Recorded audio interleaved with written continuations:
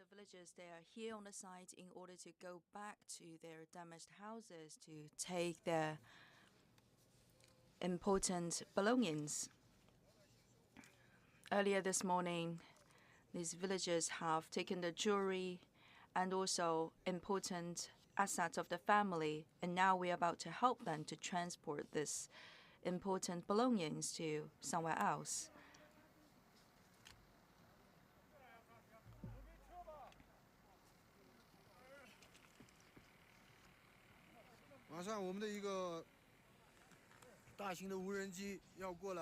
Very soon there will be a drone coming to the site to do the transportation of these materials because the road has all been blocked. That drone is our only resort. And the rescuers, they're about to make an evacuation. And for the rest of the work, it's up to the drone to do the transportation. And later on, this drone would be carrying all these goods and assets to the resettlement camp.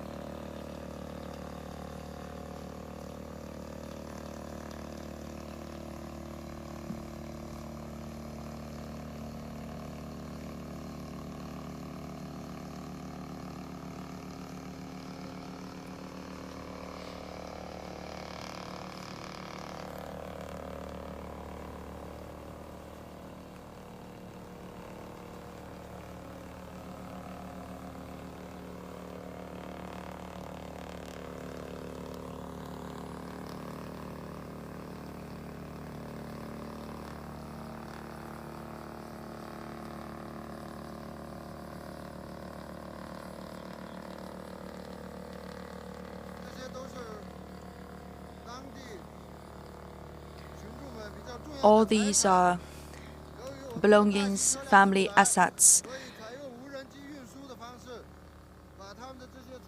for the local villagers. And because all the roads have been blocked, the only way to transport all these materials back to the resettlement site for villagers is to use the large size of drones.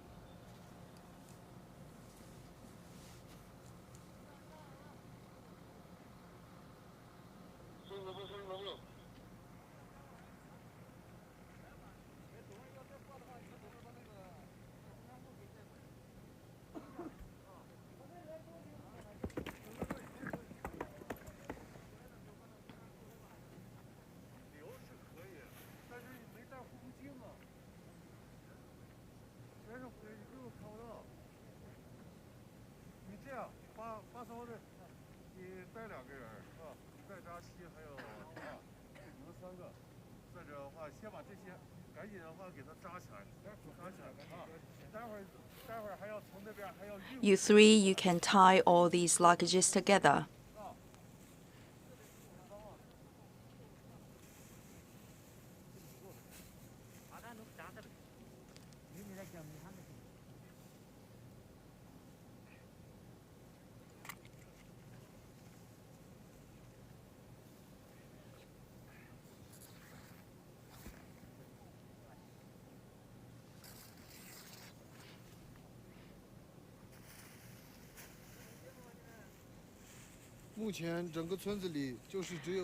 Currently, in this village, you can only find a few villagers accompanied by the head of the village as well as some rescuers, because it's quite possible for us to experience other rounds of aftershocks, and these villagers are here only for the reason of the transportation of important assets of their family.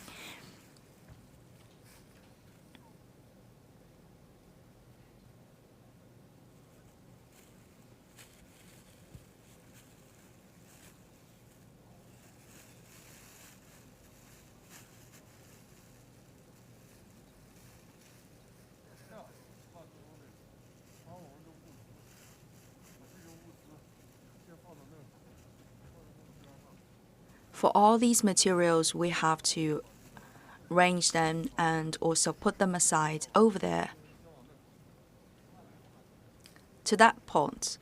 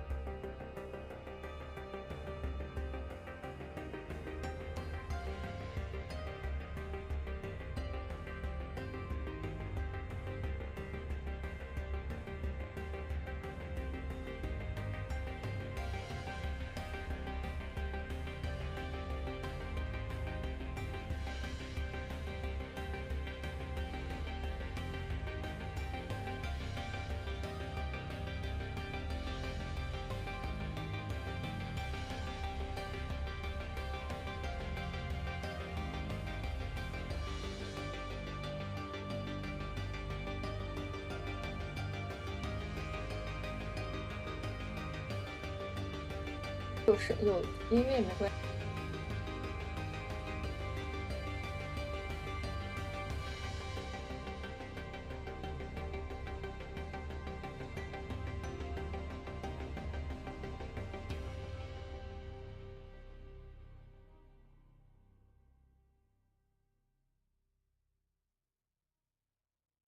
Welcome to the live streaming special coverage of the Xizang earthquake relocate.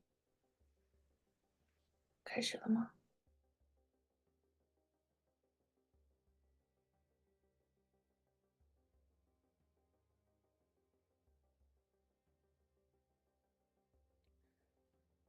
Hello and welcome to the special welcome to the special live streaming coverage on the Xizang earthquake rescue. And now you're watching the latest situation of the disaster relief work. Now the focus of the disaster relief work after the recent 6.8 magnitude earthquake at Xizang Autonomous Region has been shifted to relocating the affected residents and conducting after disaster reconstruction.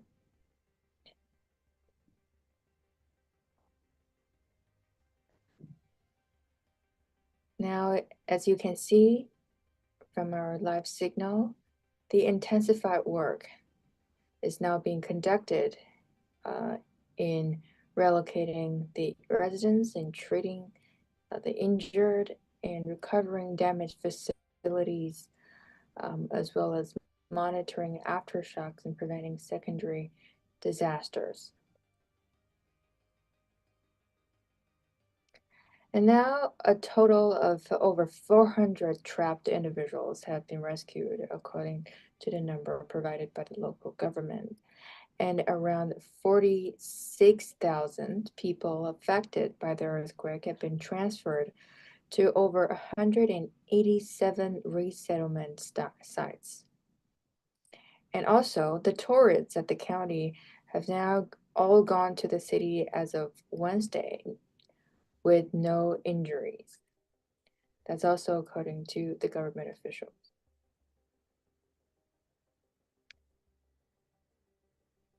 And at the same time, the residents living at the relocation sites are provided with necessities such as cotton tents, folding beds, electric blankets, and heaters, as well as food and medicine.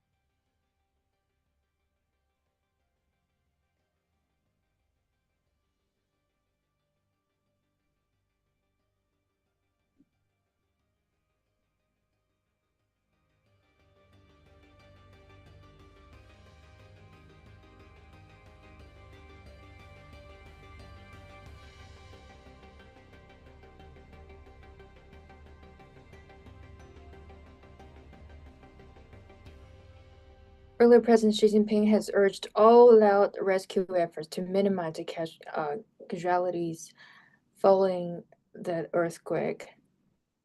And the strong earthquake had left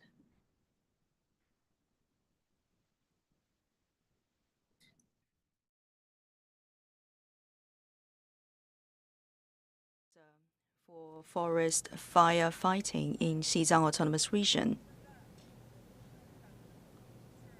The mission for our team is to assist the unloading of the truck and distribution of aid materials. Now please follow me and have a look at the ongoing mission. Yesterday, we have received 24 tons of mineral water, the bottled water. It's also our team that was in charge of the unloading of the truck. And now we are also in charge of the distribution of these materials, the daily necessities for our affected people. Nearby, we have 11 villages, and for each of the village, there will be one truckload of the daily necessities. All these are bottled mineral water. And to the other side, let's have a look. Just in front of us, with the red banner on it, it's a truck full of wood and cattle feces. We have all these filled bags of wood materials and animal feces for the heating.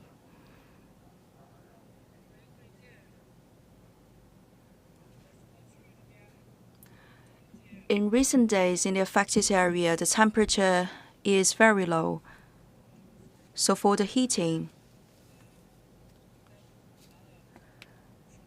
we rely on the stoves and the fuels transported from other regions of the country. We have to burn all those fuels to heat up the water for cooking and also for our daily life.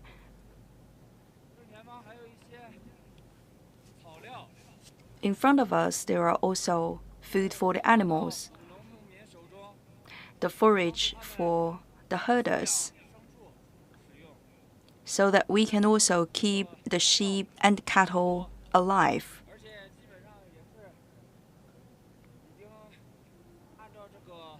As you can see, we have many bags of aid materials here. For all those villages around, we have, first of all, separated all those daily necessities and materials into different stacks, and later on, for each pile of the materials, they will be loaded into designated trucks for each of the village. Over there, it's storage area. You can find, for example, cooking oil and winter clothes inside.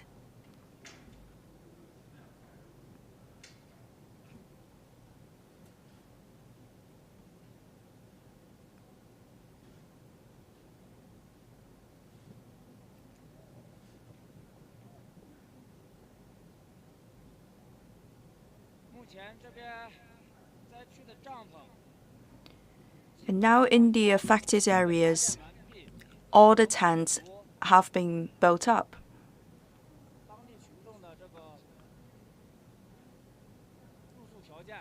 So as to satisfy the demands of the affected people here.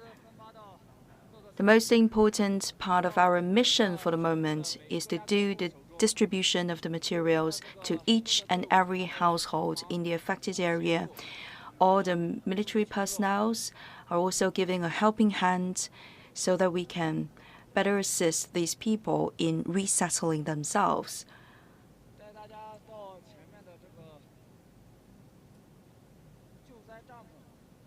And now I'm about to bring you to the resettlement camp so we can see how life is going on inside those tents.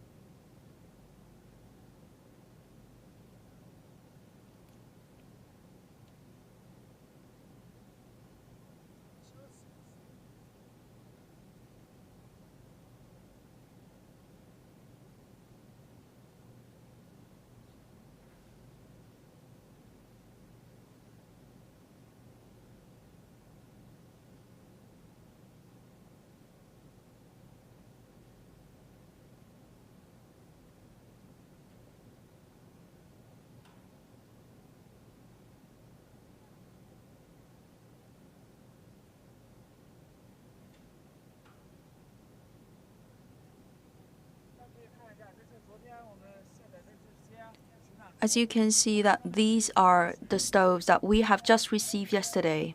We have unloaded the trucks so that we can use these stoves to do the cooking and guarantee the daily living conditions for the affected people.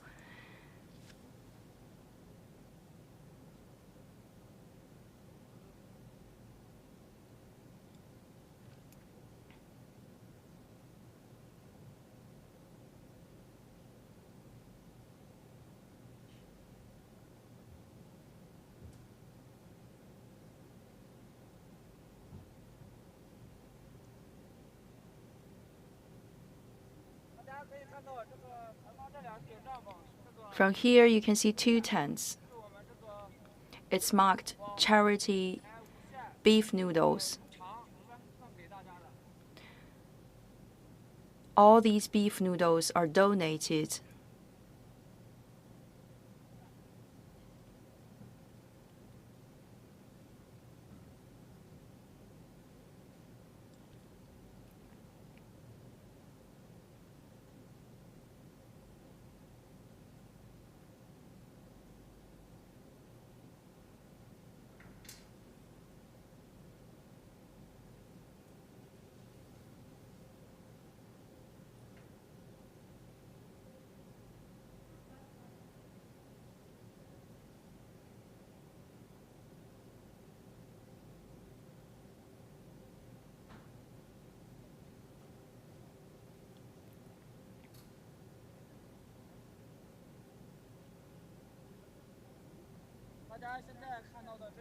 Now in front of us another truck loaded with materials, for example rice and zamba, tinker barley, wheat flour, etc.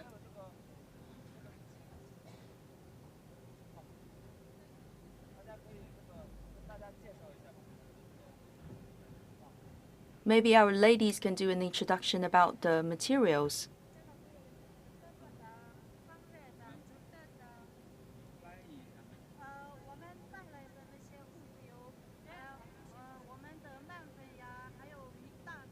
We've sent the rice, zamba, shoes, clothes, daily necessities for the basic life of people here, and also bread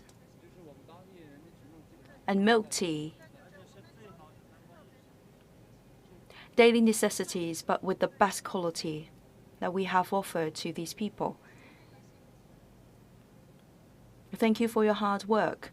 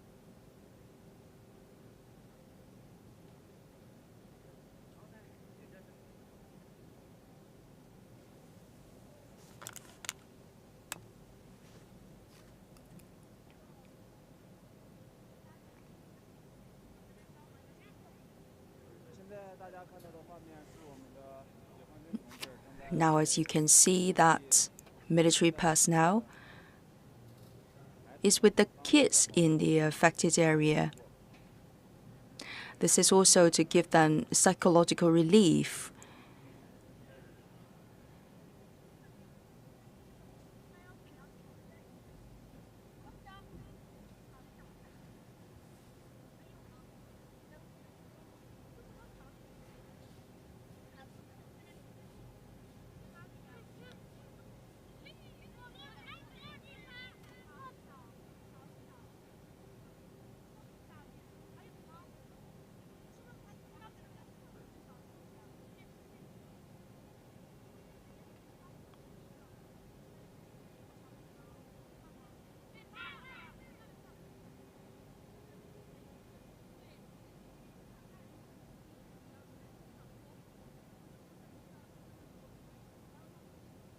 the military personnel is asking questions to the kids. For example, whether they are afraid of the earthquake and what they should do when the earthquake takes place.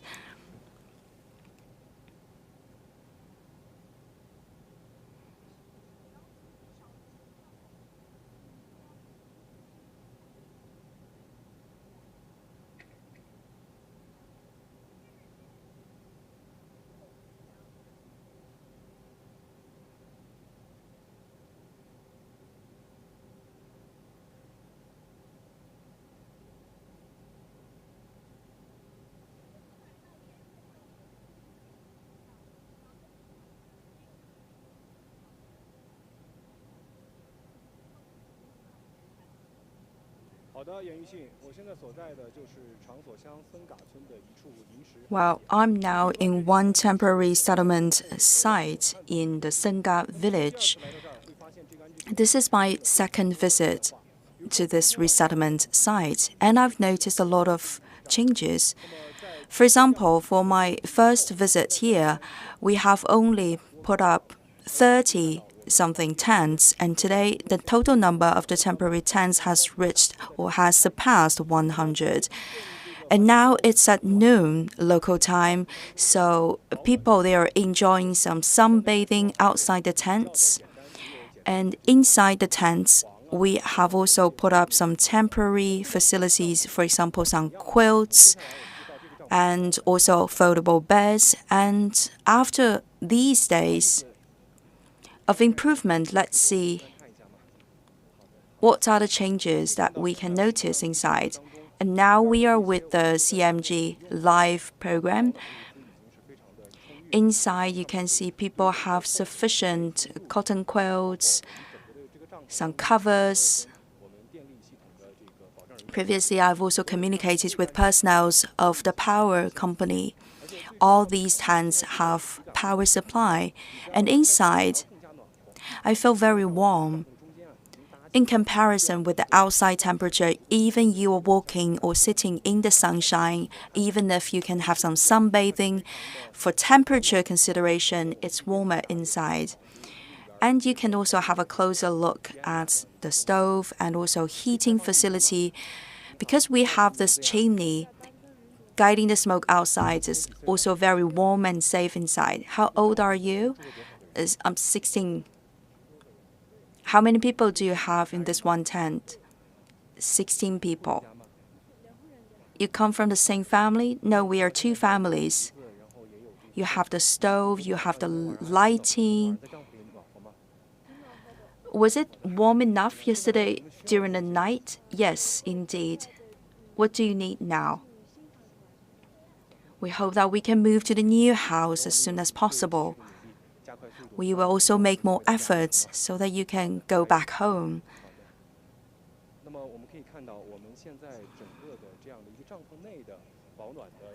This is what we can find inside the temporary tent. Measures have been taken to fight against this cold temperature. I've also talked to the personnel in charge of the resettlement site. For the first nights, we have offered instant noodles to people because we have had no other options. But today we have noticed that for the 3 meals of the day, we can give hot meals to the people. So people can have sufficient energy to fight against this cold weather. We also hope that in the following days, with continuous effort, we can put these people back to track.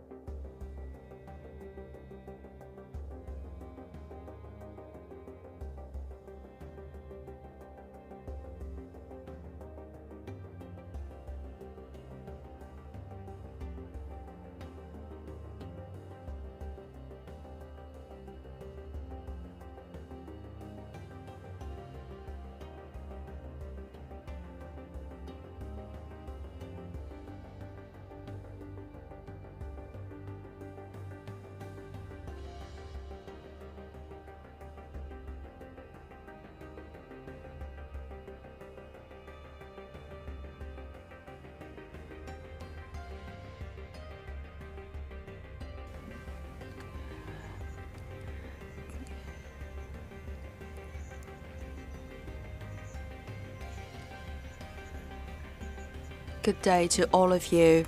Please follow me in having a look at the current situation after the magnitude 6.8 earthquake that has hit the Dingri County. We are at one of the resettlement sites. We are attracted by one of the scene. One of the police women is playing games with the kids. Previously, I've also got the chance to talk with the local people in charge for the resettlement. For the heavily affected areas, for each of the resettlement sites, 1/3 of the affected people, they are kids and elderly people. As you can see from our picture, all these kids, they are very young kids, and they are really having fun currently in the game.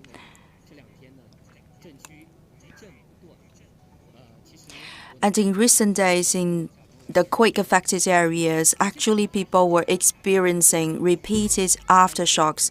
Some of the kids, they were very brave, and some others, they really suffered from the aftershocks. So in order to give them some mental relief, our organizers have come up with the idea, for example, organizing a game with our children, so that this is a kind of relief to soothe their mind and also calm them down. Another detail I'd like to point out to all of you, the clothes for these kids. Previously, some people have doubted about their clothes. They are asking whether these clothes are heavy enough or thick enough. Now you can see that these clothes, they are really suitable for this environment, for this temperature.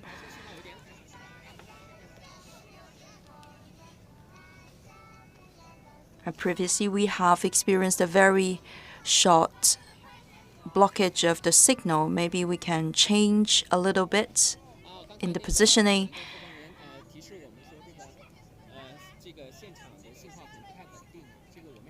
A signal may not be very stable. And currently at the site, the telecommunication has not been cut off. But in some of the regions, people are having some challenges in the daily telecommunication. Because previously, we have created a network of telecommunication for a population of 5,000 to 6,000 people to a radius of 20 kilometers around this epicenter of Tozo Township. But currently, we have invited so many people from outside to this region, for example, the rescuers, police personnel, and the other charity groups, etc. So many more people are pouring into this region. That's why from time to time we may run into some difficulties in the connection of telecommunication. But still no worry for phone calls or internet utilization.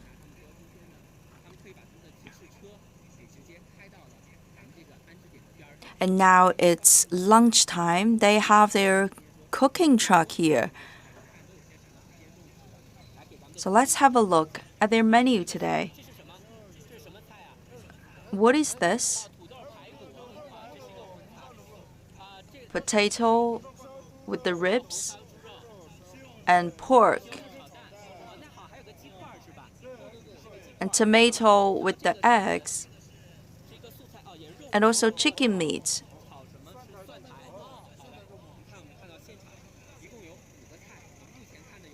So in total, we have 5 different dishes. And the lunch is ready. And people are queuing so that they can get their own part of the meal. The rescue efforts are deploying in this region. May I have a look? Sure.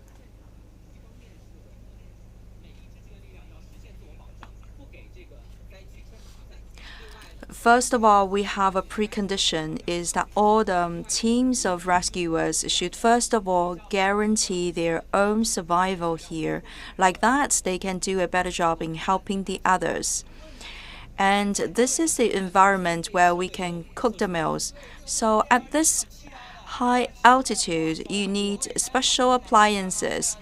We have to use the higher pressure cookers for the rice.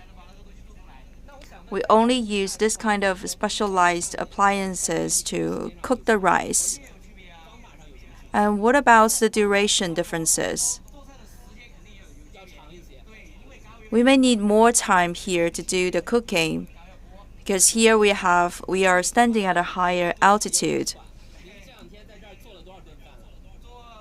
I've noticed that you are also suffering a little bit from this high altitude.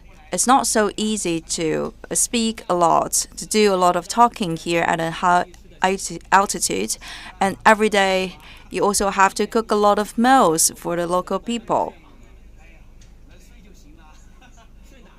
Did you sleep well overnight?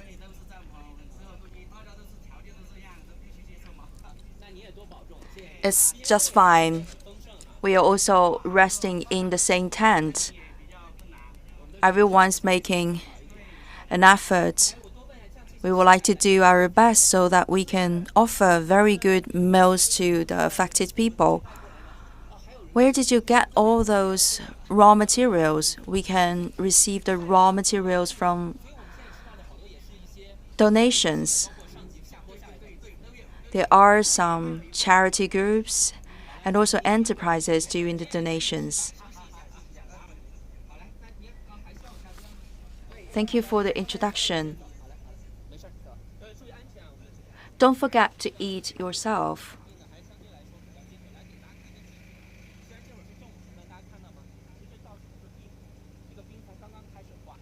Even now it's noon.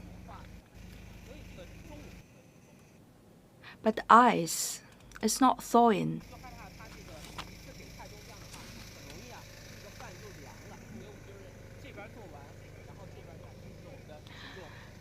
So we cannot cook all the meals once for all and put them all outside. Otherwise, all these meals will grow cold very soon. Maybe we can have a chat with the kids here. Can you speak Mandarin? Yes. How old are you? 18. What's your name? Luo Sang. What's your take about this meal? You can first have a bite. What's your first impression? It looks delicious. So in these days, you can always have your meals, right? Yes, we have different catering spots here. And you can have sufficient food. The amount can be sufficient for some and may not sufficient for the others. Do you have hot water? Yes.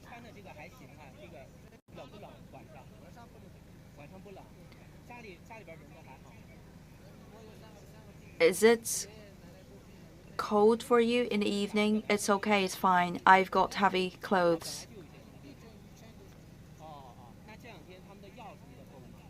My grandma is sick. Even before the earthquake, she's sick. Do you have sufficient medicine supply? It's running out. If you need anything, you can tell me later so I can help you with the medicine. Later, I will come back to you. This young guy has told me that his grandma's medication is running out, but he didn't propose that to the organizers because he would not like to create extra trouble for the organizers and for the rescuers. But I will give him a helping hand. Later on, I will go back to him and try to fix the medication problem for his family.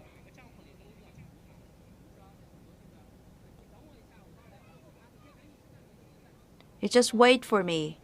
You can first have your meal, and later I will come back to you.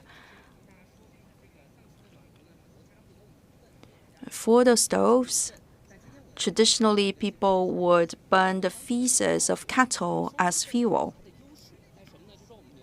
Local people told me that for the burning of animal feces, there are some advantages. For example, it's accessible. For nearly every family, they can raise the cattle so they can have sufficient amount of animal feces from the cattle. And it's also very safe. But there are also problems with the cattle feces. The problem is that we have to burn a whole bag of cattle feces in order to do the heating during the day. And because the temperature would fall to a very low level during the nighttime, it's really a headache for people to do the refilling of the cattle feces to keep the heating system running. That's why we have also prepared some charcoal here. They can mix the charcoal with the animal feces as the fuel for heating system. Like that, they don't have to get up very late during the night to do the refilling. And now we are also developing new types of refuels.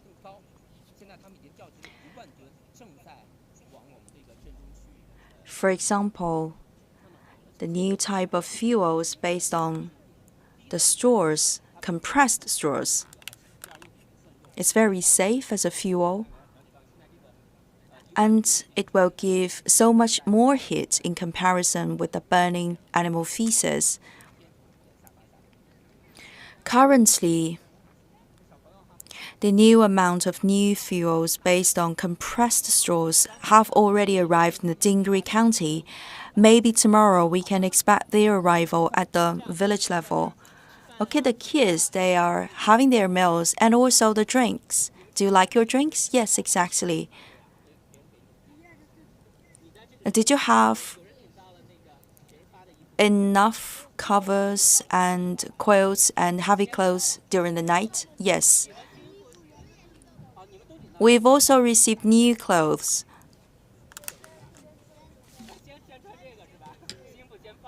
So why didn't you put the new clothes on? First, we will keep up with our old clothes, and later on we can use the new ones. You also have new shoes, right? Yes. Are you afraid of the night coming? We are used to that. Now we are still experiencing the aftershocks from time to time, but in general it's very safe. And besides, you are also living under the tent. Even there are aftershocks, it's also very safe. Do you have sufficient food? Yes. So during the daytime, you can stay outside, but during the nighttime, you have to stay inside the tent with your family members. Okay? Yes.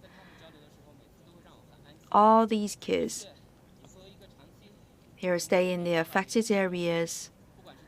I've been reporting a lot of earthquakes in the past years. I visited almost all these affected areas after earthquakes in Luzhou and in other areas, but this time it's so different. First of all, it's high altitude. Many of my colleagues, they have also suffered from the altitude sickness.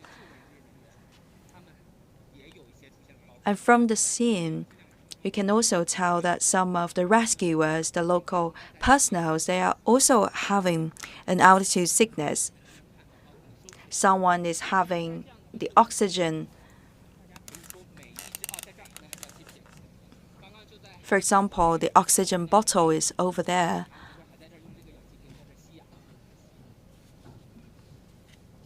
Previously, I've noticed one policeman is having extra supply of oxygen here due to the altitude sickness. This is a high altitude area and the temperature is extremely low. These rescuers, they have arrived on the very first day after the earthquake in order to hurry up the rescue work. They come from the Xigaze region. They are the first to arrive, and even though they can feel altitude sickness and they have all done their best, today is also the Policeman Day. It's January the 10th. I've communicated with these people coming from the police system. They said yes, because today is our day. That's why we have to stick to our position. This is the best way to shoulder our responsibility and live up fully to our mission. Another impression is that all these daily life guarantee conditions and materials have very much exceeded my expectation. For example, previously when I was doing the report for the Luzhou earthquake and the other major earthquake, many roads have been blocked. But this time for this Dingri County magnitude 6.8 earthquake, immediately after the earthquake has hit the region, very soon the central authorities has sent the tents here. We have put up all these tents to satisfy the daily needs of the people and all these family households. And we also have the backup materials. I have confirmed with different people to make sure that all the materials are distributed, people have sufficient daily necessities. It doesn't mean that we have already reached an end for our rescue efforts, because many people, they have to stay here under the temporary tents for quite some time, because we have to wait in the meantime for the construction of new houses. And the toilet is another problem. Maybe here we have vast land. People can go to a further distance to solve this problem in open air. But imagine that you get up very late in the middle of the night and you have to summon up all of your courage to go out of your tent and to go farther enough to pee. That's really a challenge. That's why we are now preparing the materials for the toilet construction. Maybe tomorrow these materials can arrive. And that's the reason why I would like to share with you the progress here in the affected region. Our efforts are going on. And it takes more than one night to do the reconstruction of the affected area. We have to have sufficient patience. It's a long-term process, and we cannot expect to rely only on the local people to do the reconstruction. We need the synergy of everyone. We need the help of all different parties. And I also hope that for people who are watching our live stream program in front of your screen, you could also give a helping hand. That's all for my part. Please stay tuned.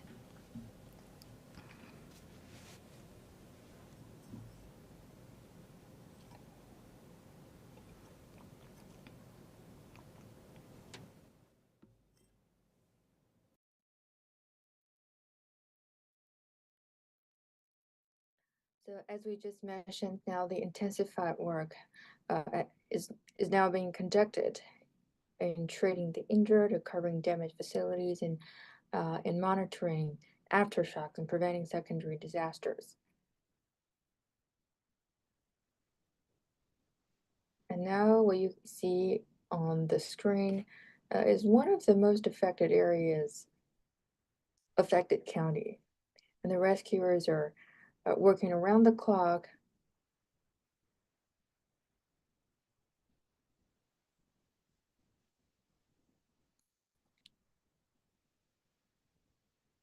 to help evacuate the residents. And now over 400 trapped individuals have been rescued, and around 47,000 people affected by the earthquake have been transferred to over 187 resettlement sites.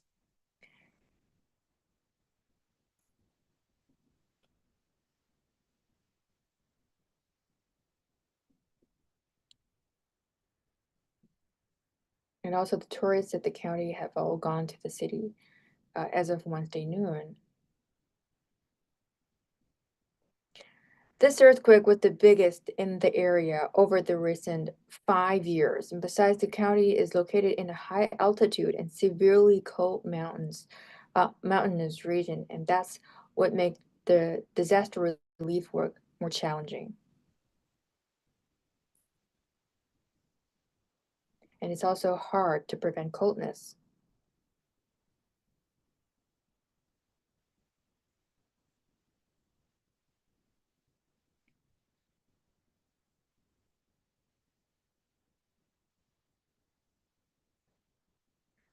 And what you see now, I think it's a bank, and now the rescuers are helping the staffs to transfer some important documents to the resettlement sites.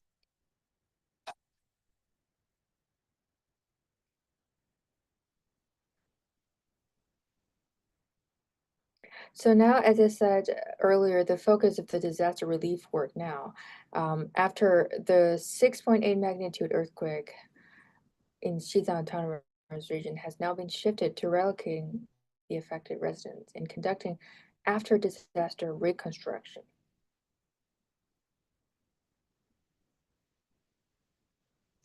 As you can see now, residents living at the relocation sites are provided with necessities, with some delicacies,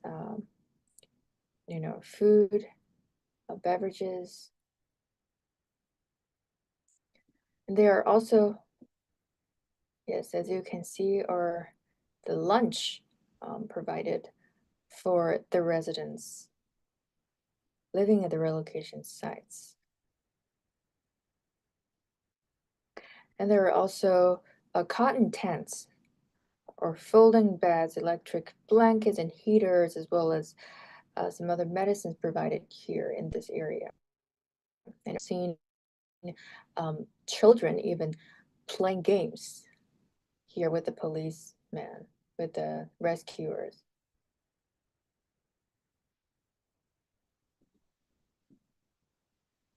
So it seems that many residents are now getting accustomed to the life here in the relocation sites.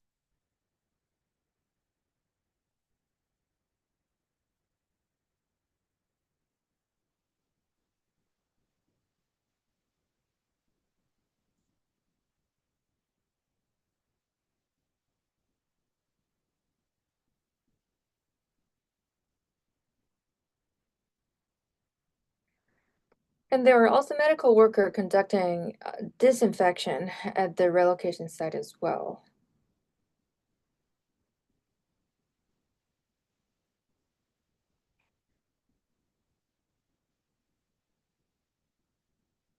And there are even beverages, juices provided for kids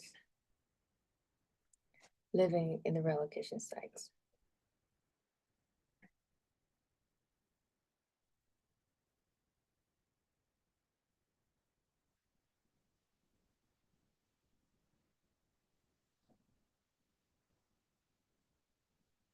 And there are local volunteers providing free food for children at the temporary relocation sites in the village as well.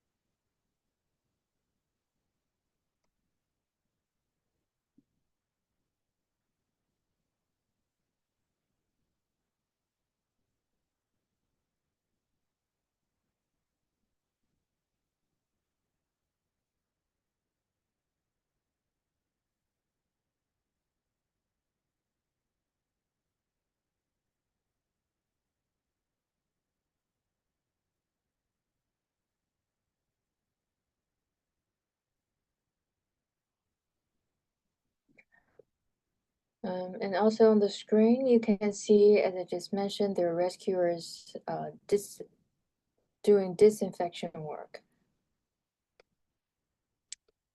It's around the blue tent.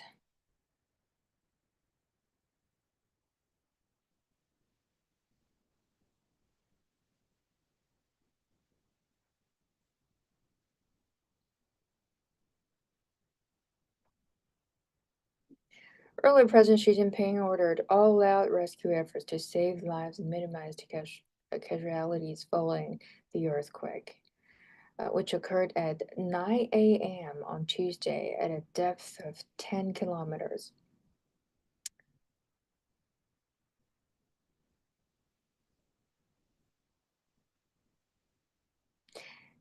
And President Xi Jinping also urged utmost efforts to carry out search and rescue and provide medical treatment for the injured.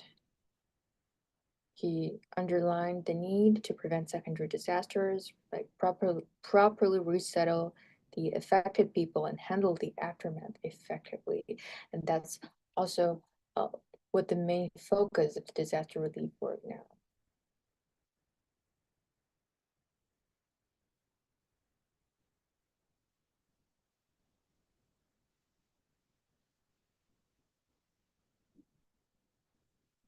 Earlier, Vice Premier Zhang Guoqing has led a team to the quake site to guide the rescue and relief works. The quake's epicenter was in Songgo Township.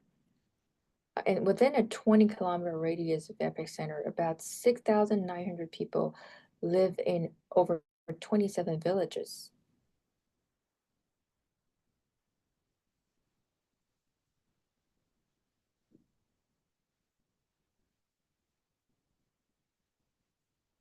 And according to the local residents, the village was one of the three hit hardest by the quake. And the residents, according to residents, when the earthquake occurred, some was even just about to get up, and they did. A majority of them did receive an earthquake warning, so they woke up and just ran quickly. But after that, their houses collapsed.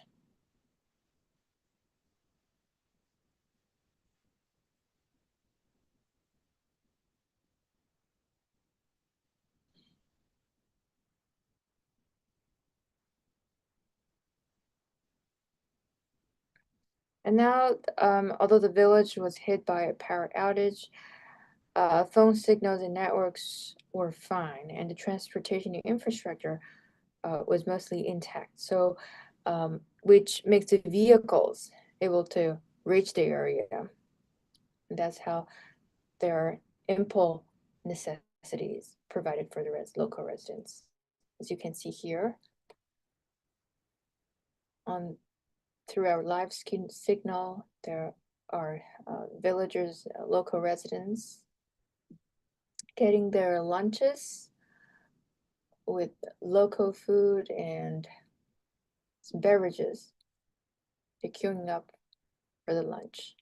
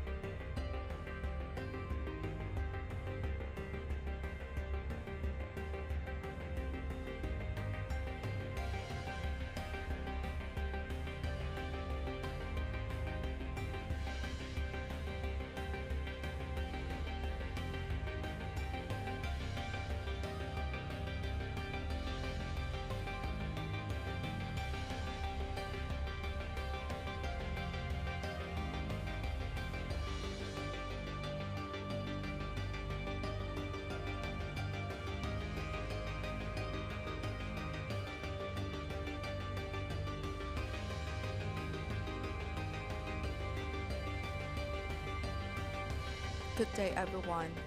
My name is Awang Sipei. We are now in a heavily affected area. This is a place called the village of Gurong. Firefighters are in collaboration with the policemen and armed forces, as well as the rescuers. And they are cleaning the relics of the affected houses and also transferring important goods and belongings of the villagers.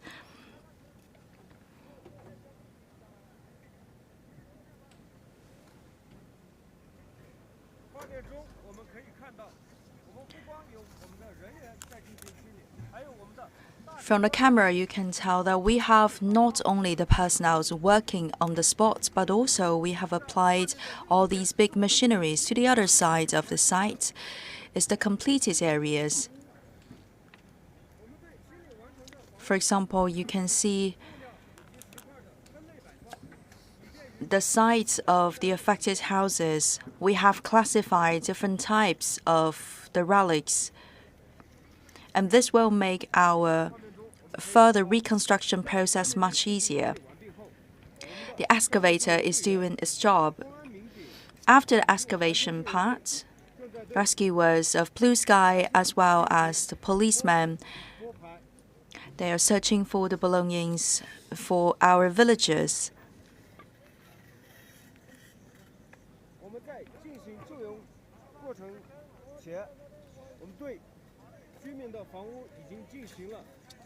Before coming here, we have already carried out an evaluation process over this area in order to make sure there will not be any secondary catastrophes harming the security of our rescuers on the spot during that process of transferring and transportation of the belongings to the villagers.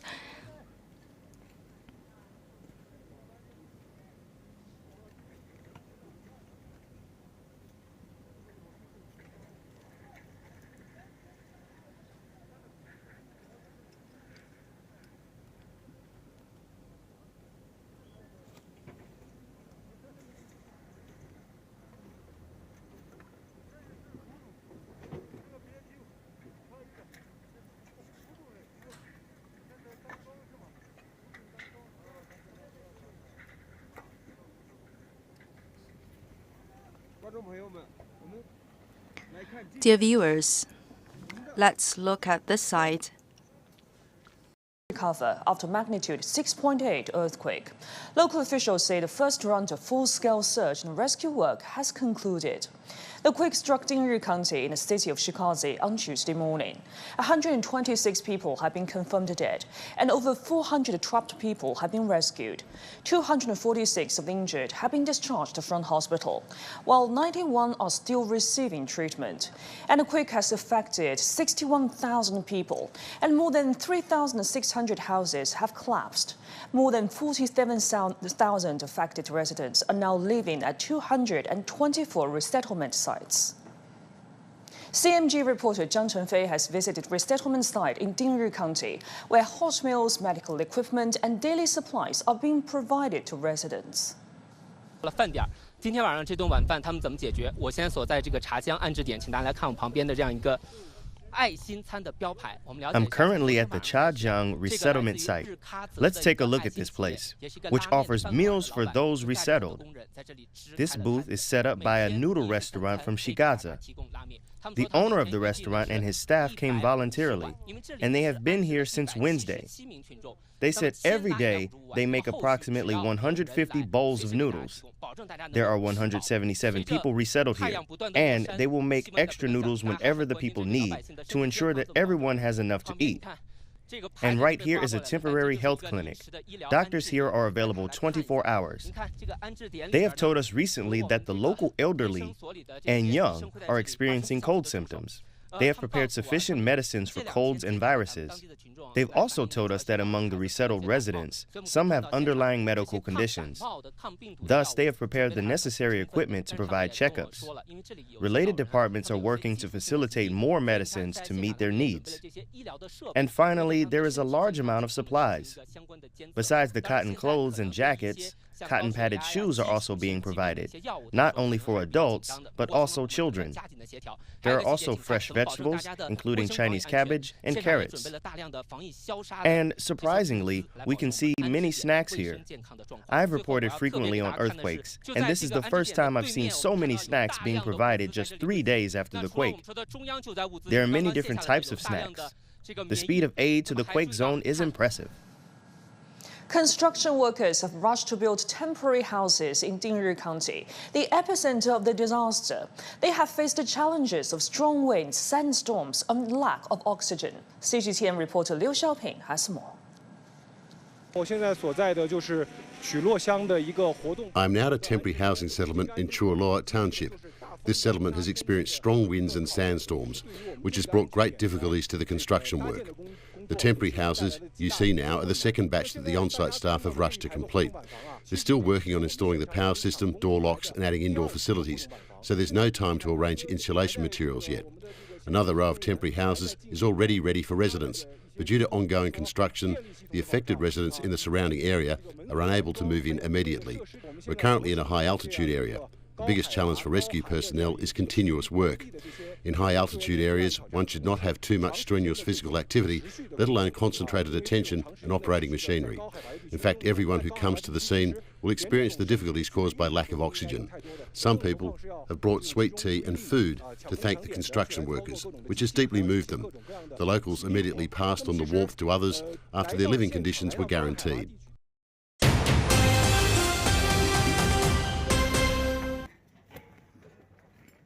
大家可以看到，我们的武警官兵正在对我们转移出来的物品进行清点，对贵重物品进行分类摆放。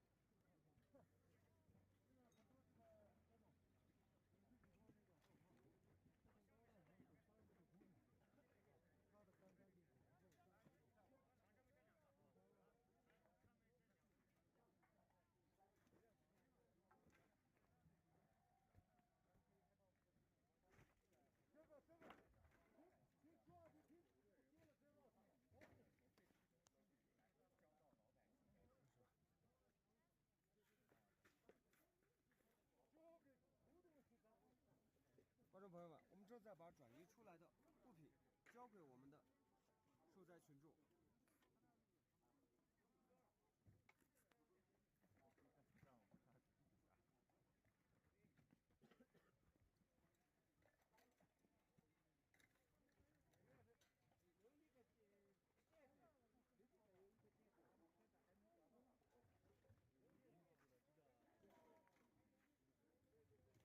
现在我们正在对转移出来的财产进行统计，并且跟受灾地住户居民进行签字确认。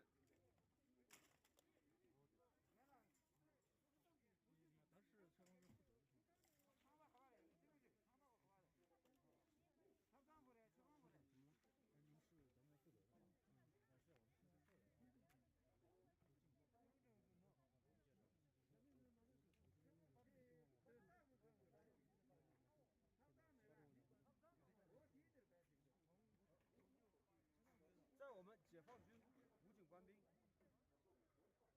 以及蓝天救援队、国家综合性消防救援队伍多队伍联合共同努力下，我们正在全力抢救受灾群众的贵重物品等资产。现场画面就到这里，谢谢大家。报告，被困人员已救出。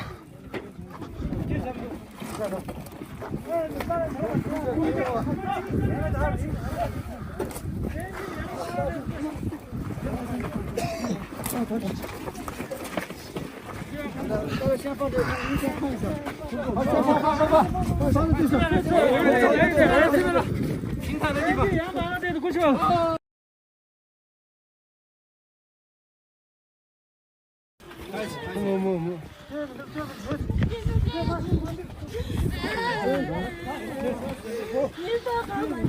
目前已交给医护人员。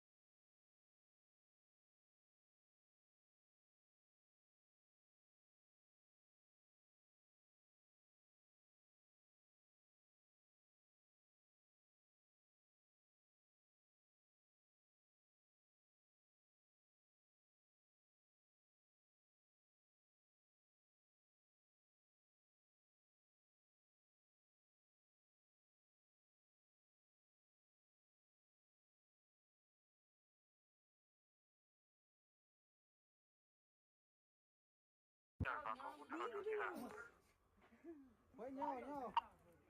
大陆在收到。好，我们现在正在场所下的出来一次。这边呢，也是对的。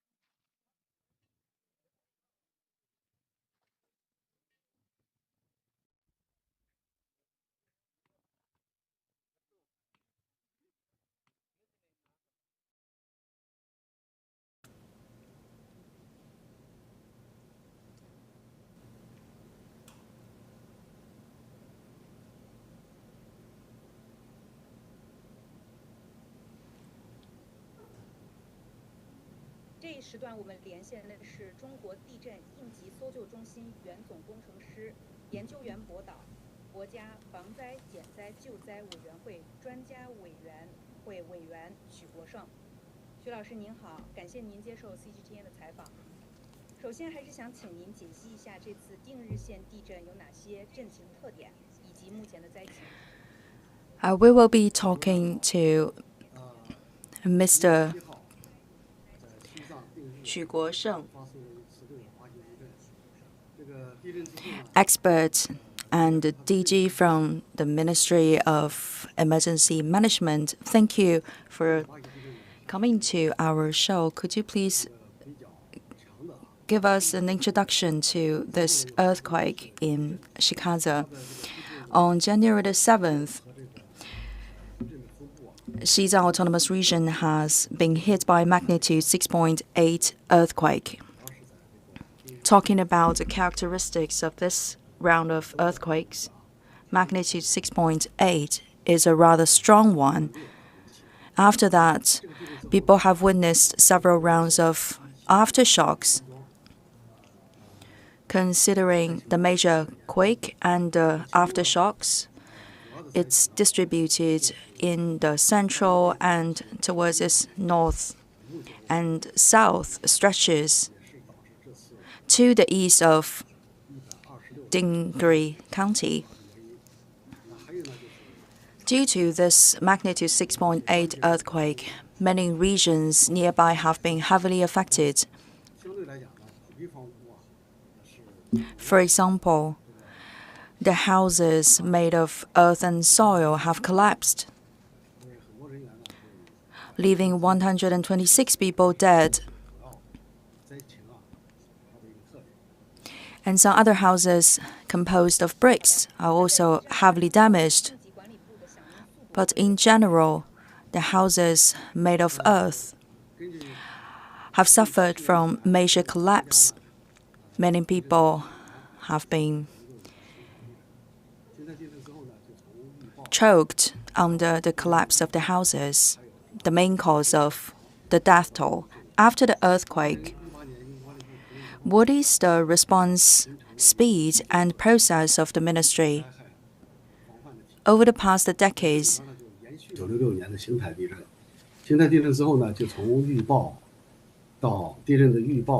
we have made a lot of progress. For example, the first major earthquake we have experienced in our country was dating back to the year 1966. In 2008, we have created a professional network for the response to emergency and natural disasters. And dating back to the 1990s, under the State Council, we have already created a specialized committee for the response.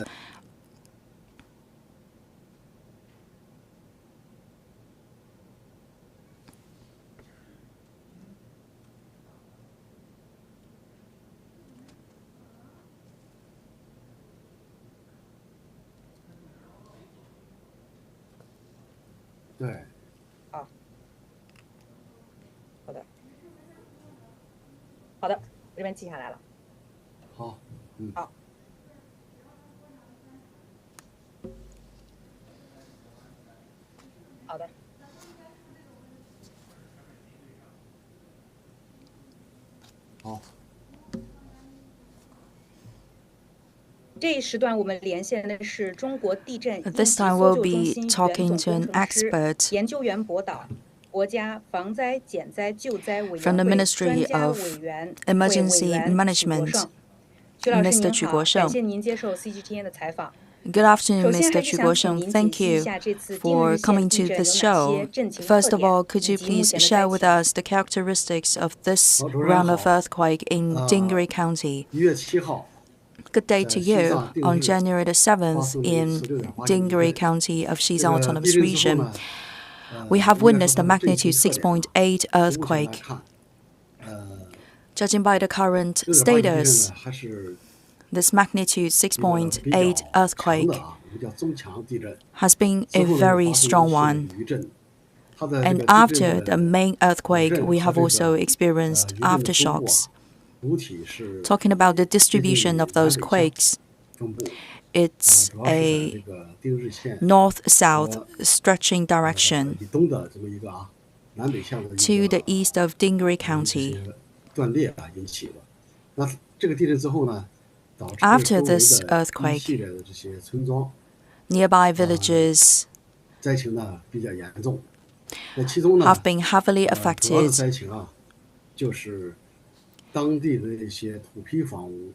In general, the houses made of earth and soil have significantly been damaged, leaving 126 people dead due to the collapse of the earth-made houses, and some other brick-made houses have also been greatly damaged. But in general, those houses composed of soil and earth have become the major cause of the death toll.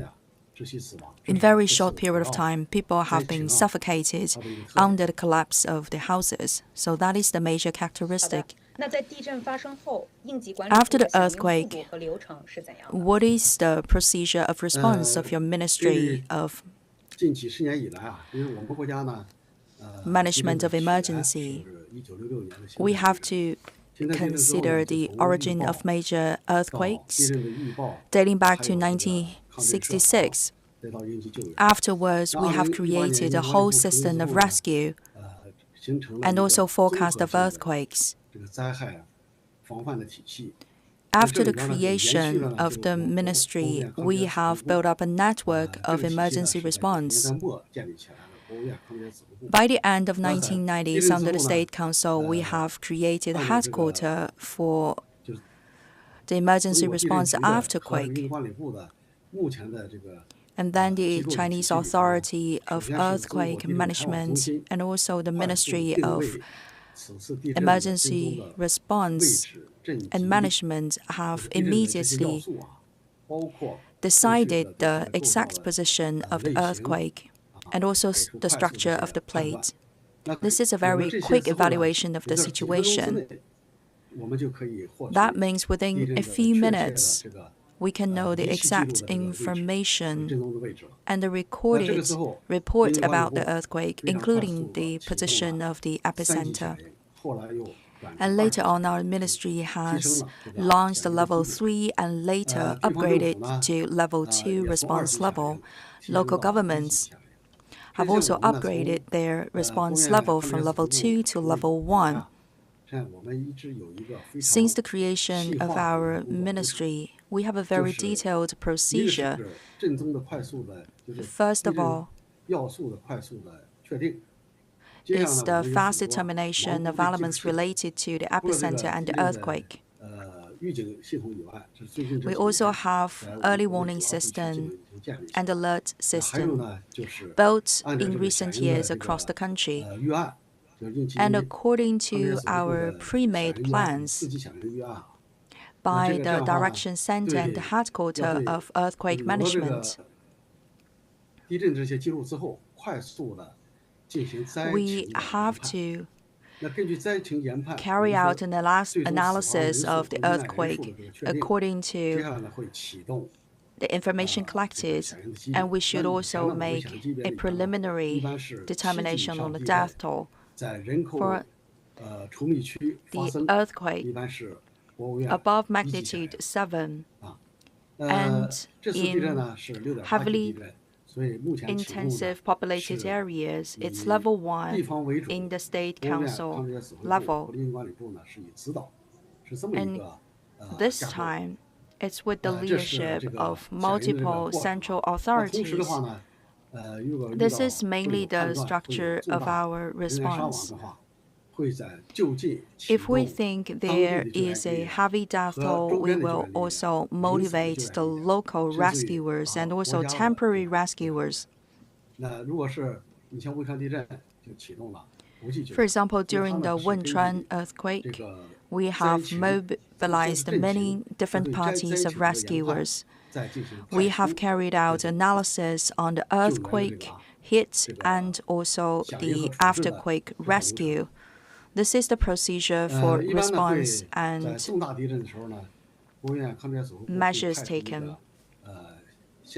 After that, the State Council would send a leading group to the site and also form a committee as the headquarters. In the first phase of response, the coordination system from the headquarters of earthquake management will send the first batch of experts on the spot, and the first group of experts would be collaborating with the local governments, and together they will decide which level of response we will launch. This time is with the leadership of the State Council and with a collaboration from the local government. During the search and rescue, what kind of new technologies and equipment you have applied? Talking about the equipments and technologies,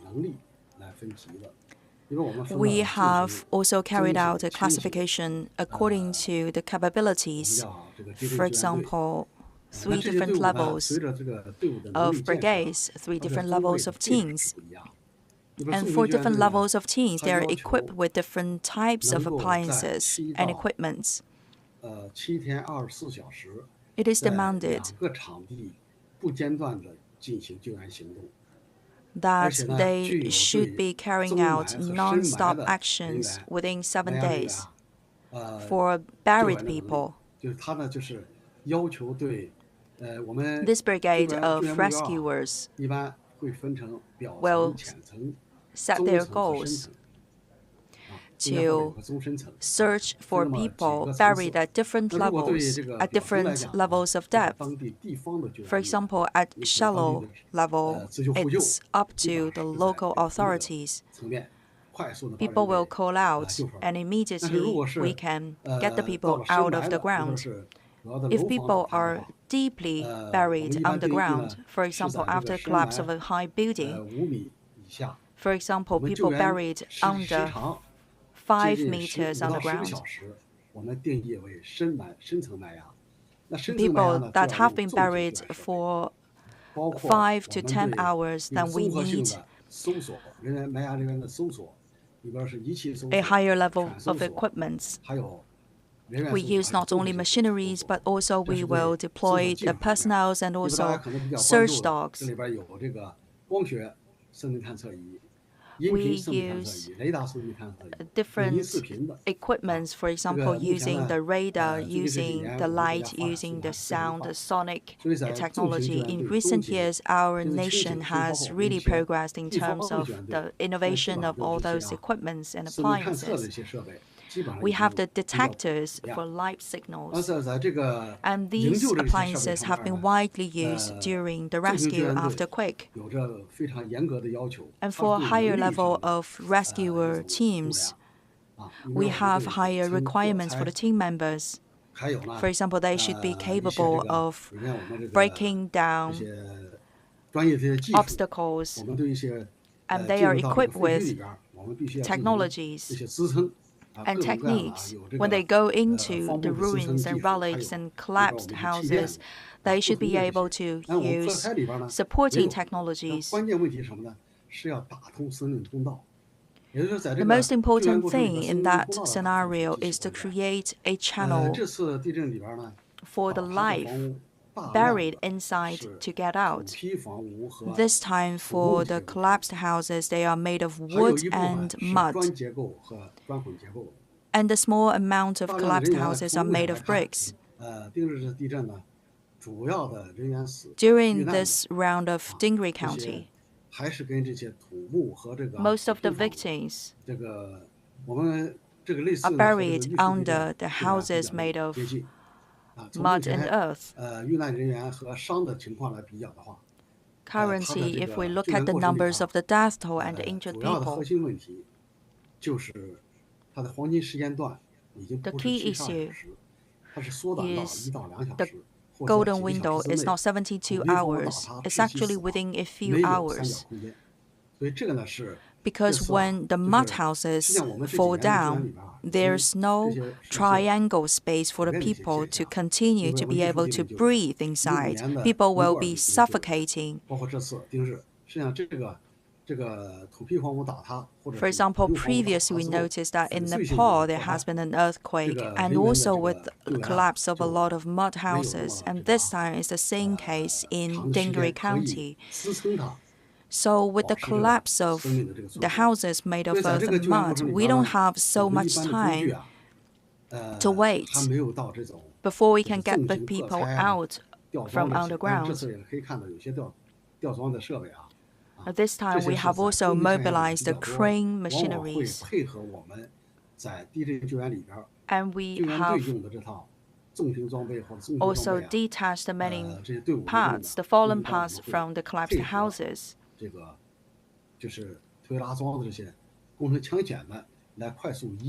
We also work with engineering workers to remove as soon as possible the relics from the collapsed houses so that we can accelerate the process of life-saving. And today, in that region, people are also challenged by the high altitude and low temperature, which has made our window time much shorter. Apart from that, what are other obstacles? First of all, we have to admit that rescue work at high altitude is extremely difficult. According to our past experiences, we can tell that when we move from the plain area, a low altitude area, to a high altitude area, then our body energy would be facing a discount. And our body capacity would be shrinking by 30%. And the Xizang Autonomous Region is also a distant region. Before the arrival of professional teams from other regions of the country, first of all, we have to rely on the rescue power at local level. For example, grassroots rescue forces, and at an high altitude, people's capacity is constrained. Even machineries, they are having different types of difficulties. For example, due to power cuts, sometimes the machineries will need backup batteries. And in this area, there's another problem, that is the low temperature. So when we search and rescue people, power supply is a key issue. In recent years, we have run countless tests in capacity building. We have also taken into consideration different elements, for example, high altitude, low temperature, and how we can coordinate the human forces with machinery appliances in such a challenging context. For example, in Qinghai region, in Xizang Autonomous Region, etc., we need specialized materials. Currently, all walks of life have attached great attention to the affected area. And in your point of view, what is the best way of rescue? For the disaster after quake, and also considering the death toll,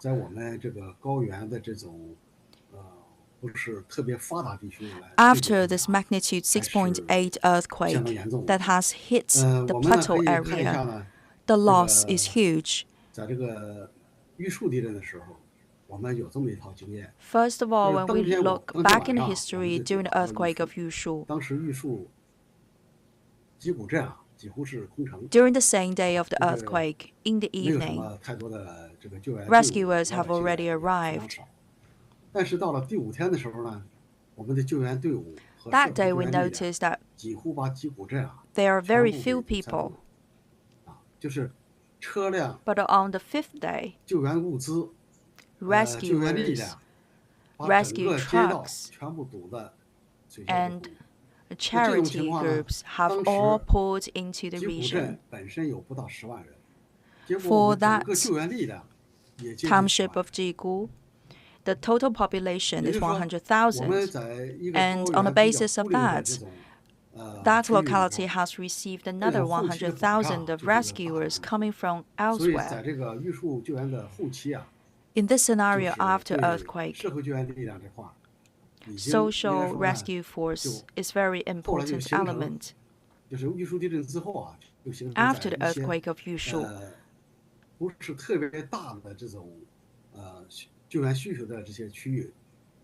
and in some other areas that people require minor rescue forces.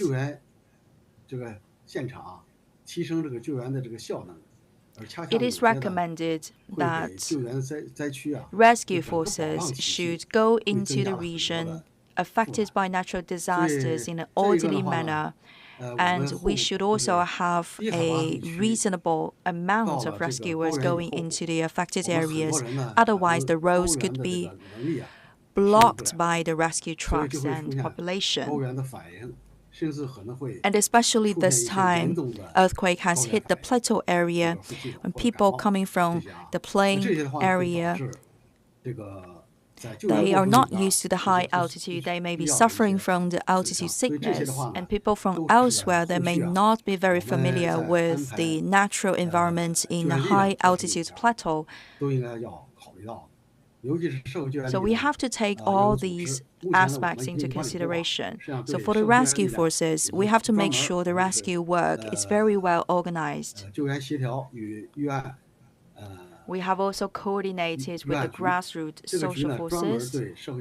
There is an authority managing the grassroots social workforce. So for the non-official, non-governmental rescue forces to go into the affected areas, first of all, they have to get themselves registered.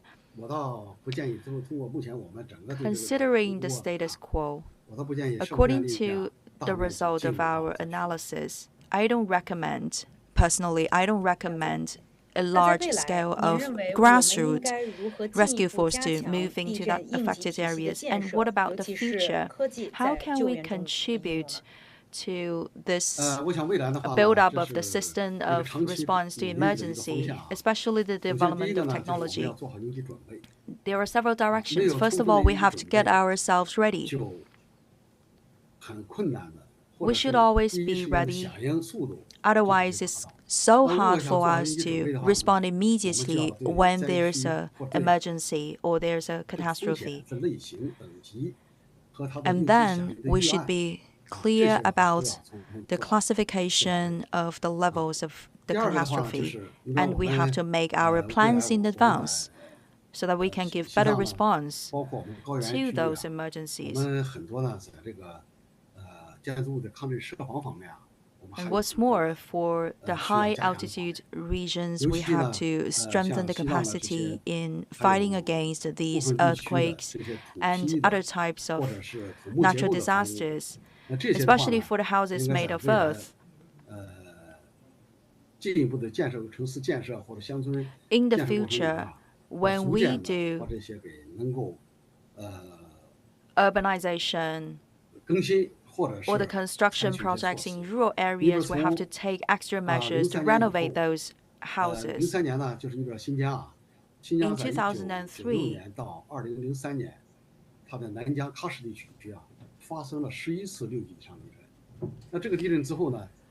in the Xinjiang Uyghur Autonomous Region, has innovated their housing project because for a decade or so before 2003, they have experienced several rounds of earthquakes. So in that year, 2003, local governments have decided to reshape their housing project. They have replaced the old houses with the new houses in Xinjiang Uyghur Autonomous Region and also in Gansu Province. Many houses of the farmers have been renovated and reinforced. So in the future, for the emergency response and also for our capacity building, that is very important element. And then for the settlement effort,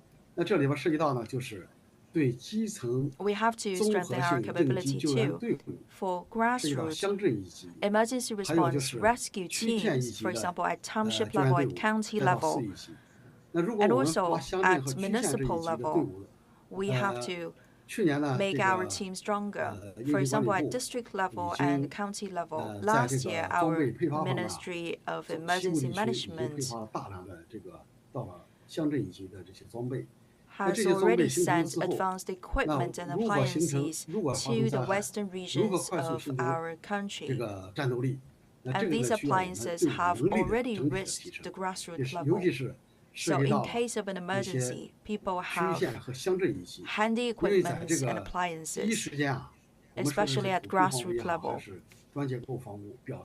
Whether it's for those mud houses or for the brick houses, if there is an emergency, if there is an earthquake,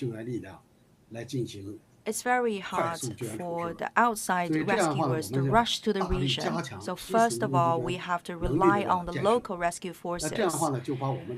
When there is the collapse of these mud houses and brick houses, for that golden hours of rescue, we have to rely on local rescuers. That's why it's so essential for us to train those grassroots rescuers. So the government should do the job well. So thank you, Mr. Xu, for staying with us today. Thank you. 12,000 personnel from different departments involved in the rescue to carry out the search and the rescue operations. A total of 407 trapped individuals have been rescued, and 14 relocation and resettlement sites have been established, and more than 46,500 disaster-affected residents have been relocated and settled. And as for now, all road sections damaged by the earthquake have been fully repaired. And also, according to the latest statistics, there has been no further increase in casualties from the earthquake. And actually, based on visits to several rescue and resettlement sites, we know that a comprehensive assessment of disaster conditions in the villages and towns has been completed. So now the current focus of relief efforts has gradually shifted to resettling and assisting disaster victims, as well as conducting follow-up inspections of damaged buildings. And due to the dispersed nature of the villages in this epicenter area, no large-scale centralized resettlement sites have been established. Instead, tents like this have been set up in safe areas within each villages.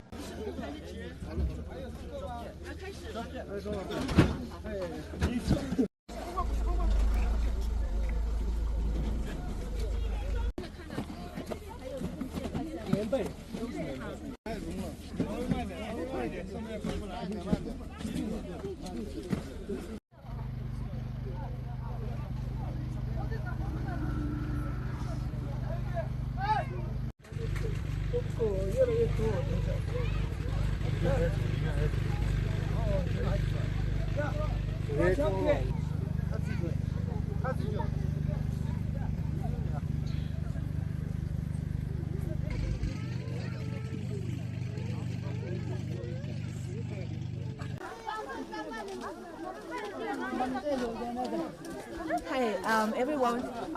Now I'm actually in Yubai village in the Xigaze, where hit by the earthquake this time. And this area is one of the areas severely affected by the earthquake. And today we're gonna check and visit this resettlement and to check how the people in this area to live and to cope with the cold winter right now. And so today we also have a guest who gonna join me to introduce the things for the life. He is the China immigration officer who in charge of this area, and they actually arrived in this area the first time when the earthquake happened. 来，张警官跟我们网友打个招呼。大家好。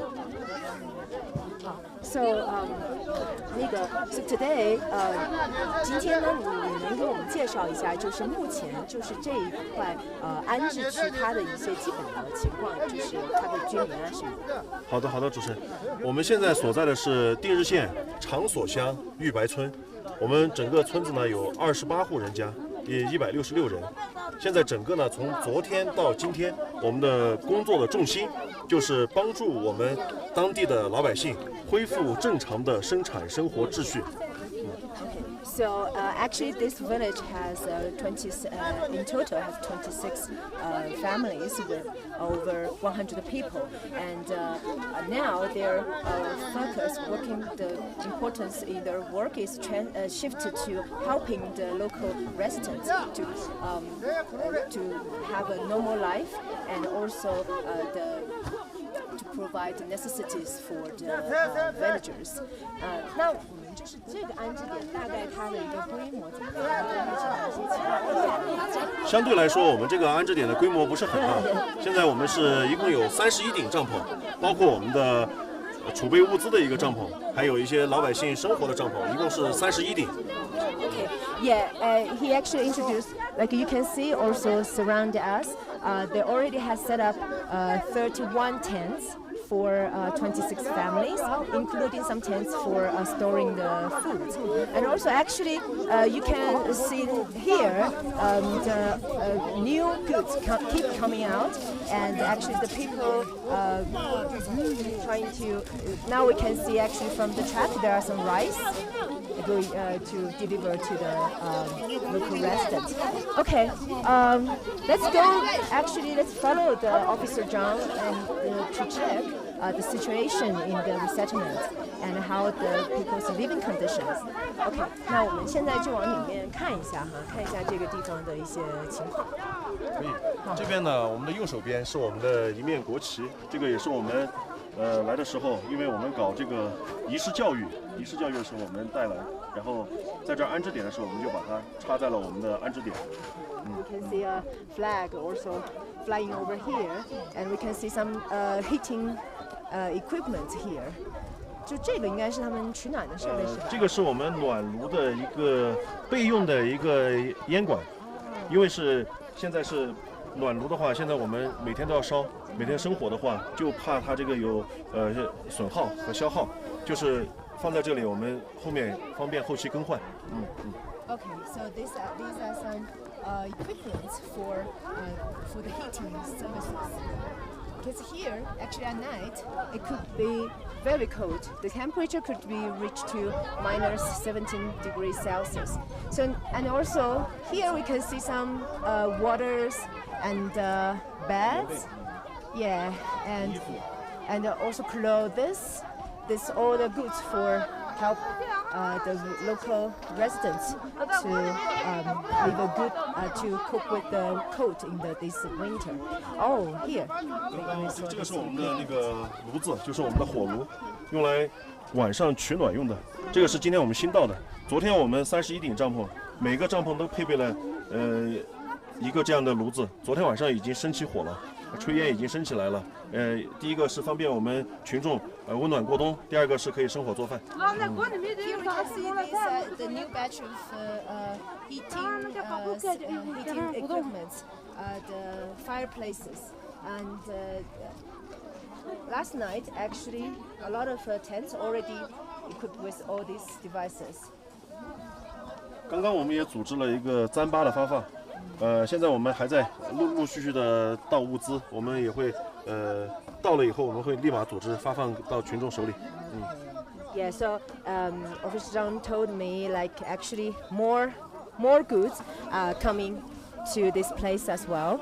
那我们现在可以现在我们看一下。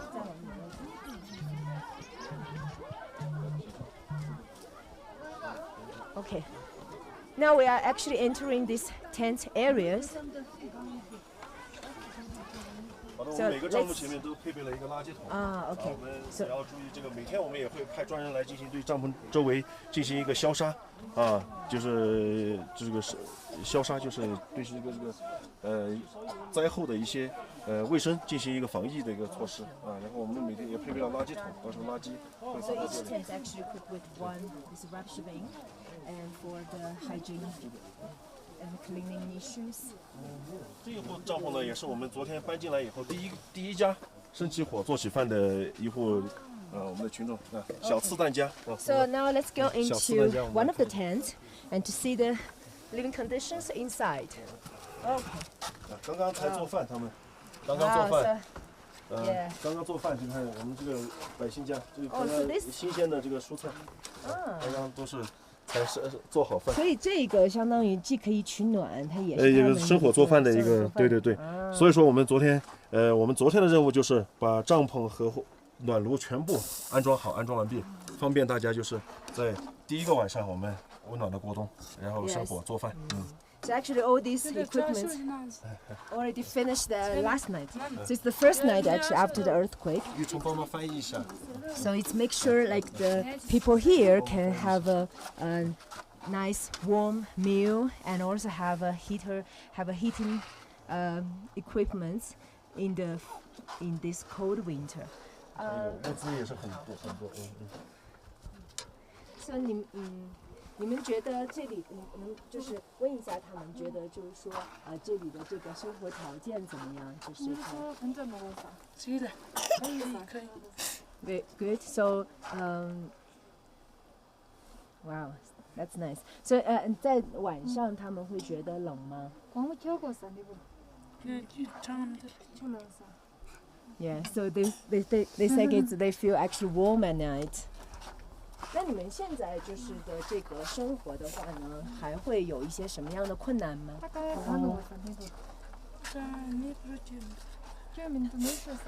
没什么问题，就是还需要一些什么东西吗？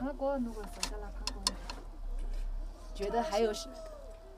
有需要插线板插线板。这个我们刚刚在那个。我们在协调，正在对，正在协调。So the chargers, so 他们they said one of the things they need now is the chargers.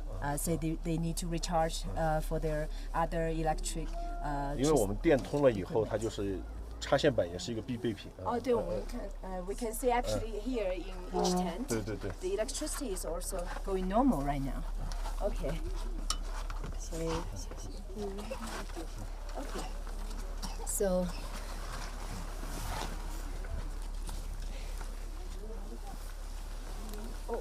谢谢。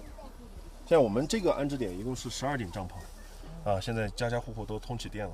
然后现在就是昨天我们已经发放了6、7个插板，现在是不够。现在就是大家陆陆续续就是有这个通电以后，就是有这个插线的需求了。Yeah, they said actually in this area there are 12 tents together, and they distributed 6 to 7 chargers to each tent, but it's not enough right now because after the electricity is going through, so more a need for the chargers. Okay, so let's go up at hand. So we can see actually, at the back side is the houses destroyed in the earthquake. So 那么现在的话就是他们就是刚才你也提到，就是现在就你们还在陆陆续续做一些工作，对，做些什么样的工作？Southwest China's Xizang Autonomous Region continues to recover after a magnitude 6.8 earthquake. Local officials say the first round of full-scale search and rescue work has concluded. The earthquake struck Dingri County in the city of Xigaze on Tuesday morning, affecting 61,000 people. More than 3,600 houses have collapsed, and more than 47,000 affected residents are living at over 200 resettlement sites. Go Tianchi has more.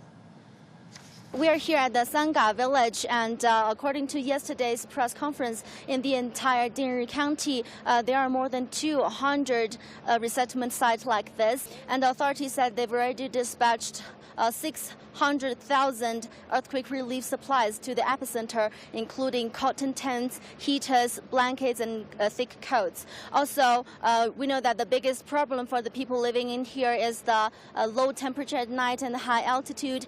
Taking this village for an example, the lowest temperature at night can reach minus 18 degrees Celsius, and the altitude is more than 4,000 meters above the sea level. As you may see, we are here at a catering camp provided by the local armed police, and they bringing a lot of different devices that are designed to cope with the high altitude and low temperature situation. Let's have a closer look. Well, right now it's a lunchtime. I can already smell the scent of steamed rice. For example, these are high pressure steamers. You can see here there is a pressure goggle, and they told me that with these kind of steamer and also other catering vans, they can provide hot meals for 1,600 people living in this resettlement 3 times a day. And also behind me there are different kind of supplies, fresh meat and vegetables, and also some fresh rice delivered to this resettlement site every day.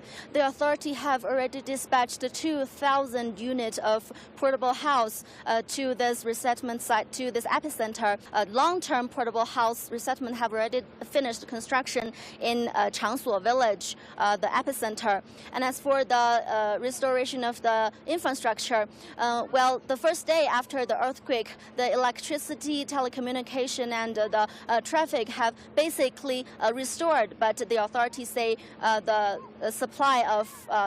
steady supply of clear water and electricity still needs some more time. Earthquake relief efforts in Xizang have shifted from rescue operations to resettlement and reconstruction. With government and community support, people's basic needs are being met. But as temperatures drop in the high-altitude region, keeping residents warm has become a key focus. Gongming has more. I am at Yubai Village Resettlement Center, where 31 tents has been set up to provide temporary shelter for about 100 residents here. The Xigaze Border Management Unit was among the first to reach the earthquake's epicenter. Together with the specialized rescue forces from China Annan, they swiftly set up temporary shelters for affected residents. Relief supplies were also transported to the area within just a few days, ensuring the basic needs of the people were met. 群众温暖过冬这一块，从昨天晚上开始。 To help everyone stay warm through the winter, we started distributing and setting up relief supplies last night, making sure people could get back to normal life and work as soon as possible. Right now, every tent has a heater installed, and emergency power is available after dark. Within 12 hours after the earthquake, we managed to restore electricity here. 就基本上恢复了这个电力。我们心里特别的那种开心。 We all felt really relieved and happy when we saw them running towards us. It made us feel less scared. The day after the earthquake, we moved into these tents and we got blankets, the heater, and all kinds of food and daily necessities. The heater is especially important, or it would be really hard to get through the winter. Now, we have everything we need. Life is good. Meanwhile, to ensure the long-term stable resettlement of disaster victims, 2,000 portable houses donated by various sectors are being quickly assembled at disaster sites. In Qulo Township, one of the hardest hit areas, rescue teams from China Railway Construction Corporation's 14th Bureau are uploading and setting up 25 portable houses. 它就是一体化式的，比如说。 The advantage of this foldable portable house is its integrated design. The plumbing and electrical lines are already installed, and you can quickly ensure heating by using electric heaters and other equipment. It can fit 2 to 4 beds and a table, making it perfect for a family of 4 to stay in. 对，这样就可以保证4个人入住。 Based on the number of people in this settlement area, an additional 92 pre-made houses will be built to meet the living needs of each affected household. Currently, all other settlement sites are working around the clock, aiming to ensure that disaster victims can move in as soon as possible for a safe and warm winter. 公民 CGTN Dingri County, Xizang Autonomous Region. Construction workers are rushing to build temporary houses in Dingri County, the epicenter of the disaster. They are facing challenges of strong winds, sandstorms and lack of oxygen. CMG reporter Liu Xiaopin has more. I'm now at a temporary housing settlement in Chuoloa Township. This settlement has experienced strong winds and sandstorms, which has brought great difficulties to the construction work. The temporary houses you see now are the second batch that the on-site staff have rushed to complete. They're still working on installing the power system, door locks and adding indoor facilities, so there's no time to arrange insulation materials yet. Another row of temporary houses is already ready for residents, but due to ongoing construction, the affected residents in the surrounding area are unable to move in immediately. We're currently in a high-altitude area. The biggest challenge for rescue personnel is continuous work. In high-altitude areas, one should not have too much strenuous physical activity, let alone concentrated attention and operating machinery. In fact, everyone who comes to the scene will experience the difficulties caused by lack of oxygen. Some people have brought sweet tea and food to thank the construction workers, which has deeply moved them. The locals immediately passed on the warmth to others after their living conditions were guaranteed. More aid has been mobilized to support quake-hit areas in Xizang. Chengdu, capital of neighboring Sichuan province, has allocated emergency blood supplies to support medical relief efforts. Residents in Chengdu have donated about 8,600 relief items, including quilts, rice and milk, to those affected by the earthquake. China's Ministry of Commerce has mobilized a national reserve of food to ensure food supply.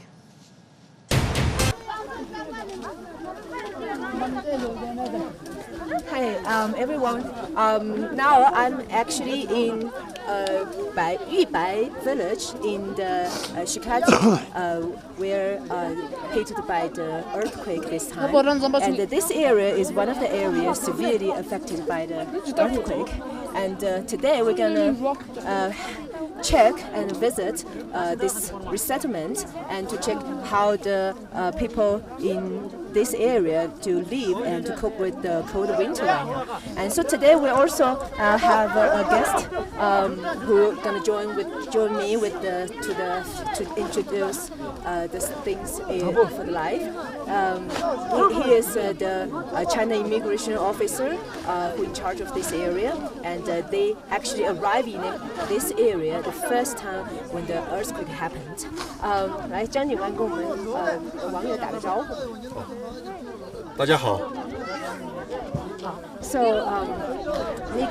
today 今天呢，你能给我们介绍一下，就是目前就是这一块安置区它的一些基本的情况，就是它的居民啊什么的。好的，主持人，我们现在所在的是定日县长所乡玉白村，我们整个村子呢有28户人家，也166人。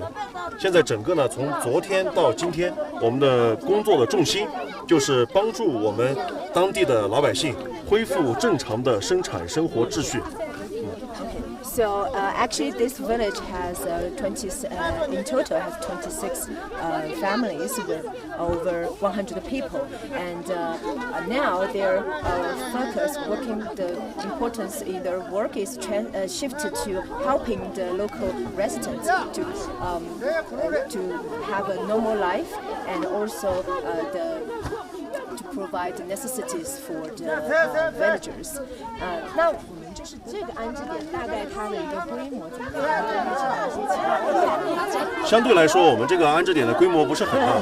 现在我们是一共有31顶帐篷，包括我们的储备物资的一个帐篷，还有一些老百姓生活的帐篷，一共是31顶。Okay, yeah, he actually introduced, like you can see, also surround us. They already has set up 31 tents for 26 families, including some tents for storing the food. And also, actually, you can see here the new goods keep coming out, and actually the people trying to. Now we can see actually from the truck there are some rice. go to deliver to the local residents. Okay, let's go. Actually, let's follow the Officer Zhang and to check the situation in the resettlement and how the people's living conditions. OK， 那我们现在就往里面看一下哈，看一下这个地方的一些情况。可以。这边呢，我们的右手边是我们的一面国旗，这个也是我们来的时候，因为我们搞这个仪式教育的时候我们带来，然后在这儿安置点的时候，我们就把它插在了我们的安置点。We can see a flag also flying over here, and we can see some heating equipment here. 就这个应该是他们取暖的设备是吧？这个是我们暖炉的一个备用的一个烟管，因为现在是暖炉的话，现在我们每天都要烧，每天生火的话，就怕它这个有损耗和消耗，就是放在这里，我们后面方便后期更换。Okay, so these are some equipment for the heating services. Because here, actually at night, it could be very cold. The temperature could be reached to minus 17 degrees Celsius. So, and also here we can see some waters and beds. Yeah, and also clothes. This all the goods for help the local residents to live a good to cope with the cold in this winter. Oh, here. 这个是我们的那个炉子，就是我们的火炉，用来晚上取暖用的。这个是今天我们新到的。昨天我们31顶帐篷，每个帐篷都配备了一个这样的炉子。昨天晚上已经升起火了。炊烟已经升起来了，第一个是方便我们群众温暖过冬，第二个是可以生火做饭。Here we can see the new batch of heating equipment, the fireplaces, and last night actually a lot of tents already equipped with all these devices. 刚刚我们也组织了一个糌粑的发放。现在我们还在陆续的到物资，我们也会到了以后，我们会立马组织发放到群众手里。Yeah, so Officer Zhang told me like actually more goods are coming to this place as well. 那我们现在可以现在我们看一下。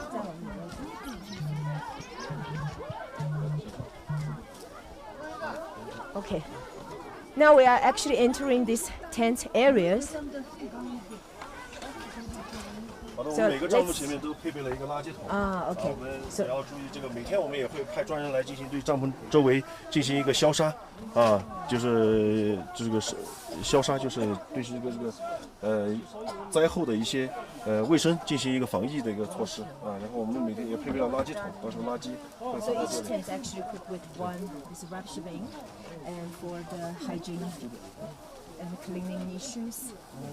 这一户帐篷呢，也是我们昨天搬进来以后第一家生起火做起饭的一户我们的群众小次蛋家。So now let's go into one of the tents and to see the living conditions inside. Okay. 刚刚才做饭，他们刚刚做饭。刚刚做饭，你看我们这个百姓家，这个新鲜的这个蔬菜，刚刚都是才做好饭。所以这个相当于既可以取暖，它也是生火做饭的一个，对。所以说我们昨天的任务就是把帐篷和暖炉全部安装好，安装完毕，方便大家就是在第一个晚上我们温暖的过冬，然后生火做饭。So actually all these equipment already finished last night. So it's the first night actually after the earthquake. So it's make sure like the people here can have a nice warm meal and also have a heating equipment in this cold winter. 物资也是很多。So 你们觉得这里能就是问一下他们觉得就是说这里的这个生活条件怎么样？就是很怎么法？是的，可以。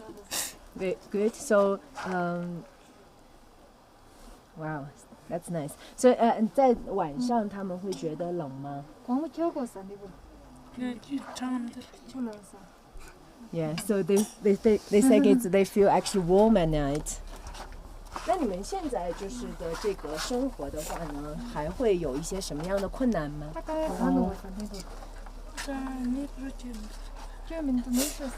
没什么问题。没什么问题，就是还需要一些什么东西吗？觉得还有什？有需要插线板噻。插线板。这个我们刚刚在那个。我们在协调，正在对，正在协调。So the chargers, so 他们they said one of the things they need now is the chargers. So they need to recharge for their other electric. 因为我们电通了以后，它就是插线板也是一个必备品。对，我们看we can see actually here in each tent. 对。The electricity is also going normal right now. Okay. Okay. So.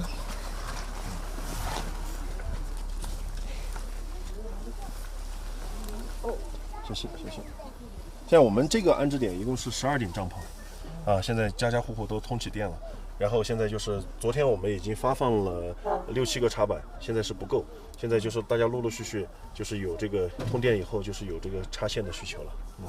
Yeah, they said actually in this area there are 12 tents together, and they distributed 6 to 7 chargers to each tent, but it's not enough right now because after the electricity is going through, so more a need for the chargers.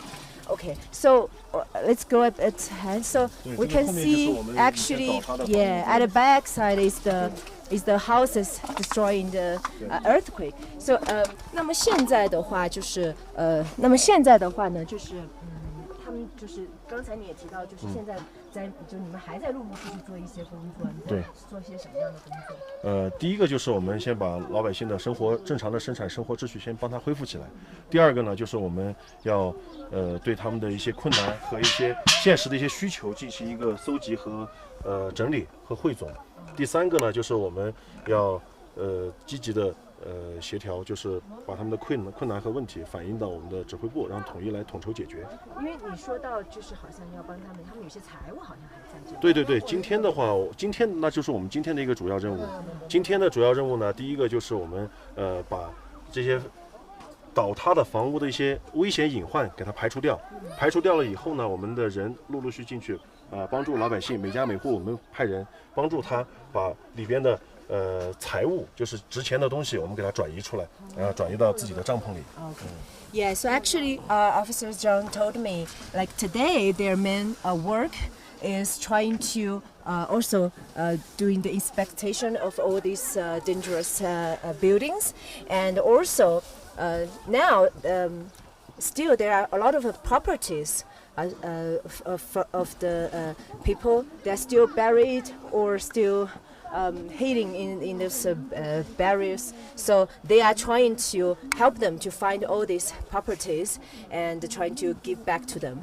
Yeah, so 其实在这之后还是会有很多工作还需要做哈。对，后续的工作量还是挺大的。就是我们这儿是28户人家，28户人家的话，我们要每户人家我们要有我们的人在场，要有我们排险的人在场，还要有户主在场。我们3方在场，在这样一个共同的一个情况下，把风险排除以后，老百姓和我们一起把他的财物转移出来。那就是像这样子的帐篷，它是临时性的，那就是说他们接下来的一个规划是怎么样子？他们大概会在这里住多久呢？根据我们抗震救灾指挥部和我们上级的统一部署，我们的板房，就是已经在调配、在调运了。昨天我们已经到了一批。就是目前的话，我们的这些板房设施可能还要从内地运过来，运过来主要是时间是在路途上，时间会耽误几天时间。我相信，通过运过来以后，我们会立马投入到这个搭建当中。现在选址已经选好了，现在选址选好了以后的话，我们就会板房到位以后，立马进会把这个板房搭建起来。搭建起来以后，把老百姓从这个临时性的一个安置点转移到暂时过渡性的一个安置点。Yeah, so actually the tents that we see here is just temporary shelter for the local residents. Now, the first batch of the portable houses are already on the way, and some of them are already under construction. So maybe in 1 week, those residents going to transfer from those temporary shelter to that one. So and to waiting for the rebuilding of these areas. 那个像我们还看到这儿有一些牲口哈，这些牲口，就是那就地震之后的话，这些怎么样去帮助他们来那个管理这些牲口？现在我们目前就是把我们老百姓就是羊圈倒塌的老百姓的羊都集中在这里。这是因为有很多的老百姓的羊圈是已经倒塌的，倒塌的话，它就是存活的羊就没地方去安放，那我们就在这里就把它的牛羊就进行一个集中的安放和管理。其他的像有一些村民家的羊圈没有倒塌，我们还可以临时性使用的，我们就是暂时还是在使用。Okay. So we can see like they help them to concentrate all these sheep and the cows in this area because a lot of residents' homes, houses has been destroyed. So for them, the food is okay, like their supplies. 就是他们的这些食物什么的。稻草我们今天上午已经运了2车稻草，就是给牛羊的这个稻草嘛。然后下午陆续还会到一些，就是我们基本上能够满足我们包括是我们群众的，还有我们牛羊的这些吃的都是没问题的。So they actually also transport other from other places. 新鲜的蔬菜，对。Yeah, the vegetables and also the foods that the animals need. Okay.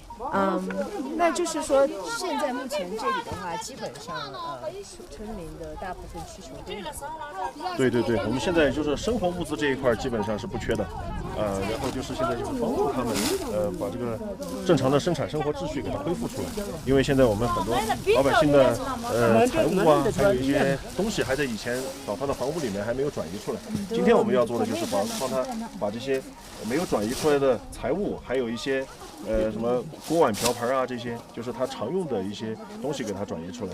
今天现在就是他们使用的都是我们临时发放的一些锅碗瓢盆。So they said actually now they are trying to help the local residents to recover and to live a normal life. 信号好像有点这个位置。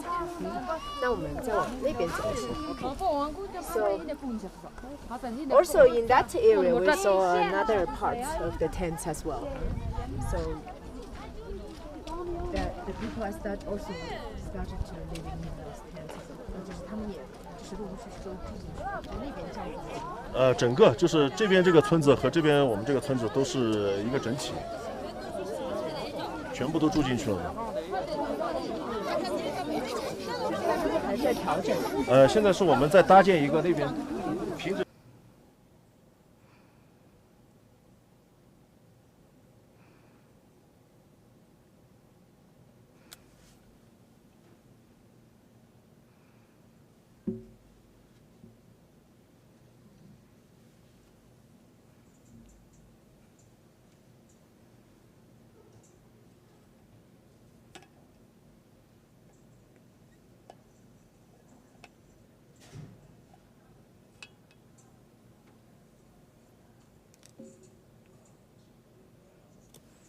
Dear viewers of CCTV News, what you are watching now is the Xigaze People's Hospital. We are waiting for an injured kid, an injured girl. She's heavily injured. After the coordinated analysis and evaluation of the doctors, it is decided that we will move and we will transfer this young girl to a hospital called the Huaxi Hospital in Chengdu City for better health care. While waiting, we've noticed that the medics, they are moving some rescue materials. They're about to move the materials to the ambulance. They would like to fully equip the ambulance so that they are 100% ready for the arrival of the girl. According to the plan, the transfer would be started from Xigaze to a terrace of helicopter, and then from this place to Lhasa city, and finally a direct flight connecting Lhasa city and Chengdu city.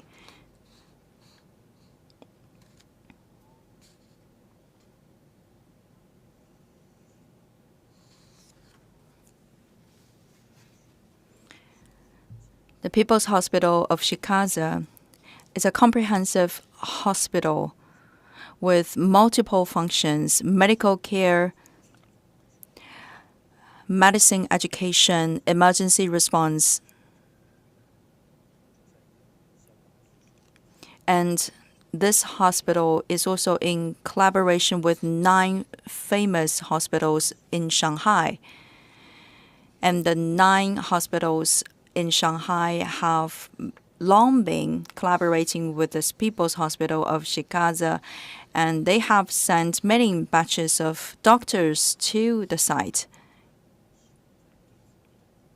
According to our previous information, this People's Hospital of Xigaze has been the hospital that has received the highest number of injured people.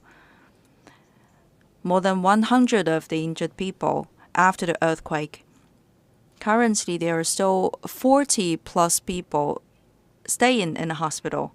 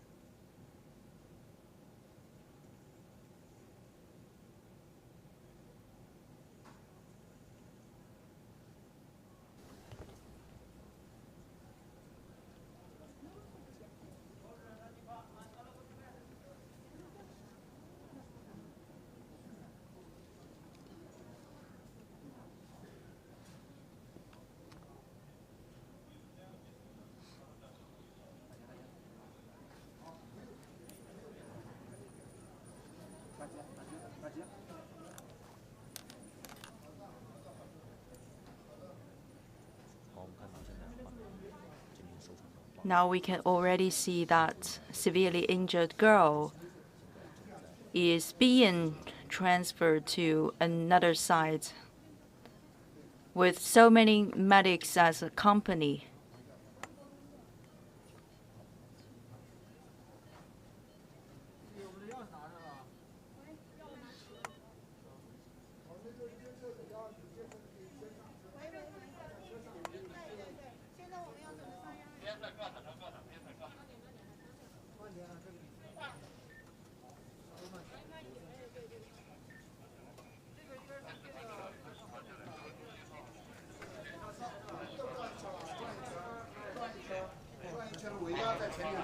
Now they have to turn around this bed.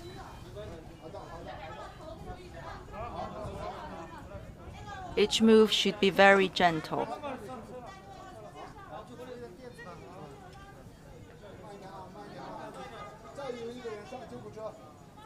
And we have to get one more person inside the vehicle first so that they can lift the bed inside.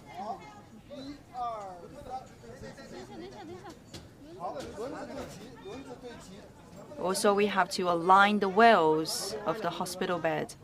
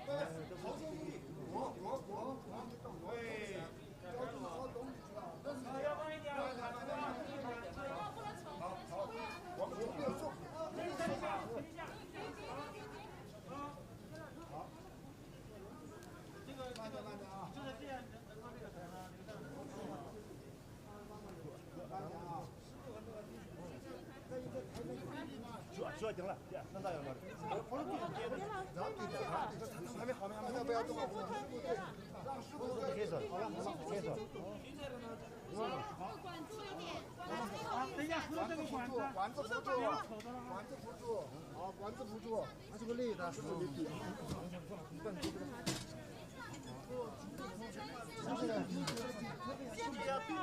呼吸机往旁边，往右边，呼吸机还照相，然后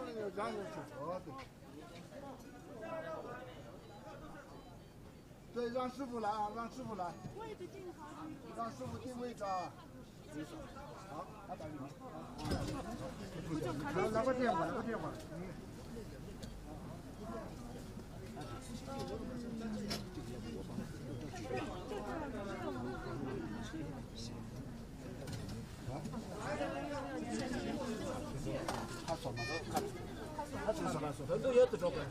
还要挪一点位置，上头挪一点位置。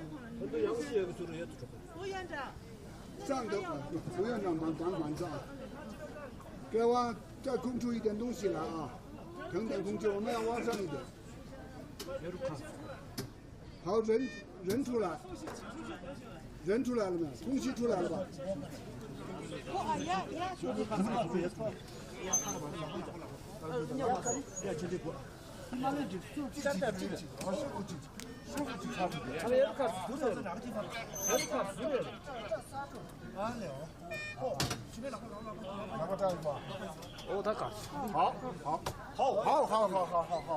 好，上机的医护人员，上车的医护人员，好，上车的医护人员上车，好，你们就成3了啊，确定了啊。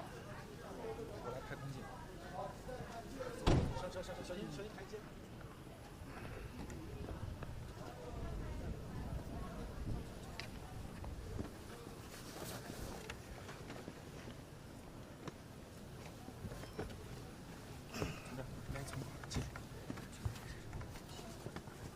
上，对，把麦克拿去。直线。看到刚才As we can see, the injured girl has been transported on board, and in the ambulance, we're about to hit the road and get to the first transfer station.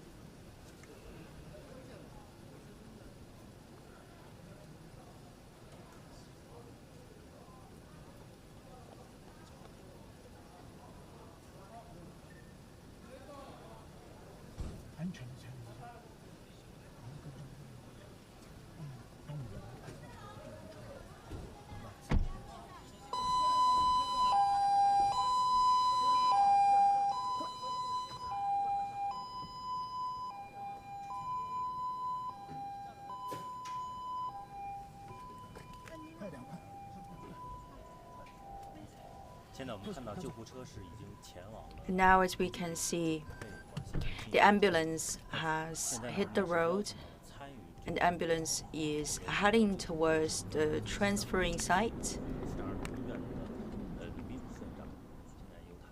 And I will hand the microphone to the lady to give us the introduction. During the earthquake, that girl has suffered from 2 times of compressive forces, and there is the chest injury. According to our diagnosis, she has been moved into the ICU. And we noticed that there is a very long period of lack of oxygen and loss of blood.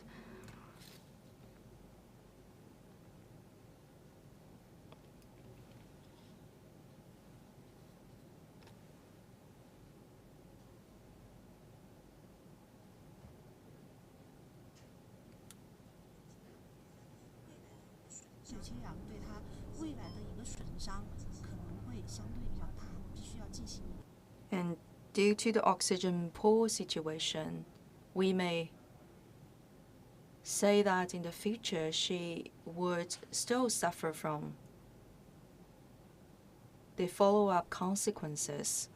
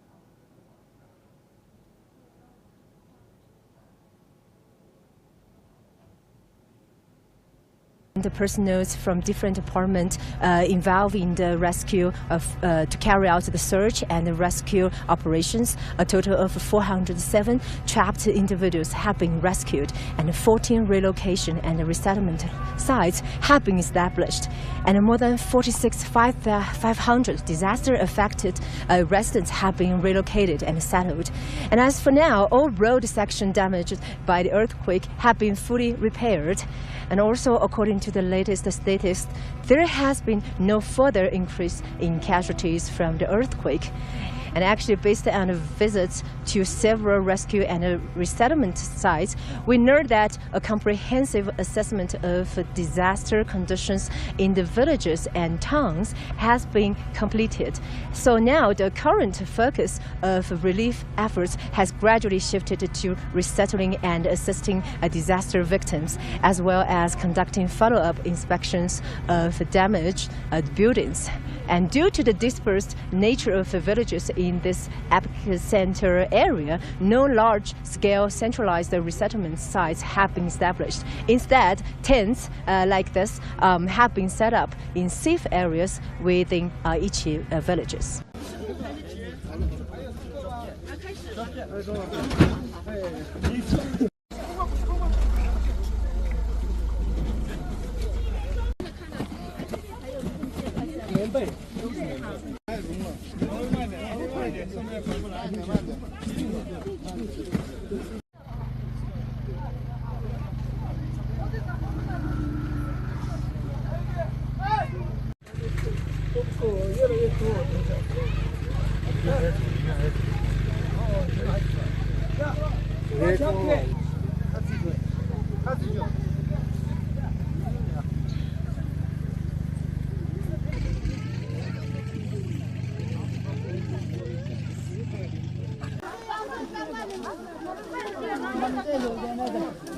Hi, everyone. Now I'm actually in Yubai village in the Xigaze, where hit by the earthquake this time. And this area is one of the areas severely affected by the earthquake. And today we're gonna check and visit this resettlement and to check how the people in this area to live and to cope with the cold winter right now. And so today we also have a guest who gonna join me with to introduce the things for the life. He is the China immigration officer who in charge of this area, and they actually arrived in this area the first time when the earthquake happened. 来，张警官跟我们网友打个招呼。大家好。So so today 今天呢，你能给我们介绍一下，就是目前就是这一块安置区它的一些基本的情况，就是它的居民啊什么的。好的，主持人，我们现在所在的是定日县长所乡玉白村，我们整个村子呢有28户人家，也166人。现在整个呢，从昨天到今天，我们的工作的重心就是帮助我们当地的老百姓恢复正常的生产生活秩序。So actually, this village has in total has 26 families with over 100 people, and now their focus, the importance in their work is shifted to helping the local residents to have a normal life, and also to provide the necessities for the villagers. 那我们就是这个安置点，大概它的一个规模怎么样？相对来说，我们这个安置点的规模不是很大。现在我们是一共有31顶帐篷，包括我们的储备物资的一个帐篷，还有一些老百姓生活的帐篷，一共是31顶。Okay, yeah, he actually introduced, like you can see, also surround us. They already has set up 31 tents for 26 families, including some tents for storing the food.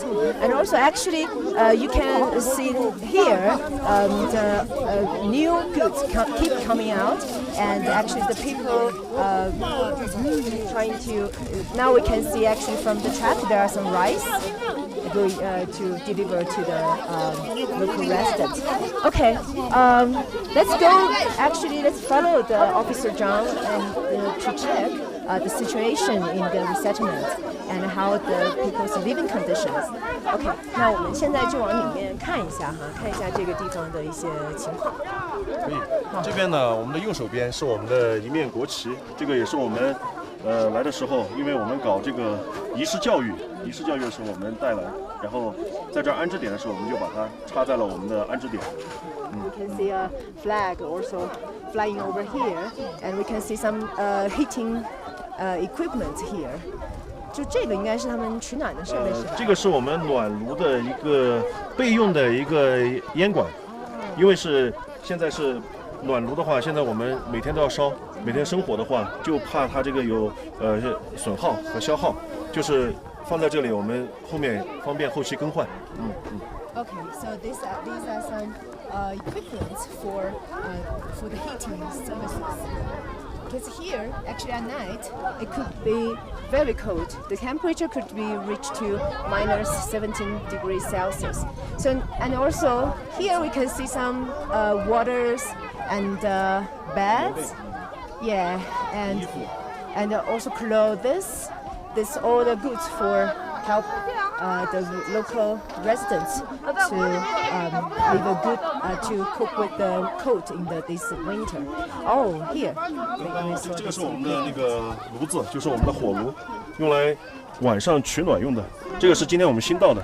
昨天我们31顶帐篷，每个帐篷都配备了一个这样的炉子。昨天晚上已经升起火了。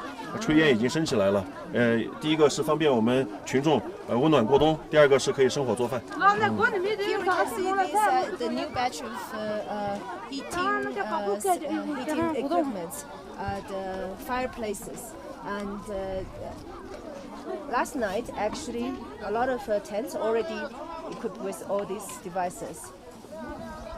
刚刚我们也组织了一个糌粑的发放。现在我们还在陆续的到物资，我们也。别下去，别下去。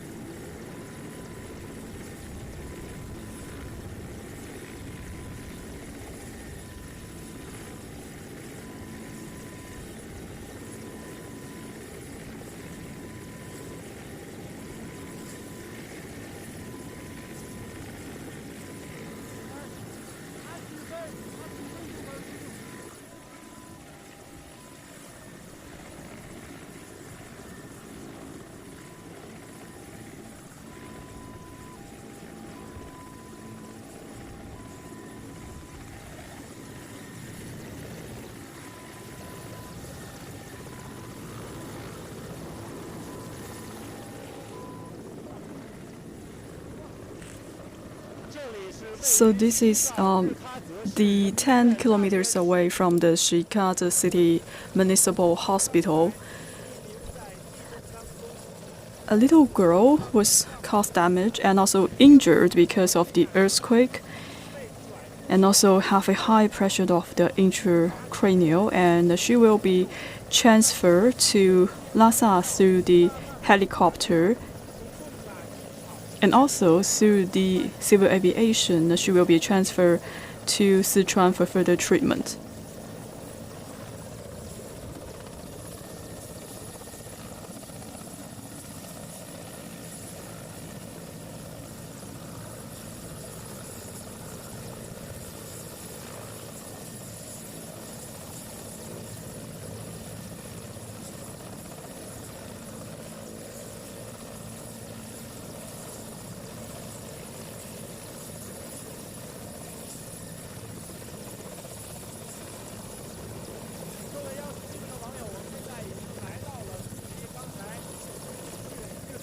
So dear viewers, right now we are at a local airport that is 10 kilometers away from the municipal city of Xigaze City.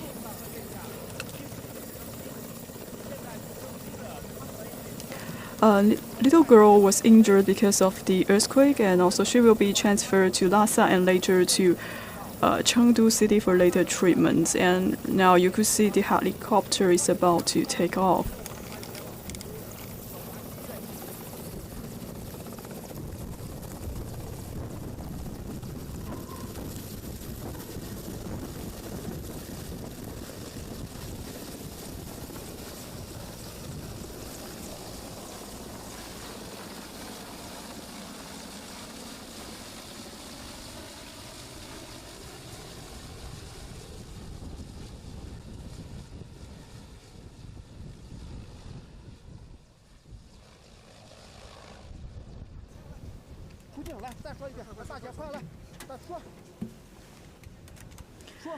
Dear viewers, now I'm at the local parking lot of the airplanes that is 10 kilometers away from the Xigaze Municipal Hospital.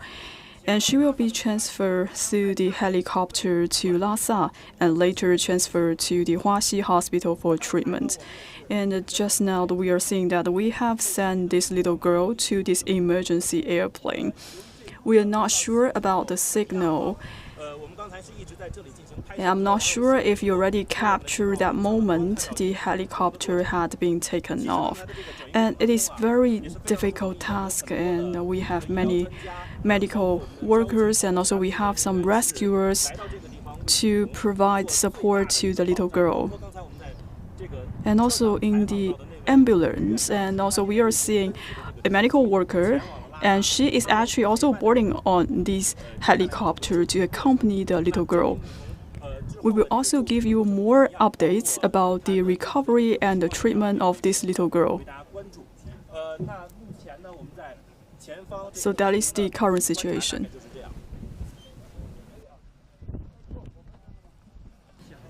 So today we have received a little girl from Xizang, and we could see here there's a high pressure in the intracranial of this little girl. This is because she was having a cerebral hernia because of the earthquake, and we just had the surgery yesterday. And today we could see she is quite stable of the sign of the life, but still she still needs ECMO to provide life support. So we have to transfer her to the Huaxi Hospital for future treatment. But she is getting better because she already had this surgery. And yesterday she was staying in the ICU for surveillance. So for Xigaze City, we will transfer this little girl to Lhasa, and also she will take a private plane and send her to Chengdu. And we will provide the ventilator to this little girl and to make sure that she could stay safe in the plane. And we also bring ECMO together with this little girl on the plane. how long it takes for her to arrive in Sichuan? I'm not sure about it. From Xigaze to Lhasa, it takes about 1:45 hours, and from Lhasa to Chengdu, maybe 2.5 hours. So maybe in general, it takes about 5 to 6 hours for this little girl to arrive in Chengdu. So we would like to do our best to transfer this little girl to Chengdu as soon as possible. And we could see she is taking this helicopter to Lhasa. So first of all, we have to ensure that she could live and survive. And of course, we will take more measures to save the nervous system of this little girl. But we have to further evaluate her situation. And this morning, we have like several experts coming here to treat this little girl. Some of the people are coming from the number 2 hospital of Huaxi, and also we have the ECMO team, and also we have a special task force, and also have some people from the neurosurgery department to come to this place to save this little girl. So how to ensure this safety for this little girl during the transfer? We have made several preparations. So, for example, we have to check some of the signs of this little girl, and also we prepare all the available medicines. Dear viewers, right now we are standing in front of the municipal hospital of Xigaze City. And this time today, we are having a little girl that was injured because of the earthquake. And we're about to transfer this little girl to Lhasa and later on transfer to Chengdu for further treatment. And now we can see for all of the medical workers and the rescue workers, they are making the preparations to transfer this little girl. And also in the ambulance, we are seeing they have putting some of the emergency equipment inside of the ambulance. So for this little girl, her head was badly hit by the earthquake. And also we have the Beijing Union Hospital's experts also gave her a surgery yesterday. And this morning, for the Huaxi Hospital, they also sent some medics to come to this place to provide more treatment to this little girl. With a joint consultation of the medical experts, they have decided that they have to transfer this little girl to Huaxi Hospital for further treatment. So right now, we are waiting for the little girl to come out, and we will transfer this little girl to Chengdu for further treatment.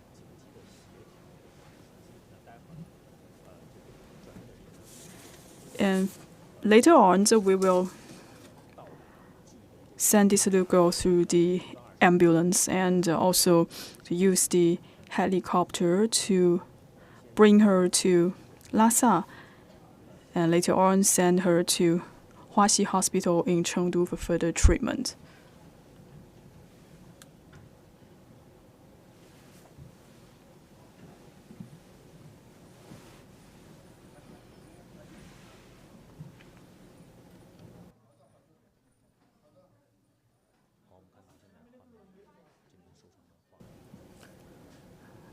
So here comes the little girl. You could see with the help with the medical workers, we are trying to transfer this little girl to Huaxi Hospital.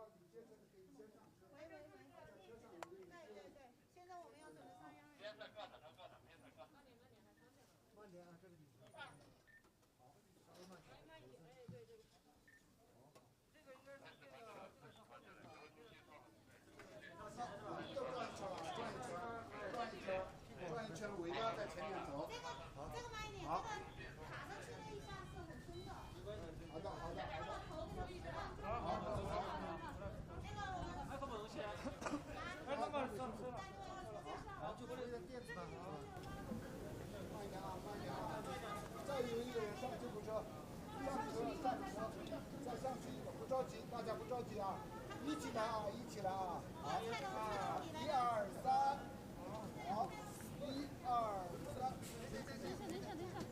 好，轮子对齐，轮子对齐，有点歪了，有点歪了，好，不着急。120师傅在哪里？我在这里。好好好，120师傅上去，从上面，从这，等一等啊，让120师傅等一下。来，这，来，已经上来了。好了，那边先上，那边这个先上。不对，120师傅在哪里？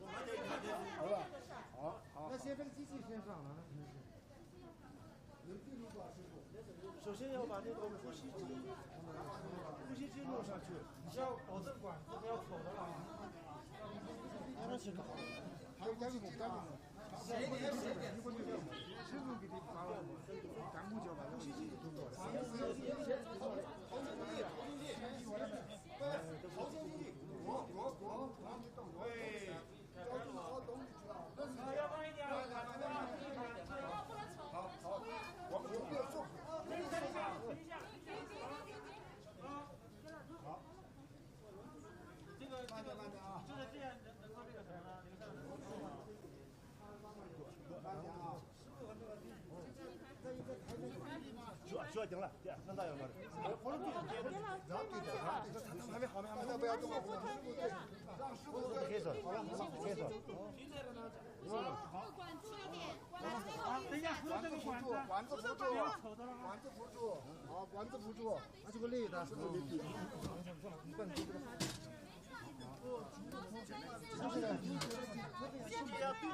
呼吸机往旁边，往右边，啊，就是，我这不行，呼吸机还照相，我这是，然后是，哦，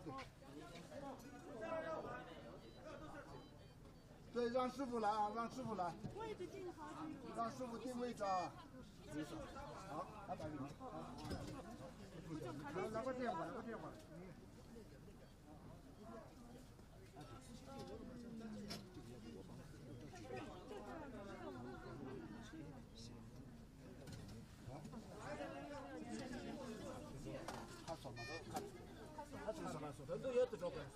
还要挪一点位置，上头挪一点位置。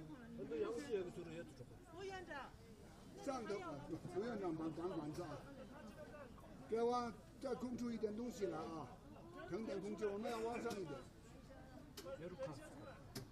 好，人出来了没？空气出来了吧？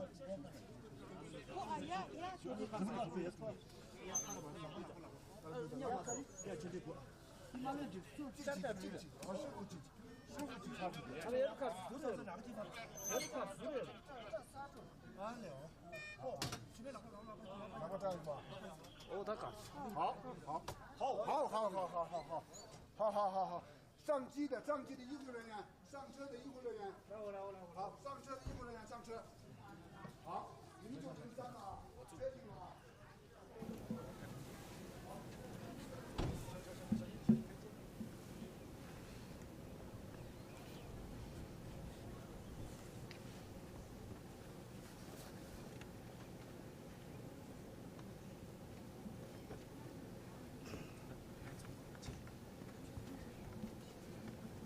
上，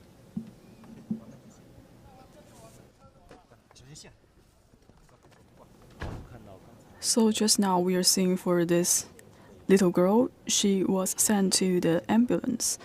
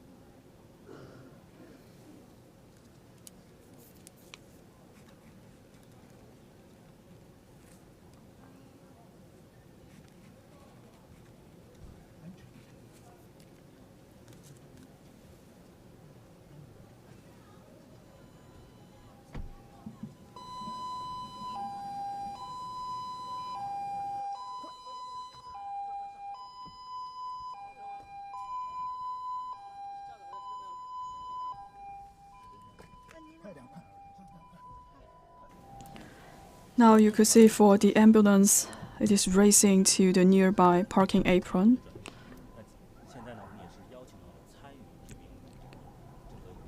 And also we have the medical workers that is coming from the Xizang Autonomous Region accompany the little girl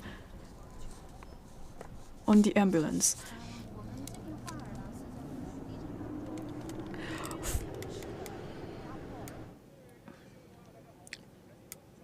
Dear viewers, I am Liu Xiaopi from CMG. Right now I'm at the Changshuo Township at the Xigaze village. This is a makeshift shelter. And in this place, you could see we have a very strong wind and sand, and this will also cause some of the challenge for our coverage and also the construction work. So for this makeshift hospital, it is coming from the local construction forces. Now you could see the major framework has been established, and this is a little bit different from the other makeshift shelters, and also we are actually making all of these containers to accommodate the local residents. And now we could see for the construction workers, they're actually moving some of the construction materials to help to build all of these shelters.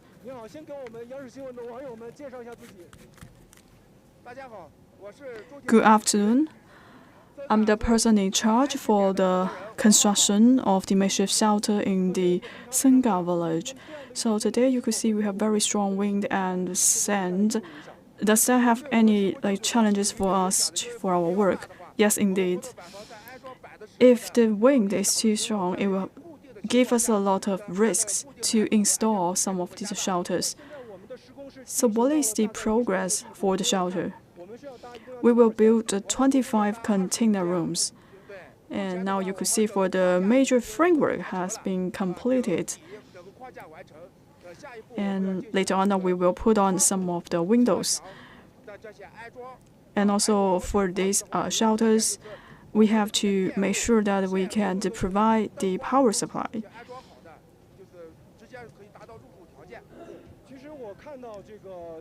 Now I can see that this is what we call the container room. So this is quite different from the other standard makeshift shelters. Let's take a closer look. So I can feel this is quite solid on the floor. So we actually built all of these floors from sand and rocks. And now you could see the surface is very flat. So even though it is very strong, the wind outside, but you can see inside of the house is quite solid.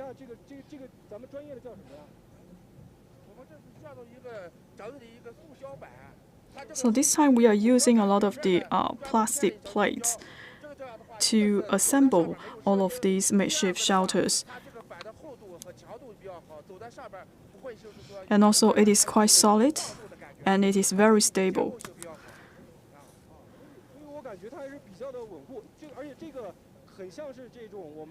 And also I can feel like this one is very similar to the floor that we could see in our household. So for some of these local residents, they are actually living in the tents.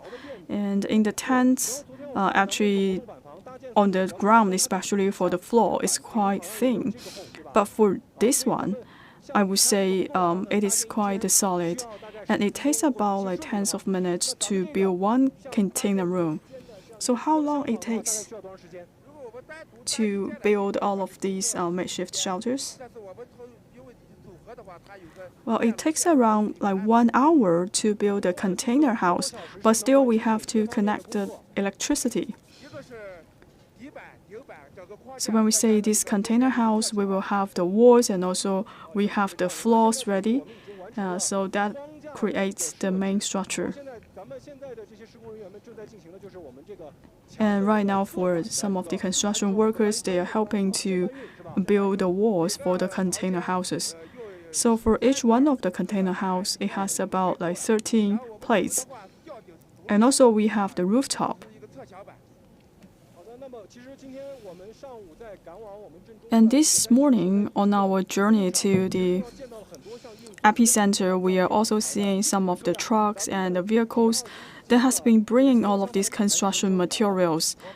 So when all of these plates come onto site, well, actually yesterday we have received all of these plates, and we came to the Xizang village, and also we bring all of these construction materials to this area. So right now we have creating the major framework for 25 container houses. That is very fast. So actually in the Xizang village we have multiple forces coming here to build all of these makeshift shelters and container rooms. And also there is a lot of coordination happening here. We need to have the hoisting machine to bring all of these plates come to this place. And you can see we have like multiple parties working here. And also we have to consider the fire service safety of the room. And also for the local villages, probably they have to live here for more than 1 year. So we have to make sure that we can provide them conveniences. So according to the local authorities, these people have to stay in this place for at least 1 year until the apartments and the households are built for these people. Actually, for these container houses, it could be used for at least 10 years. So we could see we have brought all of these construction materials very soon. So after received notification from the local authority, and by no time, we have sent our construction workers to come to the epicenter and also to bring some of the construction materials back to this place to build these container houses. So for some of these construction materials, in the past we used to use this one to build other houses, but this time it is quite urgent. So we have to transfer all of these other construction materials to this place to build these container houses. So for this one, actually it can be used to build the wall. It is also very solid because the thickness is about 7.5 centimeters, and also we have some steel plates attached to this one. And also this can make sure that for all of these container house can reserve some of the temperature. As I just mentioned, for these people, they have to live in these container houses for at least 1 year. So we have to make sure that we can bring conveniences to the local villagers. Thank you very much. Indeed, very hard work. So for the construction workers, also we transfer these workers immediately and also in an urgent manner. So from your company, how many people come here? We have 35 people come here, and 11 of them are the employees, and also we have transferred some of the construction workers from Sichuan and Suzhou. So, and also we provide medicine to them to make sure that they don't have this high altitude sickness. But we do have some of the cooperation experiences with these people, so they're familiar with us. We have very good communication. And actually for those people, they are at leave in this time. But as the earthquake occurs, and these people came to this place to provide support immediately. As we all know, this is an emergency situation. And for these construction workers, they came to this place, very high altitude, and also they have to work tirelessly to build all of these containers house. What is their health condition? So right now, for these construction workers, they are in a very good condition. Because for these people, from time to time, they will come to Xizang to provide the construction work. As for the life guarantee. Actually, we can protect ourselves, and also we can provide accommodation for our construction workers. We're self-sufficient. In this cold weather and also high altitude, it is very difficult to complete this task. Very hard work. Thank you very much. And we just have an interview with the person in charge for the construction. And right now you could see the weather is very severe. And this morning we don't have such a strong wind, but in the afternoon you could see the weather gets worse. So it poses a lot of challenge for the construction. So right now, you could see we are building these container houses. It takes longer time because it requires more complex skills and also require high level of physical strength for the construction workers. But this house can sustain longer. We also hope that for the construction workers, they can stay safe during the operation and the construction. And of course, we want them to work to the utmost efforts to finish the building of the container house so that we can move the affected people to these container houses. Thank you. Please stay tuned with us.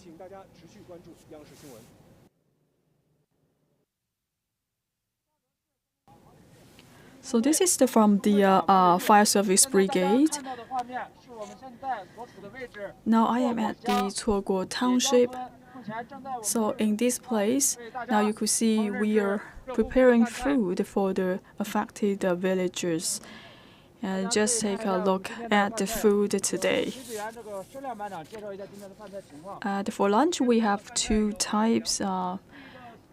We have pumpkins, and also we have braised pork belly and carrots. So we could see we have very delicious meal provided to the affected people.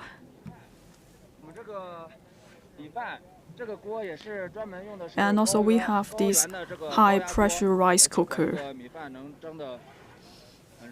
Because in this place it is in a high altitude place, we have to use this special kitchenware to provide and prepare the food. Now you could see for all of these local villagers, they are queuing up to collect the food.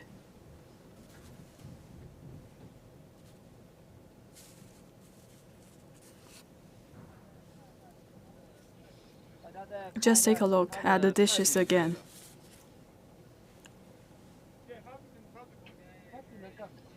And also we have eggs available, we also have rice, we have potatoes, and also we have the wax good, and also we have the cauliflowers and the peppers, tomatoes. So we have the cabbages. Actually, we have many food available, and as we have received all of these supply goods from the local authorities to make sure that we can provide nutritious meal to the local villagers. As you can see, for all of these vegetables and the food, it is covered by the quilt to make sure that they stay warm.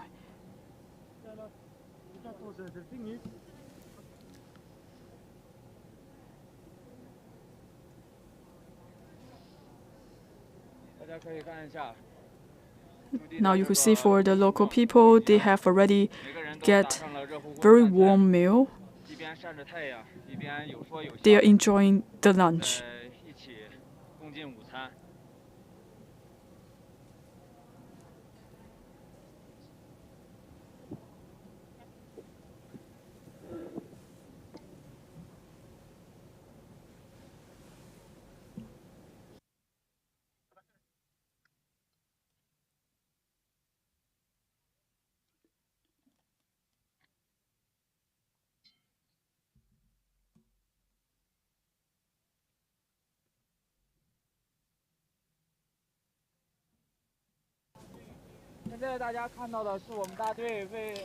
And also to ensure the security and the safety, we have to make sure that for the local villages, they do not use this open fire.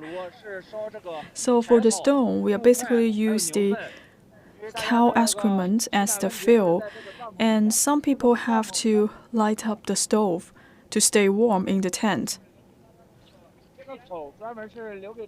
So for this place, it is serve as the function of the chimney to make sure that they can stay safe inside of the tent. And each evening, we will have the inspector and also the rescue workers to have a patrol in this area to check the condition of the tent. We have to make sure that these people can stay healthy inside of the tent, and to make sure that there's no open fire inside of the tent. And also we have a large size machinery.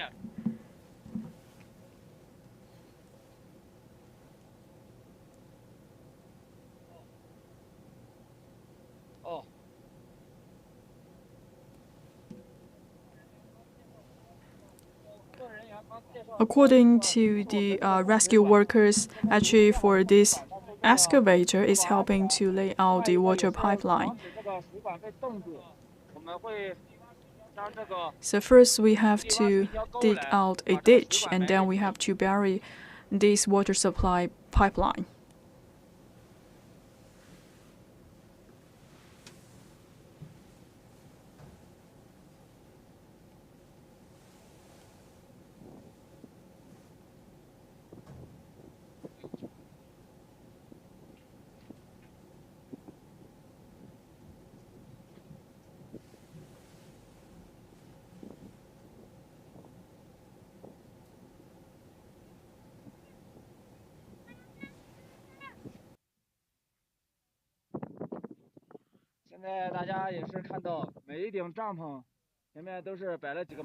And also for each tent, we have several bags. And for some of these bags, the fuels and also the supplied goods. For example, inside of the bag, we could see wood pieces and also the cow's excrement. You're seeing for the fire service team members, they are also playing soccer and play games with the kids. Maybe it could help to comfort the nerves of the kids.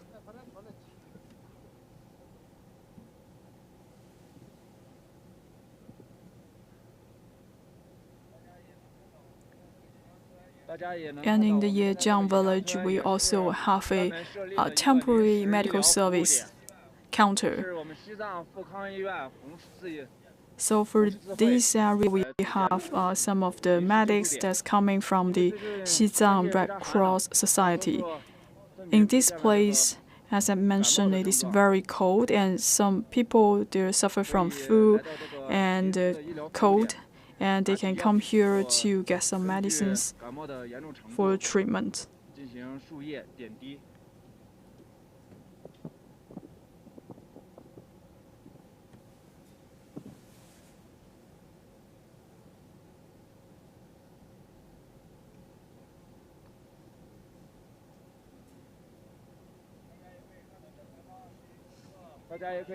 And in front of us, we also have the power supply truck.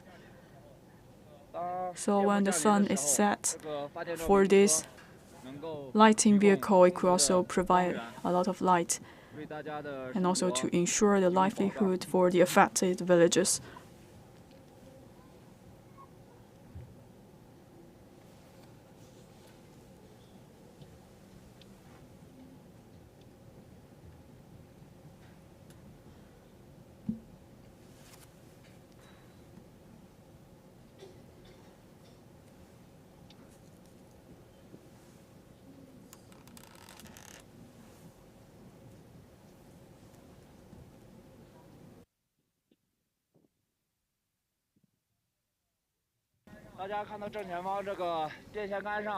And also we have a person from the power grid company, and I believe he's checking the electricity lines.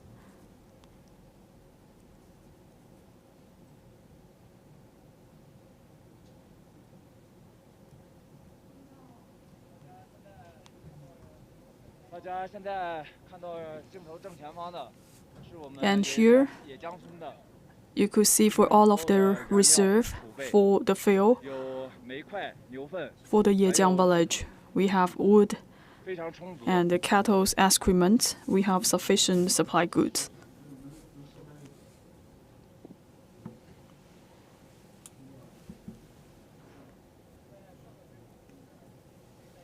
Now, for all the rescue forces, they are coming together.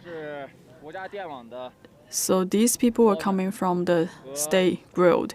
And also, we have the Fukang Hospital, and also the Red Cross Society, and also we have the Fire Service Brigade to station here to ensure the livelihood for the local people.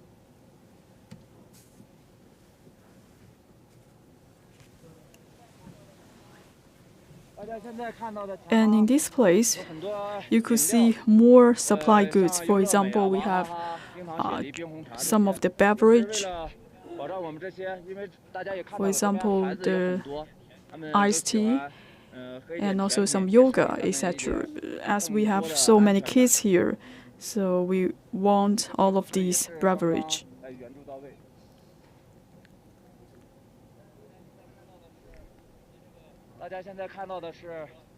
And also this truck is used to prepare meals.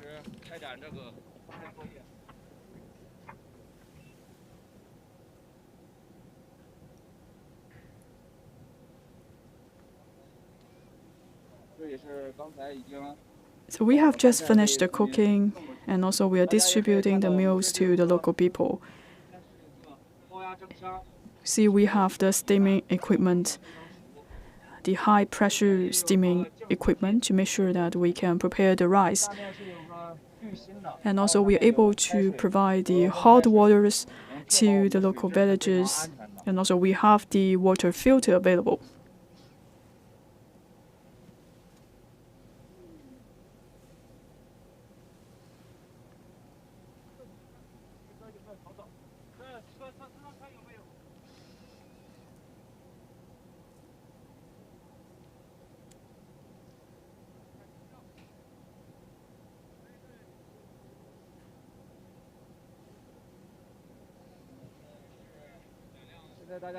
So these are the camping vehicles.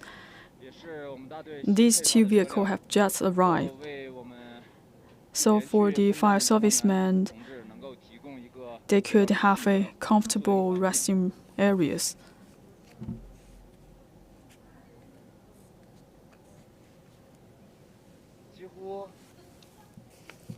So for each place, you have the red flag. We have the CPC flag, and also the local party committee flag, and also we have the national flag inside of the shelter places.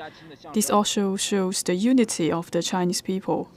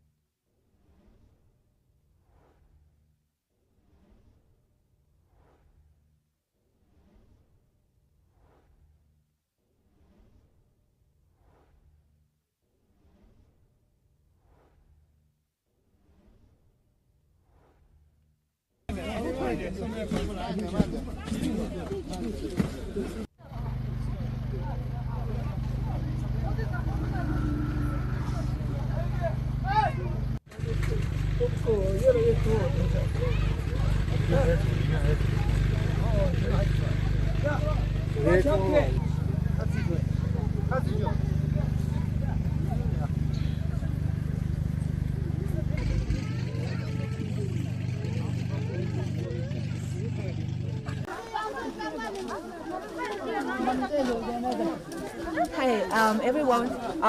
Now I'm actually in Xigaze village in the Xigaze, where hit by the earthquake this time. And this area is one of the areas severely affected by the earthquake.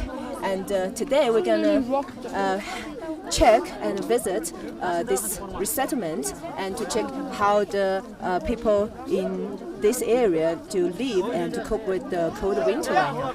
And so today we also have a guest who gonna join me with to introduce the things for the life. He is the China immigration officer who in charge of this area, and they actually arrived in this area the first time when the earthquake happened. 来，张警官跟我们网友打个招呼。大家好。So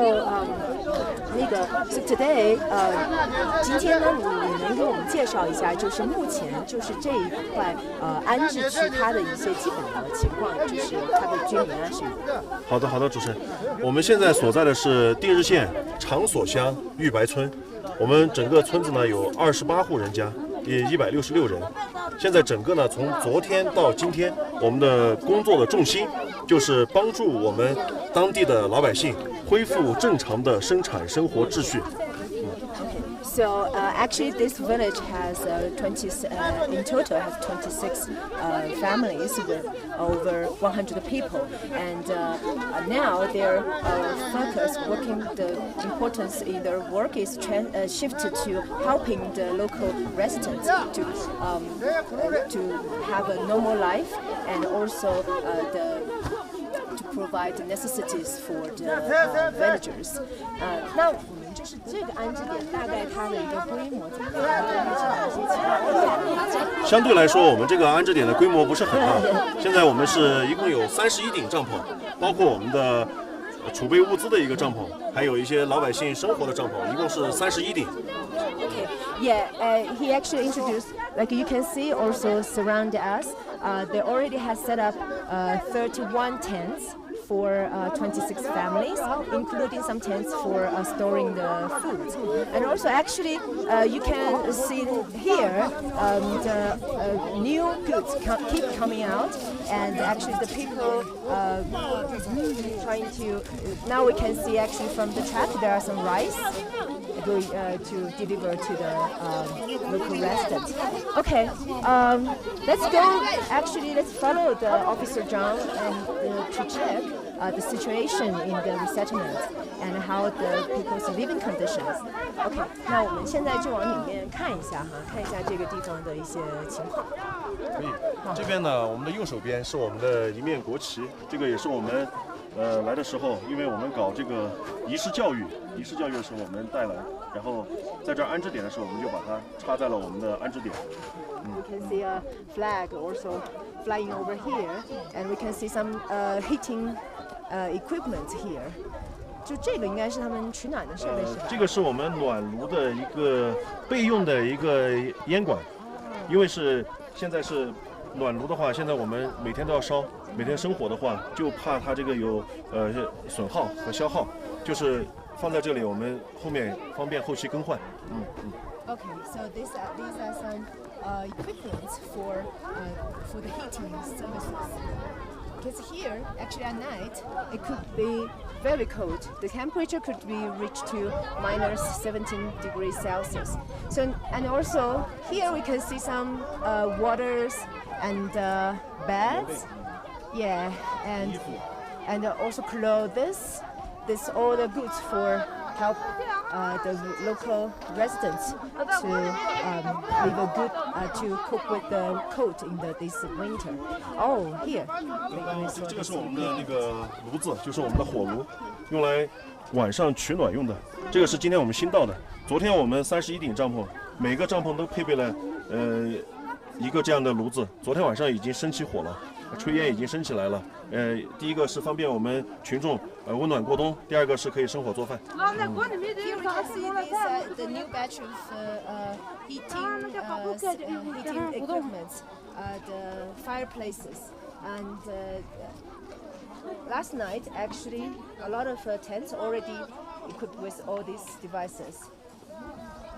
刚刚我们也组织了一个糌粑的发放，现在我们还在陆续的到物资，我们也会到了以后我们会立马组织发放到群众手里。Yeah, so Officer Zhang told me like actually more goods are coming to this place as well. 那我们现在可以现在我们看一下。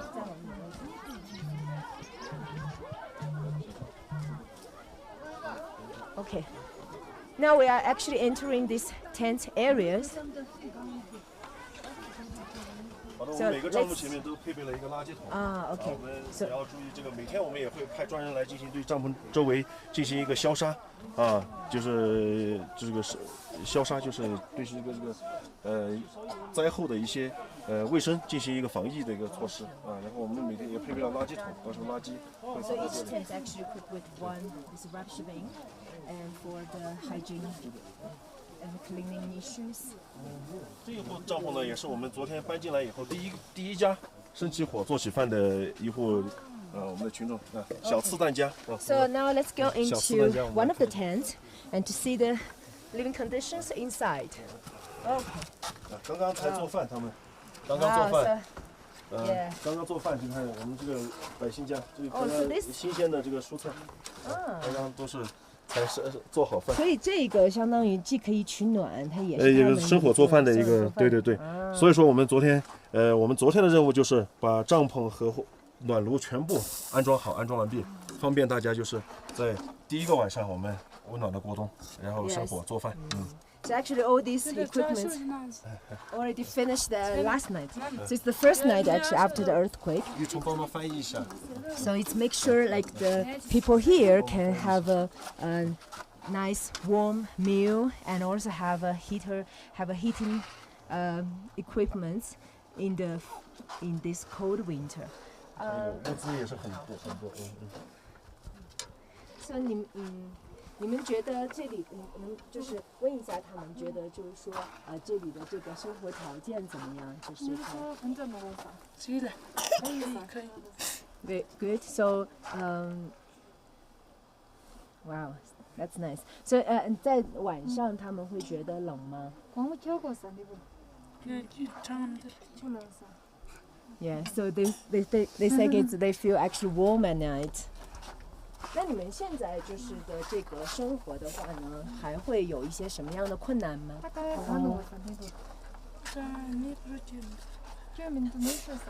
没什么问题。没什么问题，就是还需要一些什么东西吗？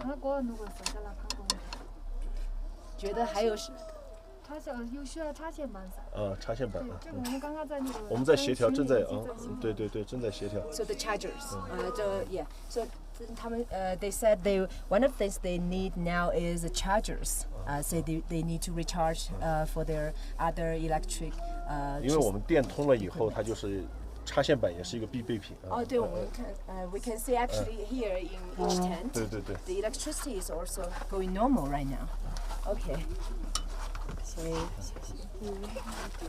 Okay. So.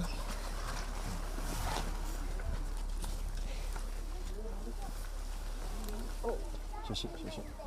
现在我们这个安置点一共是12顶帐篷，现在家家户户都通起电了。然后现在就是昨天我们已经发放了6、7个插板，现在是不够。现在就是大家陆续就是有这个通电以后，就是有这个插线的需求了。Yeah, they said actually in this area there are 12 tents together, and they distributed 6 to 7 chargers to each tent, but it's not enough right now because after the electricity is going through, so more a need for the chargers. Okay, so let's go up at hand. So we can see actually, yeah, at the back side is the houses destroyed in the earthquake. So 那么现在的话就是他们就是刚才你也提到，就是现在就你们还在陆陆续续做一些工作，对，做些什么样的工作？第一个就是我们先把老百姓的正常的生产生活秩序先帮他恢复起来。第二个呢，就是我们要对他们的一些困难和一些现实的一些需求进行一个搜集和整理和汇总。第三个呢，就是我们要积极的协调，就是把他们的困难和问题反映到我们的指挥部，让统一来统筹解决。因为你说到就是好像要帮他们有些财务好像还在这里。对对对，今天的话，那就是我们今天的一个主要任务。今天的主要任务呢，第一个就是我们把这些倒塌的房屋的一些危险隐患给它排除掉。排除掉了以后呢，我们的人陆陆续进去帮助老百姓，每家每户我们派人帮助他把里边的财物，就是值钱的东西，我们给它转移出来，转移到自己的帐篷里。Yeah, so actually, Officer Zhang told me, like today, their main work is trying to also doing the inspection of all these dangerous buildings, and also now still there are a lot of properties of the people that are still buried or still hiding in those barriers. So they are trying to help them to find all these properties and trying to give back to them. Yeah. So 其实在这之后还是会有很多工作还需要做哈。对，后续的工作量还是挺大的。就是我们这儿是28户人家，28户人家的话，我们要每户人家我们要有我们的人在场，要有我们排险的人在场，还要有户主在场。我们三方在场，在这样一个共同的一个情况下，把风险排除以后，老百姓和我们一起把他的财物转移出来。那就是像这样子的帐篷，它是临时性的，那就是说他们接下来的一个规划是怎么样子？他们大概会在这里住多久呢？根据我们抗震救灾指挥部和我们上级的统一部署，我们的板房就是已经在调配、在调运了。昨天我们已经到了一批。就是目前的话，我们的这些板房设施可能还要从内地运过来，运过来主要是时间是在路途上，路途上时间会耽误几天时间。我相信，通过运过来以后，我们会立马投入到这个搭建当中。现在选址已经选好了，现在选址选好了以后的话，我们就会板房到位以后，立马进会把这个板房搭建起来。搭建起来以后，把老百姓从这个临时性的一个安置点转移到暂时过渡性的一个安置点。Yeah, so actually the tents that we see here is just temporary shelter for the local residents. Now, the first batch of the portable houses are already on the way, and some of them are already under construction. So maybe in 1 week, those residents are going to transfer from those temporary shelter to that one. So and to waiting for the rebuilding of these areas. 那个像我们还看到这儿有一些牲口哈，这些牲口，就是那就地震之后的话，这些怎么样去帮助他们来那个管理这些牲口？现在我们目前就是把我们老百姓就是羊圈倒塌的老百姓的羊都集中在这里。这是因为有很多的老百姓的羊圈是已经倒塌的，倒塌的话，它就是存活的羊就没地方去安放，那我们就在这里就把它的牛羊就进行一个集中的安放和管理。其他的像有一些村民家的羊圈没有倒塌，我们还可以临时性使用的，我们就是暂时还是在使用。Okay.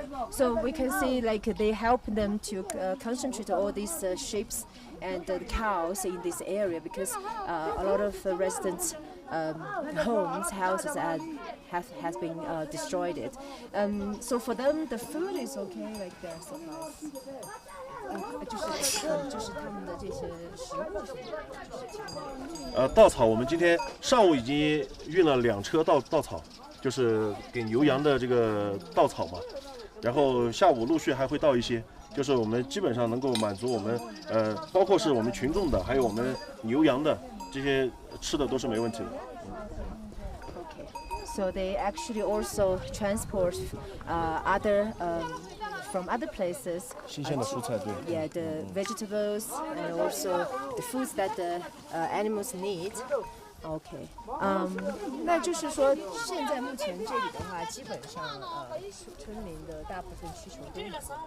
对对对，我们现在就是生活物资这一块基本上是不缺的，然后就是现在就是帮助他们把这个正常的生产生活秩序给它恢复出来，因为现在我们很多老百姓的财物啊，还有一些东西还在以前倒塌的房屋里面还没有转移出来。今天我们要做的就是帮他把这些没有转移出来的财物，还有一些什么锅碗瓢盆啊，这些就是他常用的一些东西给他转移出来。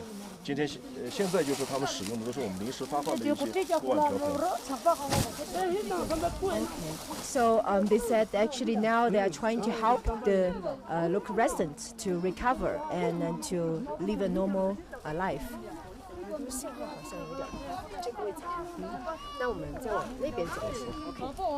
So also in that area we saw another part of the tents as well.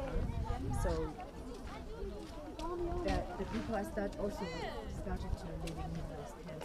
就是他们也就是陆陆续续都住进去，就那边这样子。整个就是这边这个村子和这边我们这个村子都是一个整体，全部都住进去了。还在调整。现在是我们在搭建一个那边平整出来这块场地，我们是搭建一个做饭的和一个老百姓吃饭的地方。哦 ，so now 就要把对对对，要搭建过去。So now they are transfer one of the tents to the other ground, and they want to make that a place for cooking and for people to rest. 包括我们临时性的一个卫生院啊，也在这里设置。我们上午刚刚把那边那个场地平整出来。So they also clear all the clear these areas and trying to find a place to set up all these tents for cooking and also set up the public toilet and to provide better living conditions here. Oh.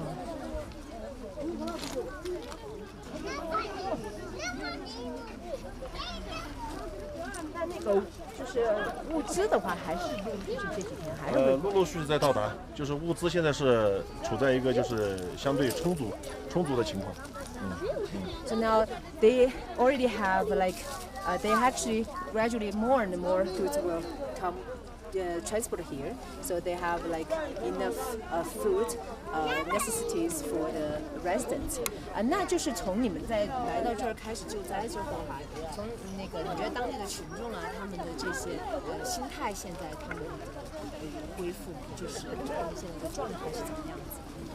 这个我们也刚刚去问了一下，就是上午的时候我们也去每家每户去走访了一下，去了解了一下这个情况。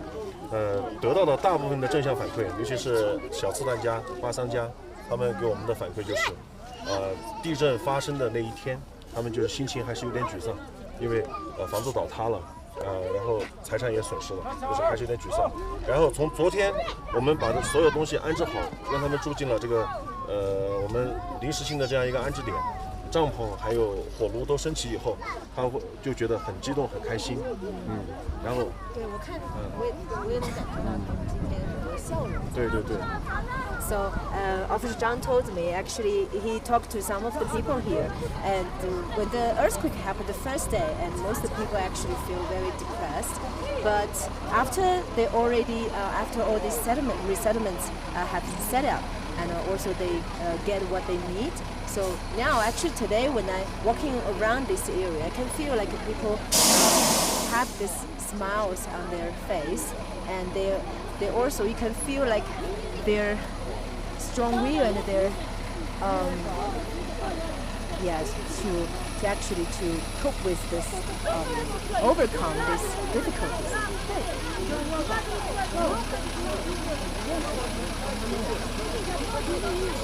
普通话都不是很好。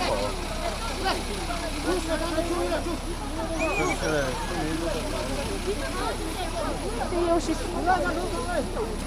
对对，现在物资有，这个就是生活用品啊，方便面啊、棉被那些都有，它就是中国陆续就在到吧。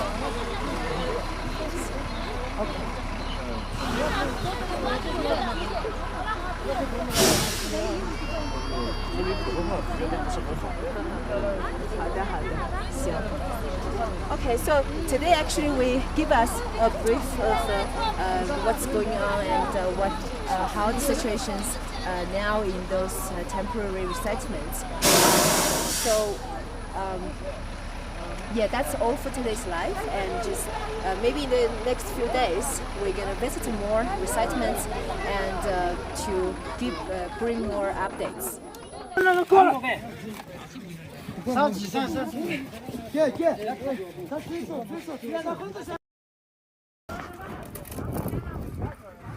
报告，被困人员已救出。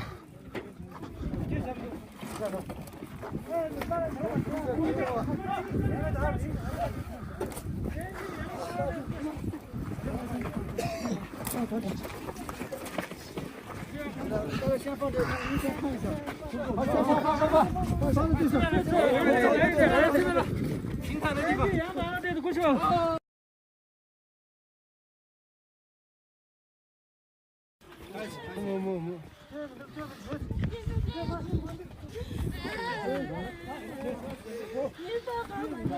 目前已交给医护人员。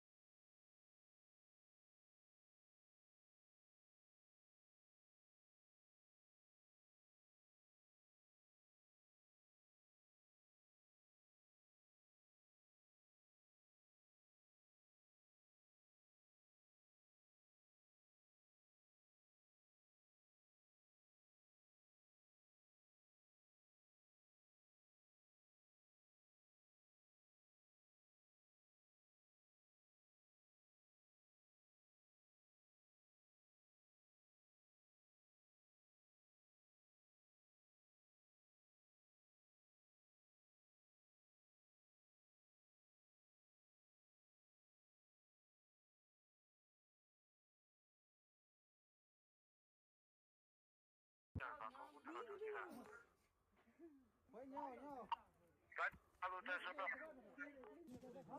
好，我们现在正在场所下面出来一次。这边拿碟子对着的。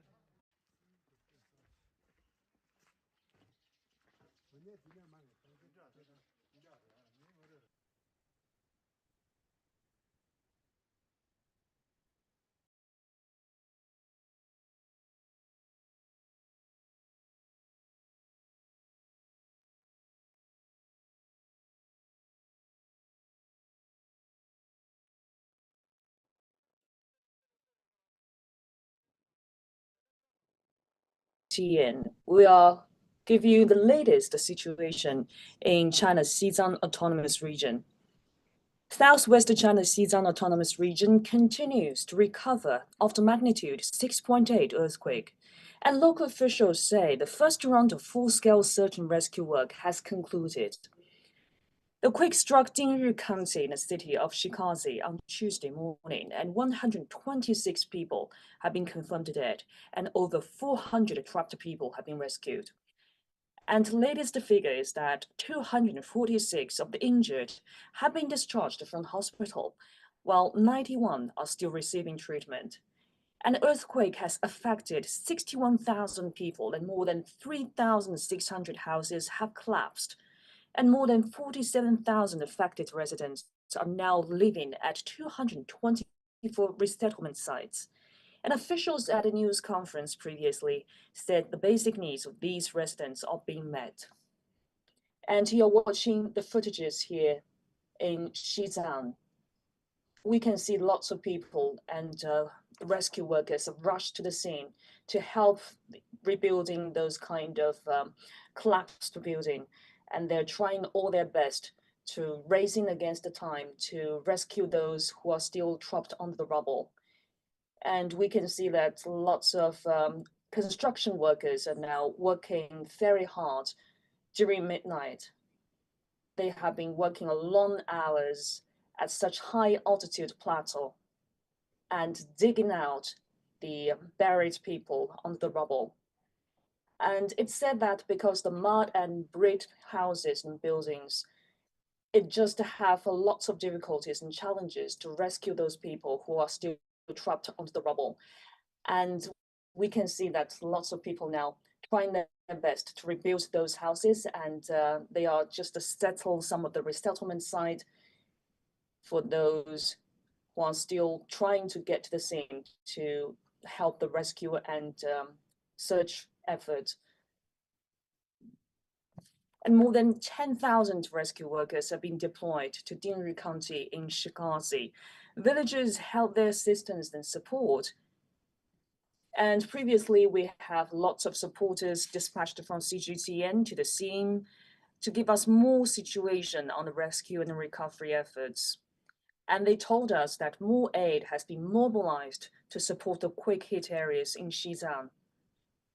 And we know that lots of neighboring provinces and regions have lending a helping hand to rescue those people, including Chengdu, the capital of neighboring Sichuan province, has relocated a batch of emergency blood supplies to support the medical relief efforts. And residents in Chengdu have donated about 8,600 relief items, including Phil's rice milk, to those affected by the earthquake. And China's Ministry of Commerce has also mobilized the National Reserve Food to ensure food supply.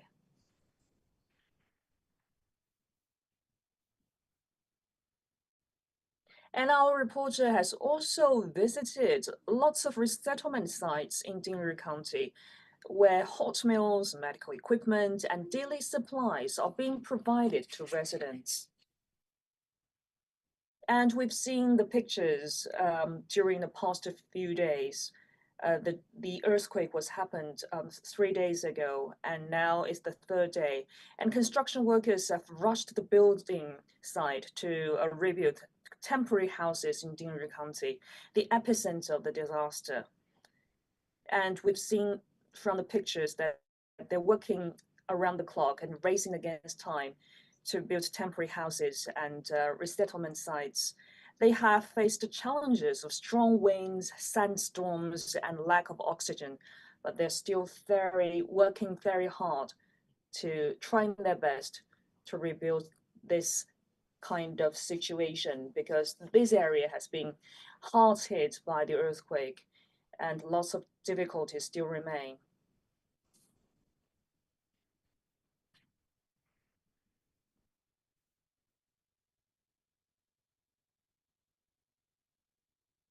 You're watching live footages here on CGTN. We've given you lots of pictures here about the situation in Dingri County.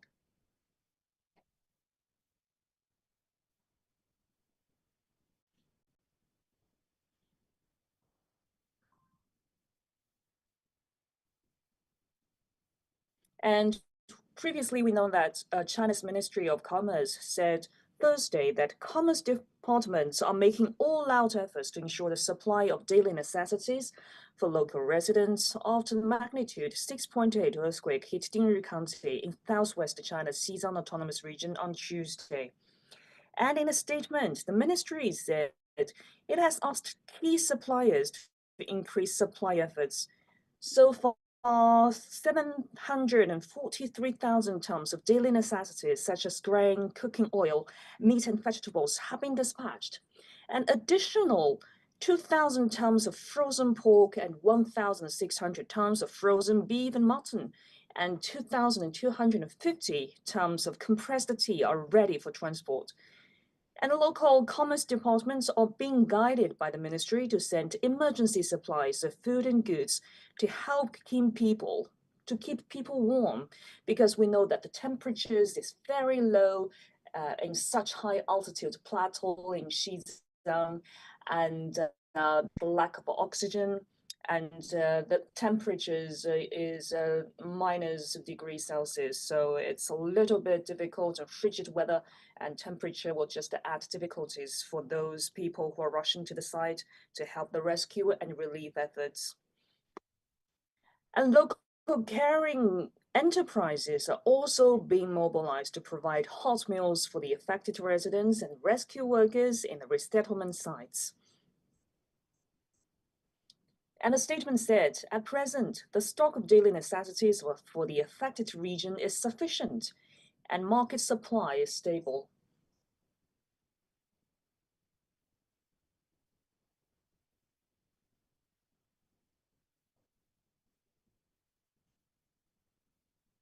You are watching the live coverage here on CGTN. We will keep you updated on the situation there in Xizang, Dingri County, where the epicenter of the disaster located. A magnitude 6.8 earthquake has struck Dingri County in the city of Xigaze, southwest China's Xizang Autonomous Region on Tuesday morning.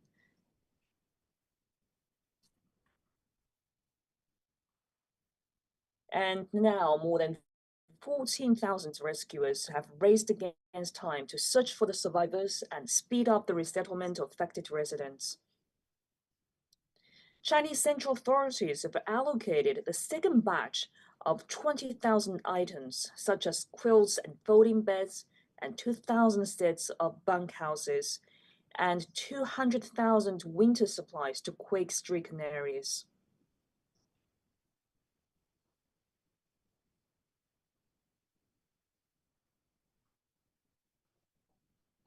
And previously in our program, we've spoken to the commander of the rescue team, and he told us that the construction group is now dispatched to the site, to the earthquake-stricken areas to help the rescue and relief efforts. Although there are some difficulties and challenges still facing them, they will try their best and race against time to secure the food supply and to rescue those who are still trapped under the rubble.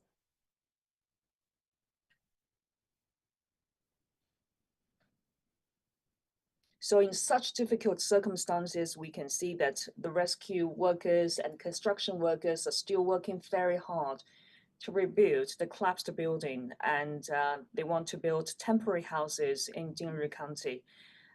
The temporary shelters will help them to allocate more people, to accommodate more rescue workers to live there, and to try their best to save those people's lives. So at this very crucial and difficult moment, saving people's lives is the top priority.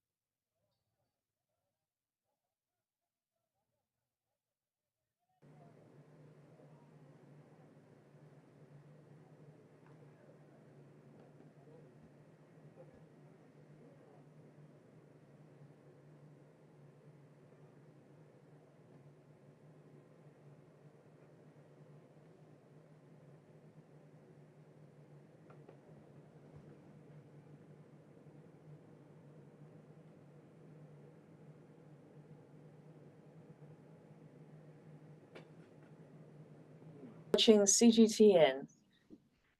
We are broadcasting the live footages for you in Xizang. Southwest China, Xizang Autonomous Region continues to recover after magnitude 6.8 earthquake, and local officials say the first round of full-scale search and rescue work concluded. Now we're providing you the pictures of the reconstruction workers racing against time to help rebuild the collapsed buildings. The quake struck Dingri County in the city of Xigaze on Tuesday morning, and 126 people have been confirmed dead, and over 400 trapped people have been rescued. 246 of the injured people have been discharged from the hospital, while 91 are still receiving treatment. The earthquake has affected 61,000 people, and more than 3,600 houses have collapsed. More than 47,000 affected residents are now living at 224 resettlement sites. Previously at a news conference, officials said the basic needs of these residents are being met. And we have our CMG reporter and CGTN reporters there as the epicenter of the disaster, and they have visited a resettlement site in Dingri County, where hot meals, medical equipment, and daily supplies are being provided to the residents. And we could see lots of buildings there in Dingri County in Xigaze are built with mud and brick, so it's a little bit difficult for the rescue workers to get inside the epicenter of the disaster.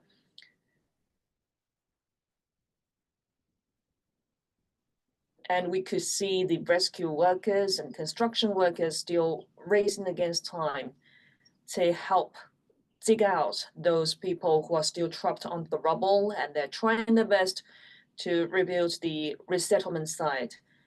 And they're also using very useful tools and even sniffer dogs to help them to find out if there is anyone who has survived during this critical period of time after the earthquake just struck the epicenter, Dingri County. So we know that these areas at a very high altitude mountain that is very near to the Mount Chomolungma, which is the one of the tallest mountains in the world, and the temperatures is very low at this particular critical moment of time. It's about -degrees Celsius. So the frigid weather, the temperatures, and high altitude just added very difficult circumstances for the rescue work. So although the challenges lies ahead, previously we talked to the commander of the rescue team, and the commander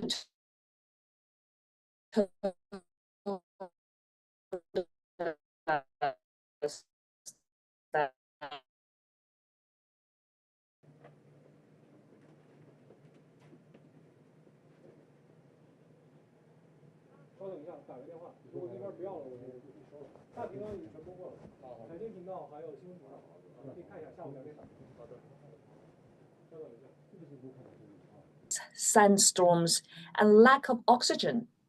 We know that particularly during this period of time in Xizang, in Xigaze, this is very difficult for them because of high altitude of lack of oxygen. So previously our reporters have talked to some of the reconstruction workers and the rescue workers. They told us that they have been racing against the time to save those people who are still trapped under the rubble. And more aid has been mobilized to support quake-hit areas in Xizang. We know that Chengdu, the capital of neighboring Sichuan province, has allocated a batch of emergency blood supplies to support the medical relief efforts. And the residents in Chengdu have donated about 8,600 relief items, including quilts, rice, milk, to those affected by the earthquake. And China's Ministry of Commerce has mobilized the National Reserve Food to ensure food supply. now you can see from the pictures that it is the pictures and images we've been recorded for you over the past 3 days. And we've seen that firefighters and lots of construction workers and even local people and individuals are all rushed to the site to help the rescue and relief efforts. They have dig out someone who still survived under the rubble. The good news is that more people are being saved by the locals and rescue workers, and we hope that more people will be dig out from this rubble. And we know that lots of people are still being treated in the hospital.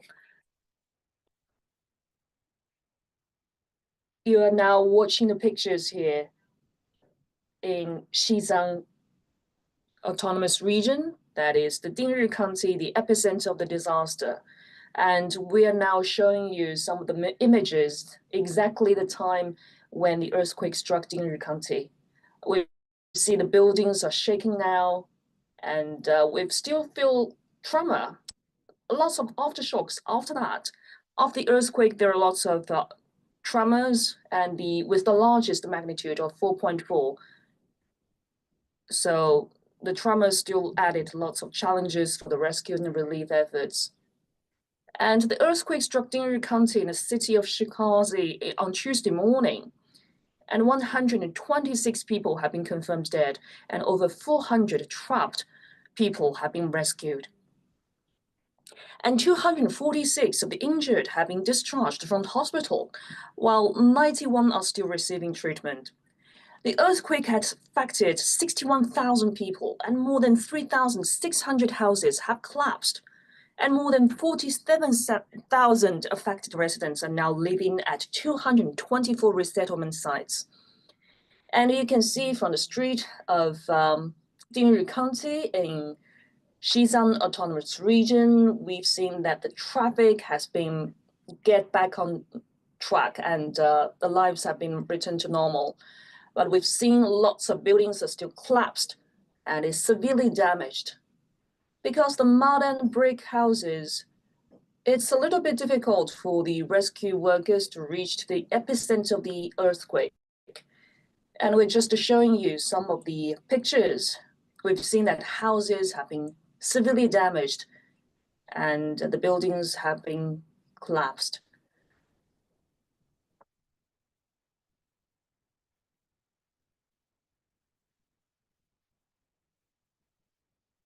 And officials said at a news conference yesterday that the basic needs of these residents are being met.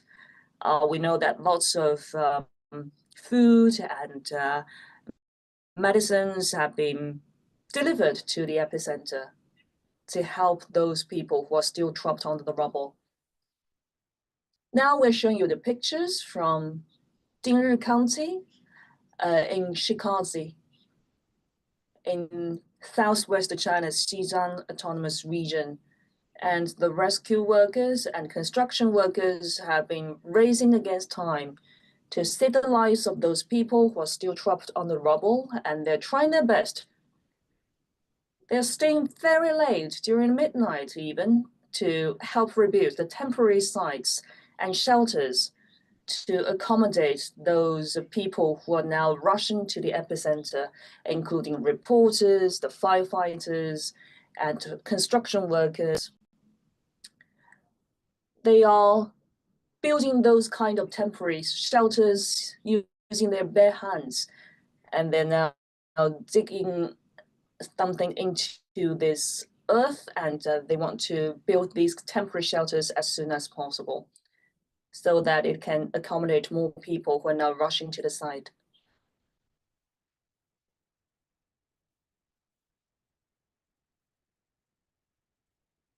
And we know that these construction workers have faced the challenges of strong winds, storms, and lack of oxygen.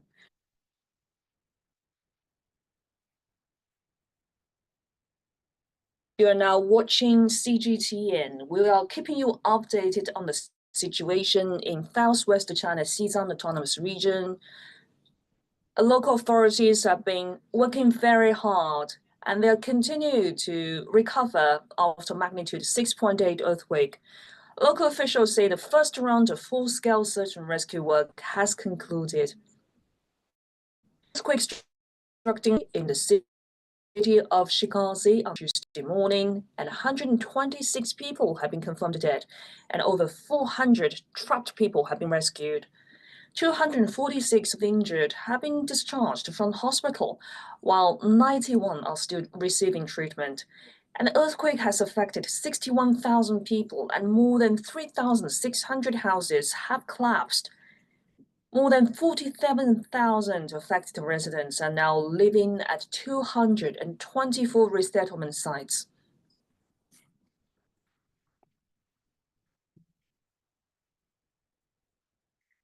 CGTN reporters have rushed to the scene, to the epicenter of the disaster, that is Dingri County, and they told us lots of hot meals, medical equipment, and daily supplies are being provided to residents. And we've also interviewed some of the residents living there, and they just show their gratitude and express their sincere gratitude and appreciate those efforts have been made from people from all walks of life, including the neighboring cities and provinces of Chengdu and Shanghai.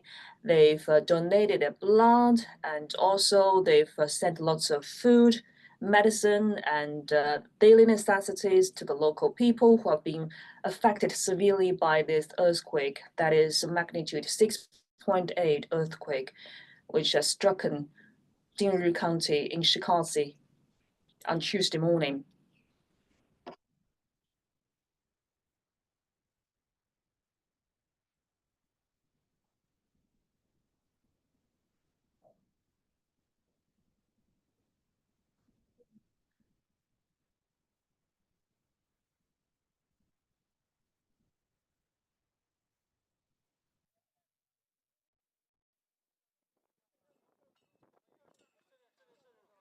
Departments are making all-out efforts to ensure the supply of daily necessities for local residents after magnitude 6.8 earthquake hit Dingri County in southwest China's Xizang autonomous region on Tuesday.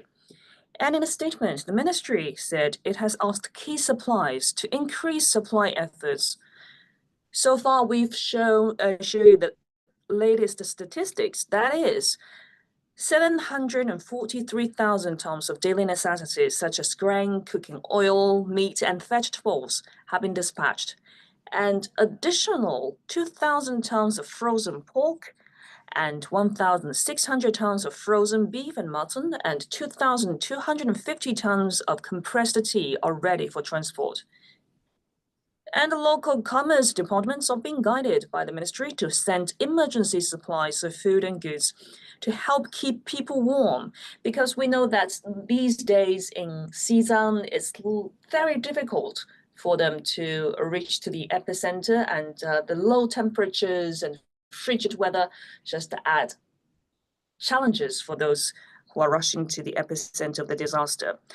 And local catering enterprises are being mobilized to provide hot meals for the affected residents and rescue workers to those people living in the resettlement sites.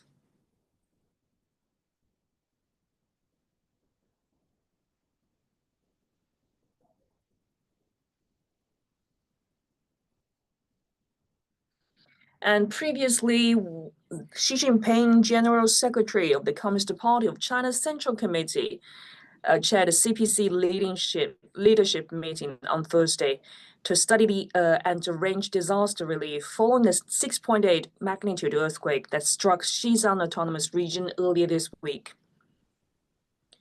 And during this meeting, President Xi Jinping emphasized that the disaster relief is at a critical stage and there must be no slackening in relief work.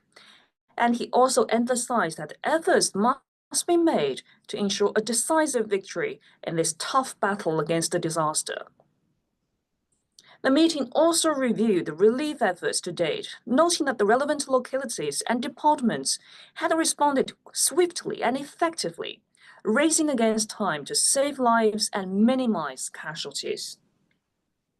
It also emphasized the need for all-out efforts to treat the injured, meet the basic living needs of those affected by the earthquake, and ensure they remain warm throughout the winter. The meeting has also called for accelerating the repair of infrastructure and clearing of debris to restore normal work and living conditions in the earthquake-hit areas as soon as possible. And it also underscored the importance of releasing authoritative information enhancing the earthquake resistance of houses and infrastructure in key areas and improving disaster response capabilities. And right now, officials at all levels are urged to remain steadfast on the front line and spare no effort in fulfilling their duties. So we've seen that the workers now racing against time, and they even work very late, stay up very late during the midnight to build the temporary shelters to accommodate those people who are now still rushing to the epicenter of the earthquake.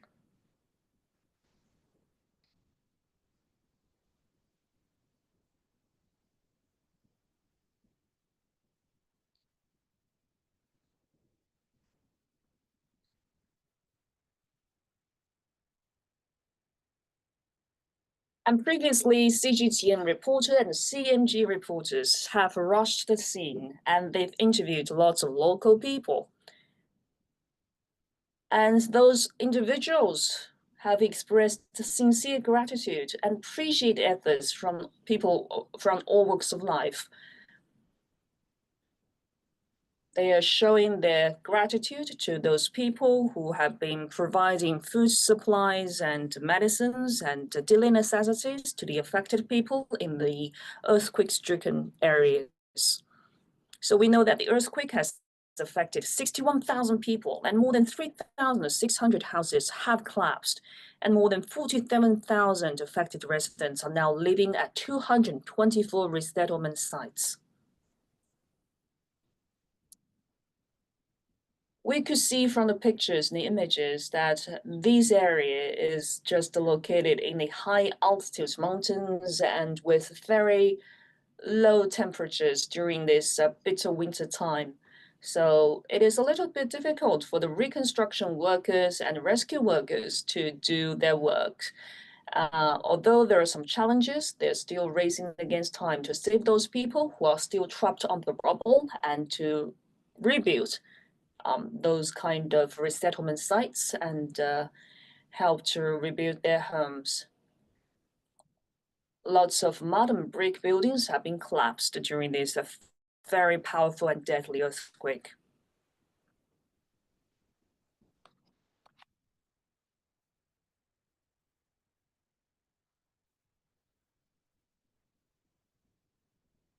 You are now watching CGTN. We are keeping you updated on this live streaming to give you more information about the Southwest China Xizang Autonomous Region.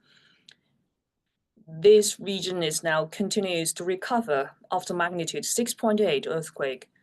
And local officials say the first round of full-scale search and rescue work has concluded. The earthquake struck Dingri County in the city of Xigaze on Tuesday morning, and 126 people have been confirmed dead, and over 400 trapped people have been rescued.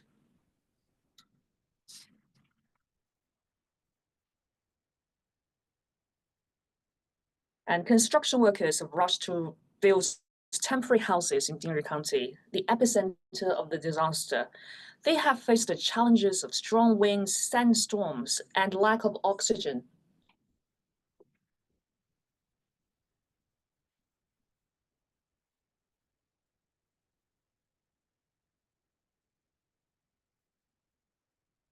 And more than 10,000 rescue workers have been deployed to Dingri County in Xigaze. Villagers held their assistance and support. And we will live cross to more reporters who is now at the epicenter, and we're looking forward to more information from Dingri County about the rescue and recovery efforts. We will keep you updated on that as the story develops.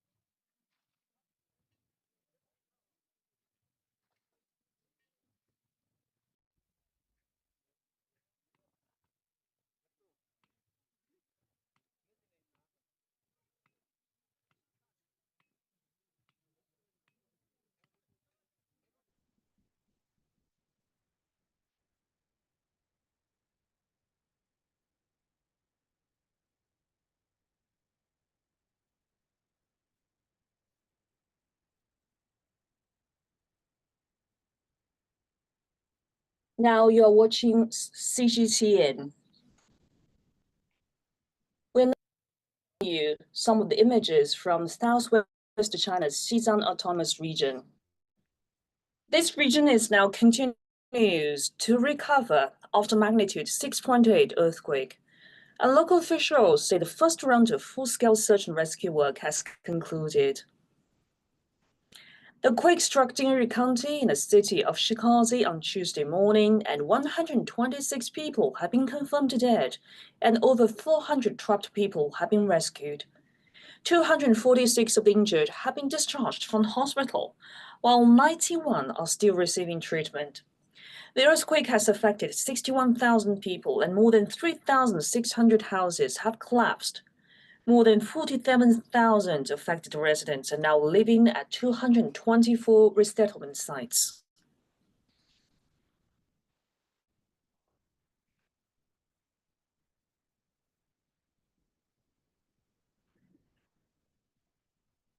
And previously, we have CMG reporter, CGTN reporter visited the resettlement sites in Dingri County.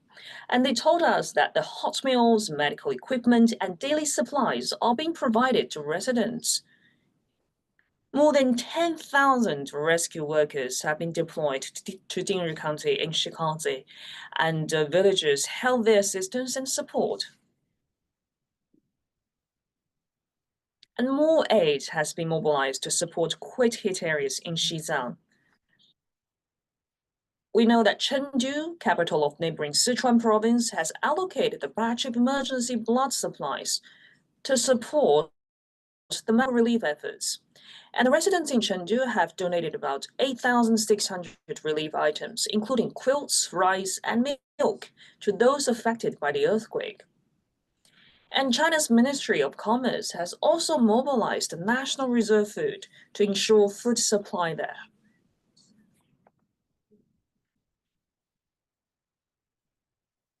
And we're showing pictures there in Dingri County, the epicenter of the disaster. And we've seen Nachi rescue team is working very hard at that site. The construction workers have rushed to build temporary houses in the quake-stricken areas, and they have faced the challenges of strong winds, sandstorms, and lack of oxygen. And the frigid weather, the temperature is very low, and the high altitude will add challenges to those rescue and relief efforts.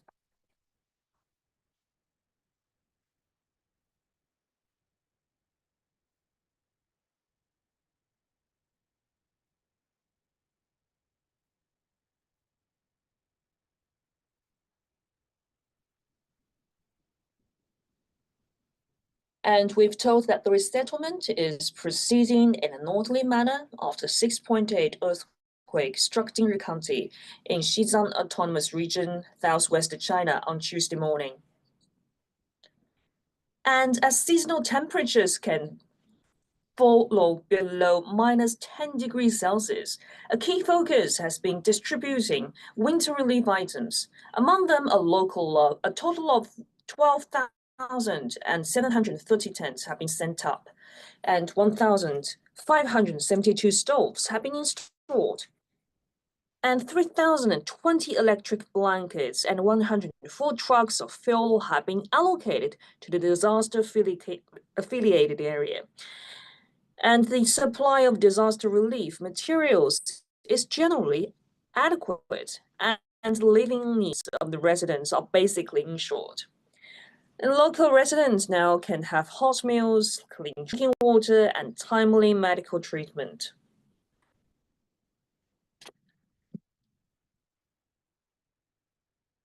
And China's Ministry of Commerce said Thursday that commerce departments are making all-out efforts to ensure the supply of daily necessities for local residents after 6.8 earthquake hit Dingri County in southwest China's Xizang Autonomous Region on Tuesday. In a statement, the ministry said it has asked the key suppliers to increase supply efforts. And so far, 743,000 tons of daily necessities, such as grain, cooking oil, meat, and vegetables, have been dispatched. An additional 2,000 tons of frozen pork, 1,600 tons of frozen beef and mutton, and 2,250 tons of compressed tea are ready for transport. And local commerce departments are being guided by the ministry to send emergency supplies of food and goods to help keep people warm. The temperatures there are very low, and there's a bitter winter time. So local catering enterprises are being mobilized to provide hot meals for the affected residents and rescue workers in resettlement sites. And we've been told previously, at present, the stock of daily necessities for the affected region is sufficient, and the market supply is stable.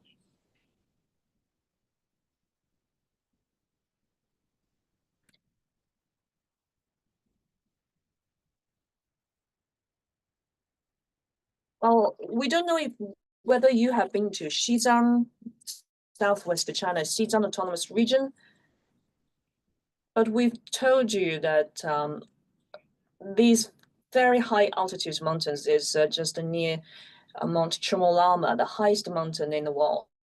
So it is very difficult for the rescue and relief efforts at such high altitude mountains with such low temperatures in this winter time. And we've seen lots of construction workers now racing against time to save those who are still trapped under the rubble.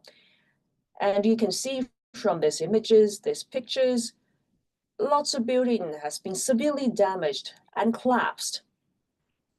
This modern brick building just adds difficulties for the rescue worker to reconstruct temporary shelters.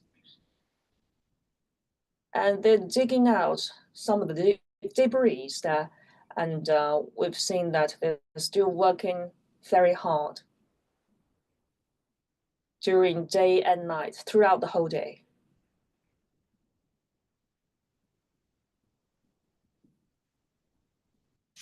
Construction workers have rushed to rebuild temporary shelters and houses in Dingri County, the epicenter of the disaster.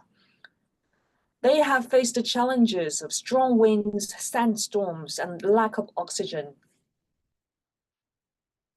We're showing the pictures here in Xizang, southwest China's Xizang Autonomous Region. We've seen that houses have been severely damaged. And people are now racing against time to save those who are still trapped under the rubble. President Xi Jinping has chaired a CPC leadership meeting on Thursday to study and arrange disaster relief following the 6.8 magnitude earthquake struck Xizang Autonomous Region earlier this week. And the meeting of the Standing Committee of the Political Bureau of the CPC Central Committee has emphasized that the disaster relief is at a critical stage and there must be no slackening in relief work. And efforts must be made to ensure a decisive victory in this tough battle against the disaster, the meeting stressed. And the meeting also reviewed the relief efforts to date, noting that relevant localities and departments have responded swiftly and effectively, racing against time to save lives and minimize casualties. It also emphasized the need for all-out efforts to treat the injured, meet the basic living needs of those affected by the earthquake, and ensure they remain warm throughout the winter. And the meeting has also called for accelerating the repair of infrastructure and sharing and clearing of debris to restore normal work and living conditions in earthquake-hit areas as soon as possible. And you are now watching pictures here on CGTN. We're showing you those kind of pictures in the disaster, the epicenter of the disaster, which has been severely damaged by the earthquake. That is the 6.8 magnitude earthquake on Tuesday morning. Lots of tremors and aftershocks have occurred, so it will just add additional difficulties for the rescue workers. They're now having some of the sniffer dogs, and they have a very professional tools to dig out the debris. They're trying to find those people who are still survived. And we hope that more people can be rescued at this critical moment of time. Usually it's a very crucial time within the golden time period, that is 72 hours of the earthquake. So we hope that during these 3 days, we will have more good news. That is, more people will be rescued from this very powerful and deadly earthquake.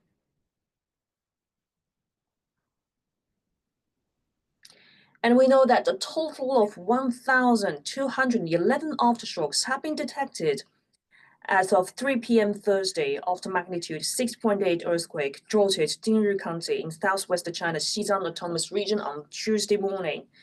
And local authorities said that they just predicted more tremors and aftershocks of this earthquake.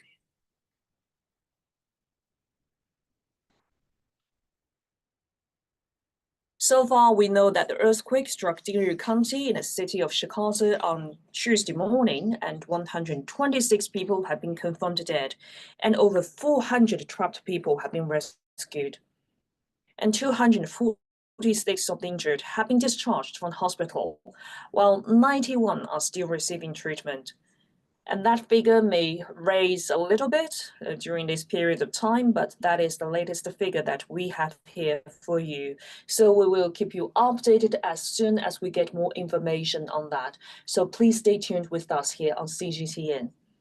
And the quake has affected 61,000 people, and more than 3,600 houses have collapsed.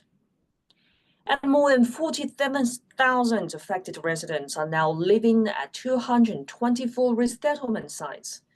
And officials at a news conference yesterday said the basic needs of these residents are being met.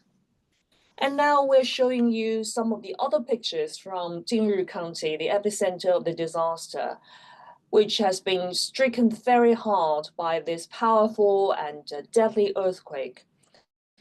And we've seen that firefighters and rescue workers and also some of the local people, individuals, are all joining in this very difficult battle.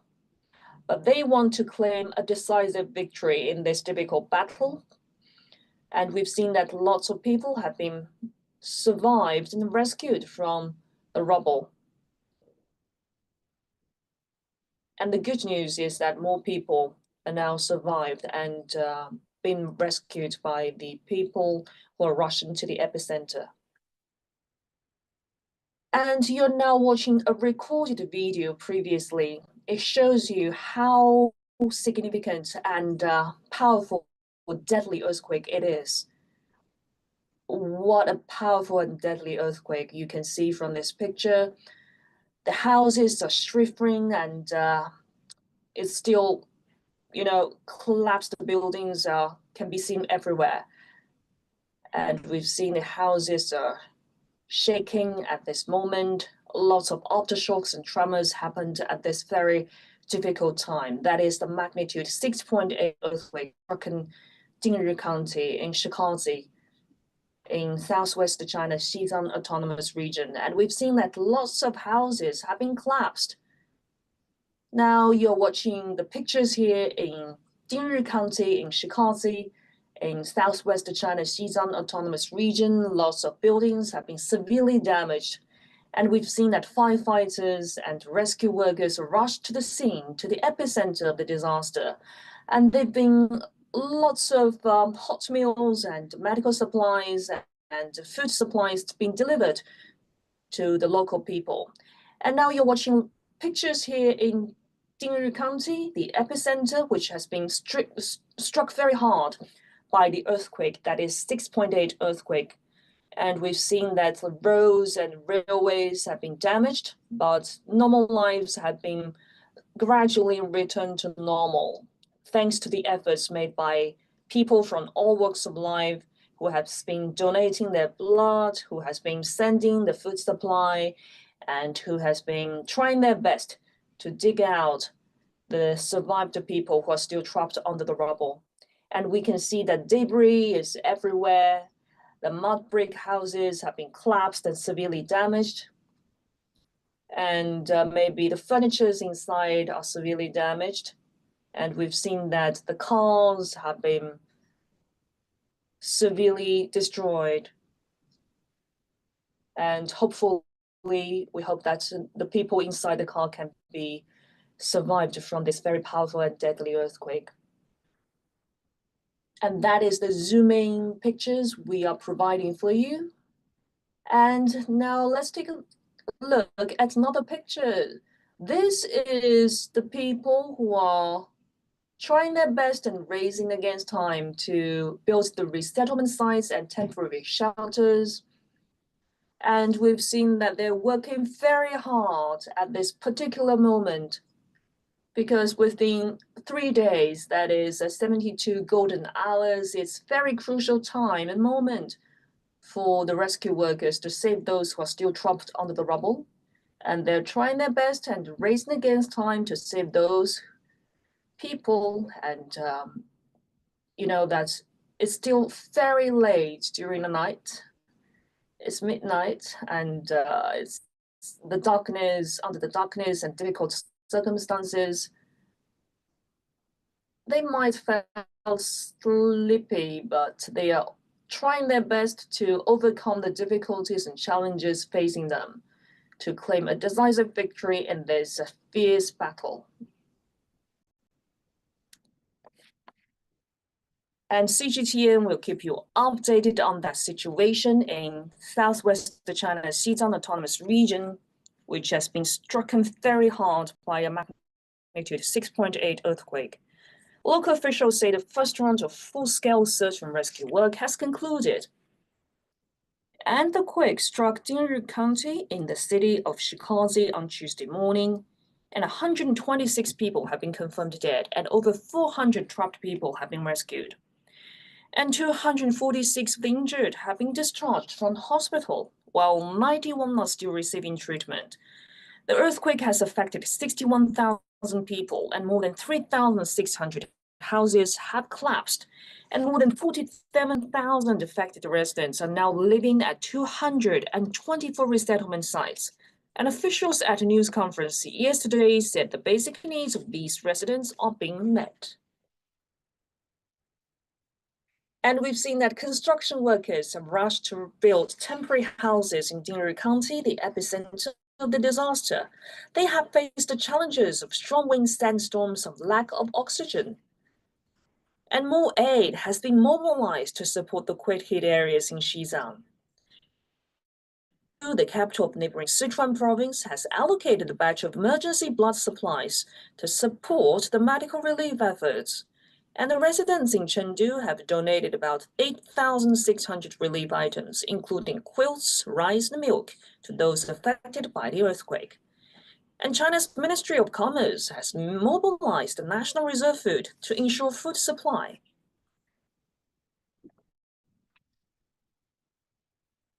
And more than 10,000 rescue workers have been deployed to Dingri County in Xigaze. Villagers have held their assistance and support. Previously, we've sent a CMG reporter and CGTN reporters to the epicenter of the disaster.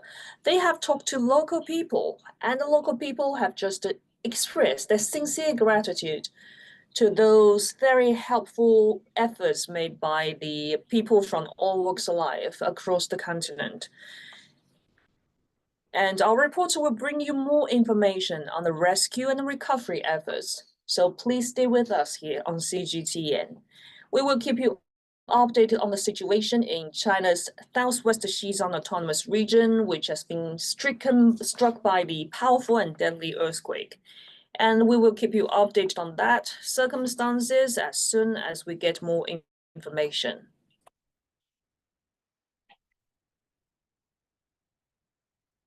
And we know that the Ministry of Finance and Ministry of Emergency Management said they allocated 100 million yuan, or about $13.9 million to support disaster relief efforts in Xizang. And the National Development and Reform Commission has also allocated 100 million yuan to support post-disaster emergency recovery. And the Red Cross Society of China has initiated emergency response to send 4,600 items of relief supplies to the quake-affected areas, including cotton tams, quilts, and jackets and folding beds.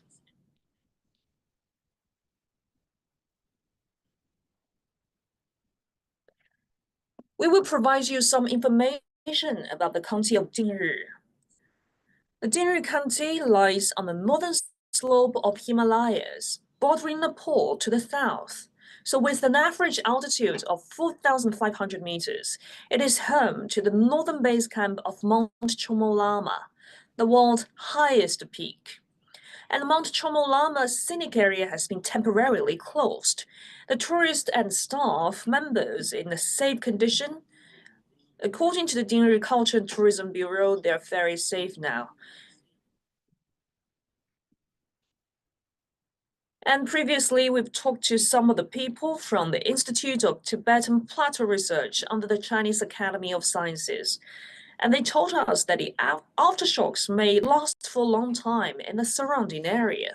So if you're living surrounding that area, be careful and take care.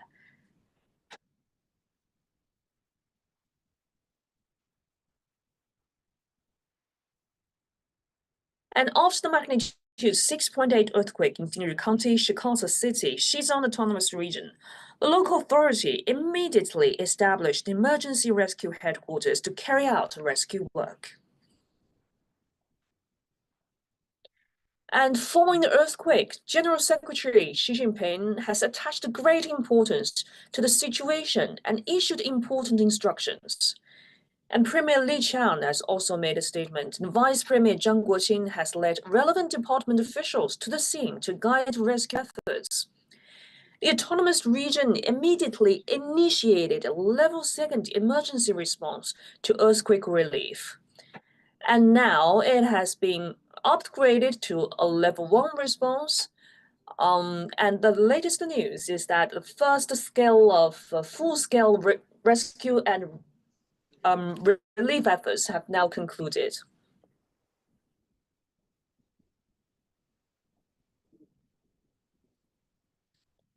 And urgently needed relief supplies, including cotton tans, folding beds, and high-low beds, blankets, quilts, cotton coats, that is cold weather clothing, cotton shoes, heaters and generators, stoves, and emergency lighting, as well as bottled water and instant noodles, have been urgently transported to the disaster area to ensure the basic living needs of the affected population.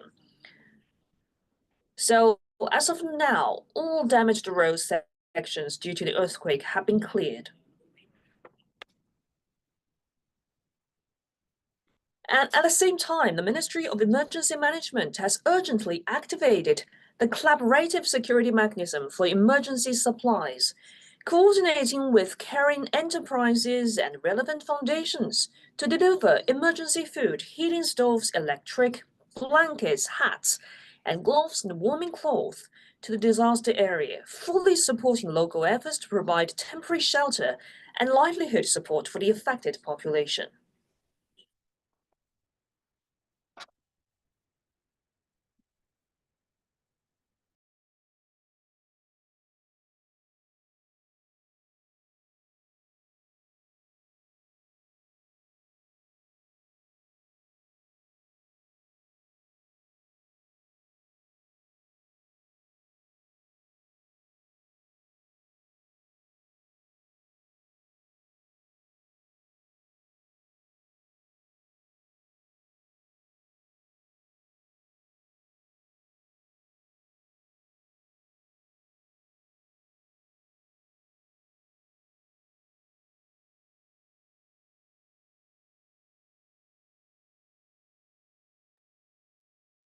You are now watching pictures here on CGTN. We're keeping you updated on the situation in southwest China's Xizang Autonomous Region.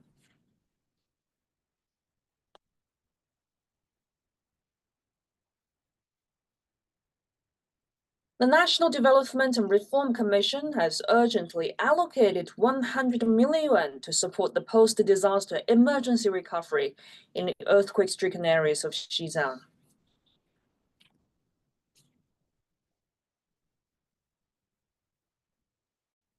And we've seen from the pictures, the Nachi team has dispatched lots of personnel to help rebuild the temporary shelters and to rebuild those collapsed buildings.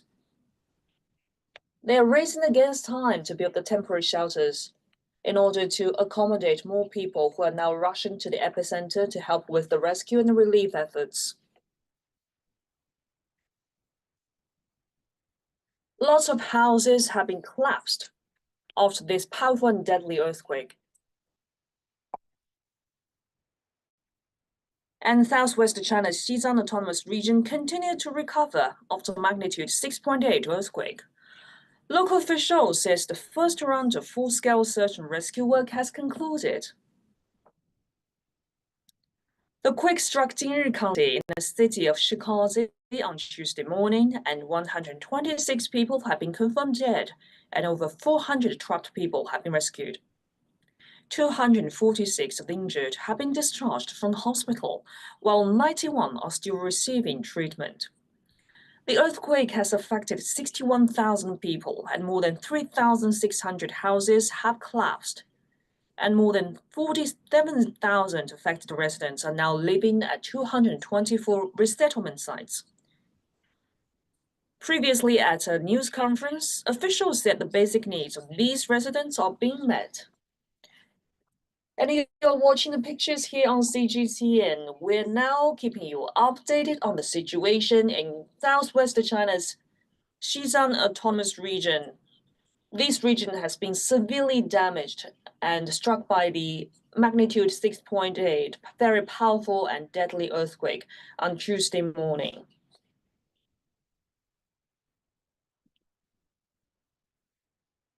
And previously, we've seen lots of firefighters and rescue workers, construction workers have rushed to build the temporary houses in Dingri County, the epicenter of the disaster.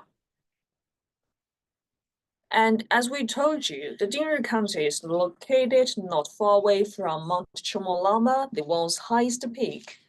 So the high altitude of the mountain and low temperatures just add more difficulties and challenges for the workers who are now rushing to digging out those survived people who are trapped on the rubble. And the good news is that more people have been survived and rescued from the rubble, and the houses have been restored, and the local traffic, which has been severely damaged, now return back to normal. And we've seen that lots of people working there, racing against time. They're working throughout day and night. They stay up very late during midnight to build temporary shelters, and they're still working during daytime. Help those people in Xizang Autonomous Region. We hope more people will just be saved by those firefighters and construction workers and local individuals. And previously, we have talked to some of the reporters of CGTN and CMG. They told us that local people just express their sincere gratitude to the workers who are lending a helping hand at this critical moment. And President Xi Jinping has also attached great importance to it and issued important instructions. He pointed out that magnitude 6.8 earthquake occurred in Dingri County, Xigaze City in Xizang, causing heavy casualties. So right now, the priority is to save people's lives and to minimize casualties. And he also said that the local authorities just responded very swiftly and effectively. And he also made some of the instructions that we need to try our best, all out efforts to make a decisive victory in this fierce battle. And it is necessary to strengthen earthquake monitoring and early warning, allocate rescue materials in a timely manner, rush to repair damaged infrastructure, and arrange the basic living needs of the people, and ensure that they can spend the winter safely and warmly.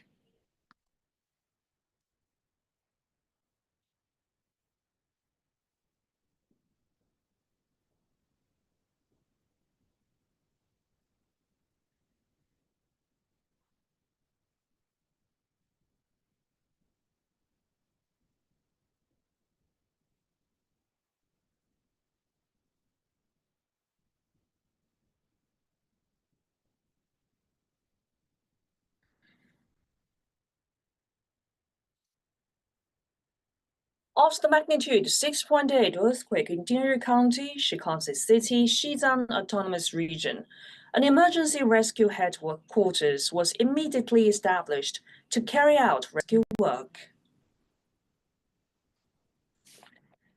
Okay, you're now watching pictures here on CGTN. We have been updated the situation in Xizang Autonomous Region to keep you updated on the situation, and we will provide you more information as the story develops, and we will give you more details as soon as we get it.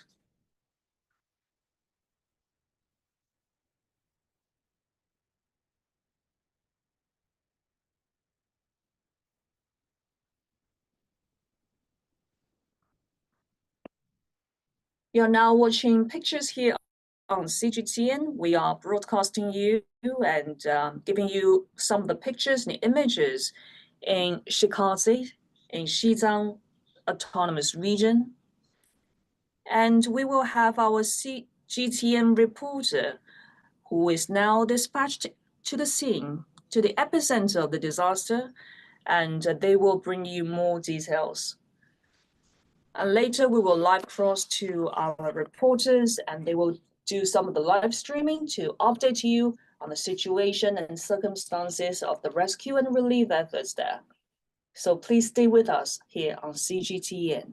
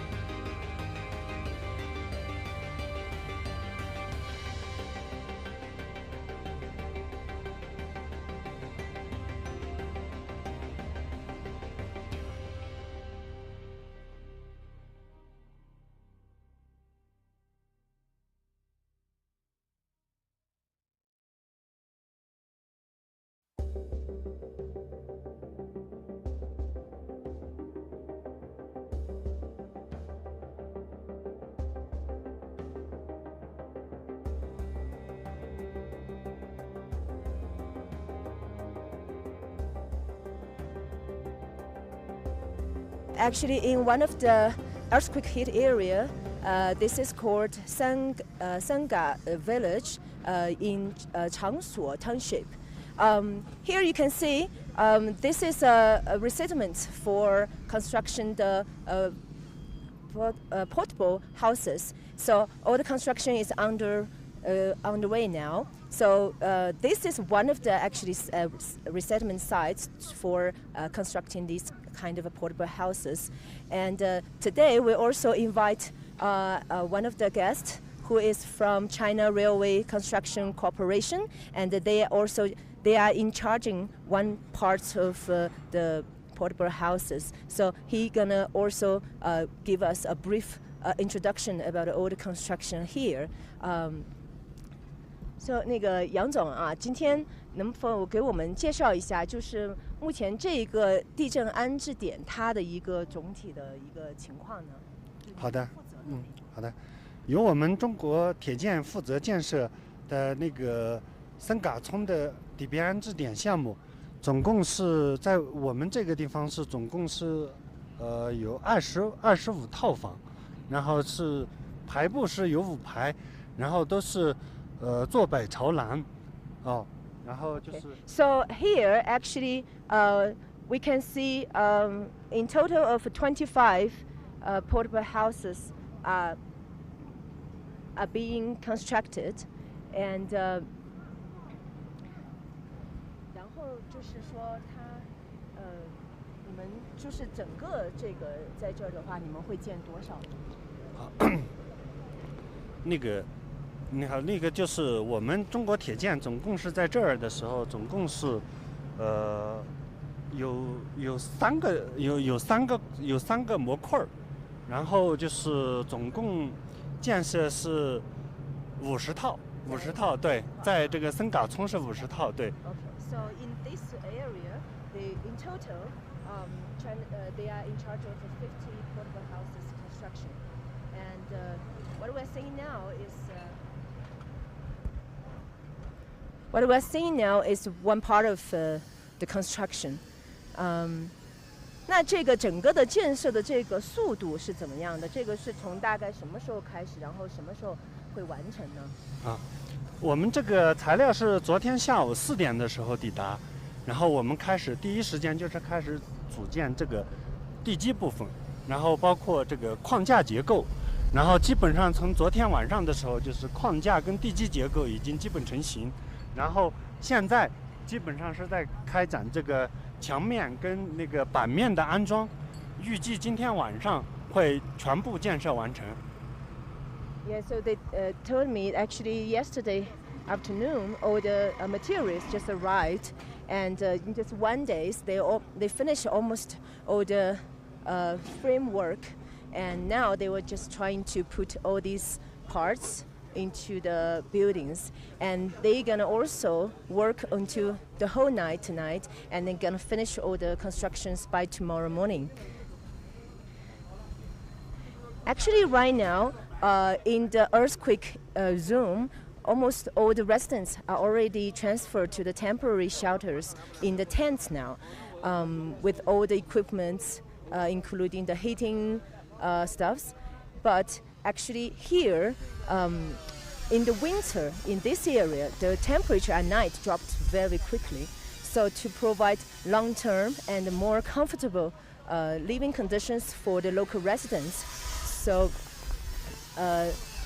these kind of portable houses is very important for the transition period during after the earthquake reconstruction. And you can see now actually the strong sandstorm, so you can feel that the condition here is really harsh.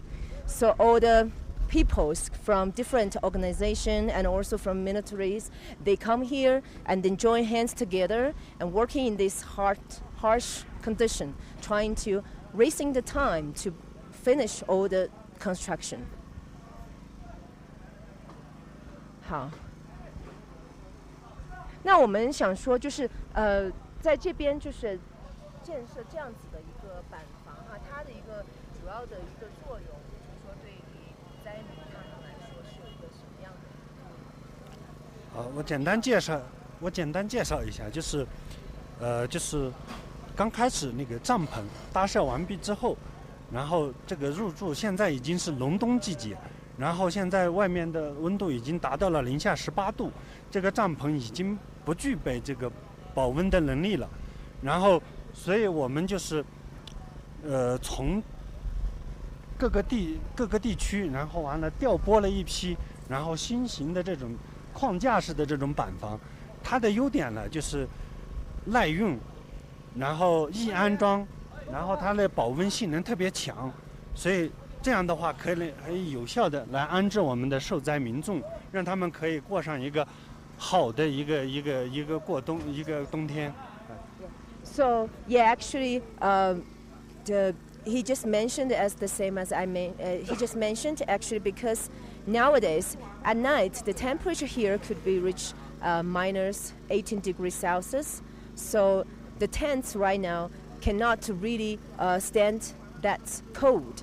So that's why the local government, that's why actually they decided to build this kind of portable houses with heating, with comfortable living space, so that can make sure the residents affected by the earthquake can live a good winter.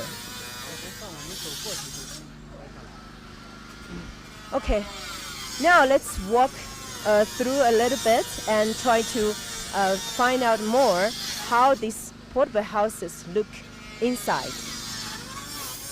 好，我们看到呢，这个是好像正在搭建的一间哈。然后它的这个规模是一排是怎么样的一个规模？我们这个布局是，然后一排是大概5间，然后我们总共设置了5排，25间。现在您看到的这个，就是基本上已经这个板面跟墙面已经安装完成的一个房子。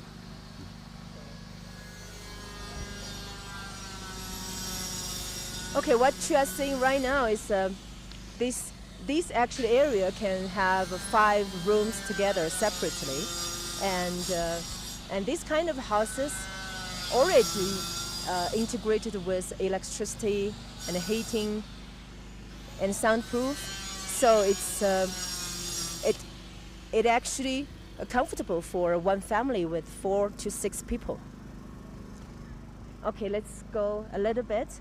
So there are some houses are already being ready, so you can give us a picture of how it's going on.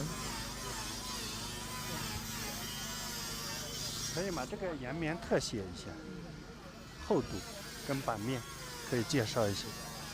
然后我们就把我们往这边走一点，再看一下。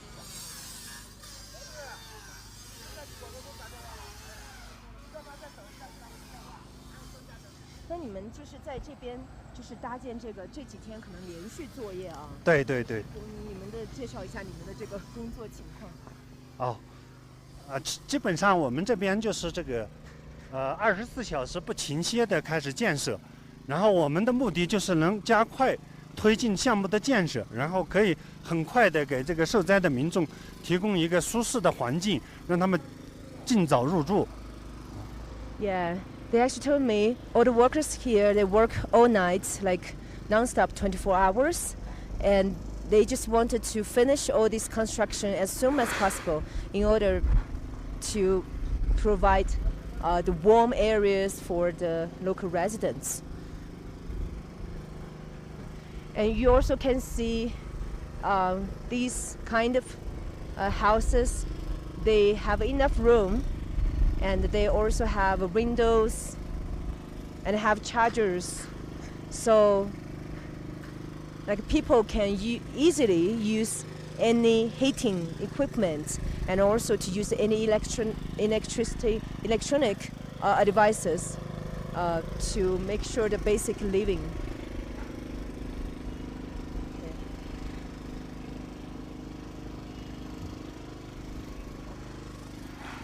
Okay.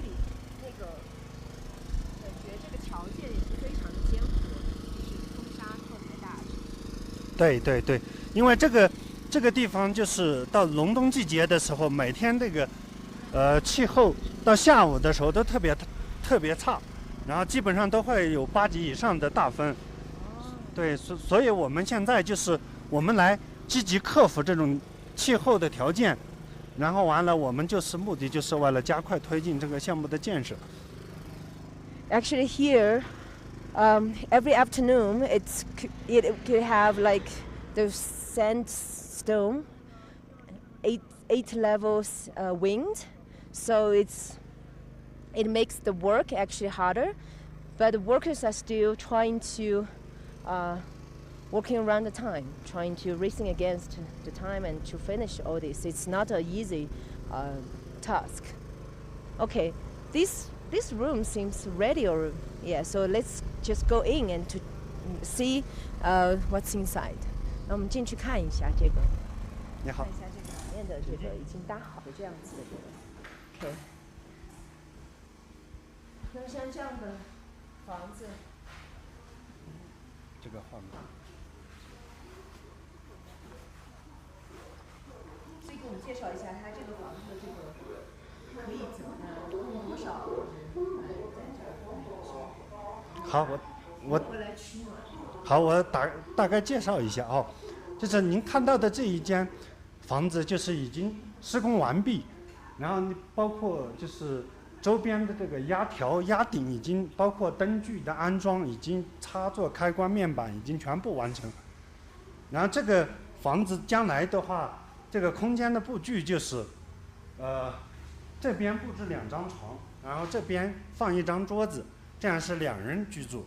如果说是，再需要，入住的人员多一点的话，这样的话我们这样两的放床的话，可以布置4张床。然后可以入住4个人。当然，我们这边的取暖，因为我们这个房子采用的这个就是一体板，然后完了它里面有那个保温板，包括屋顶跟墙面都是保温，对，所以它的保温效果特别好。然后仅需要一个小型的电暖器就可以快速满足这个取暖的条件。Okay. Yeah, actually you can see the living space is not bad, and this you can put either 2 to 4 beds, and it can provide for like one family with 4 to 6 people. And also you can see the lights is already here, so it's an integrated design, and all the chargers are also ready. And also for the walls and the ceilings, they all have the materials of the warm materials, so to keep the cold, to keep the space warm actually. So in this area, you just need a small like a heater, like electronic like devices maybe, and so it's easy to get the warm here. So it's quite convenient.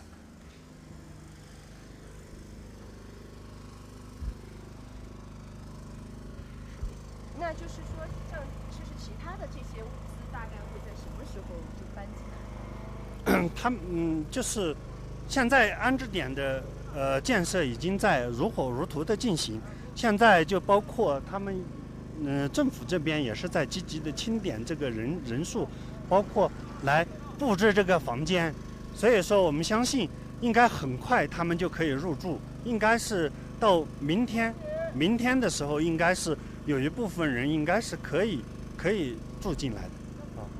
Yeah, actually, after they finish all these houses, construction, or all the other facilities, and also the equipment will be moving. So maybe quick, and also by tomorrow morning, there are some people, some residents actually they can just move in to stay in those houses. So now all the villagers who are affected by the earthquake, they are counting the people and family, like they are kind of divide how many families and share room, or how many people can live in one houses. So 那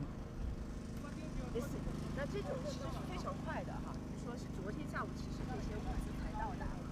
对，基本上我们对基本上现在我们要做出这个应急响应，然后我们的目的是为了加快推进，然后完了让受灾群众第一时间可以入住新房，所以我们的工人都是24小时不停歇的在干活。好。Yeah, so tonight all these workers in this construction site gonna work the whole night, and they're gonna finish all these construction and decorations by tomorrow. And actually, in total, in the earthquake-affected area, in total there will be 2,000 portable houses will be established. So one family can live in one portable house.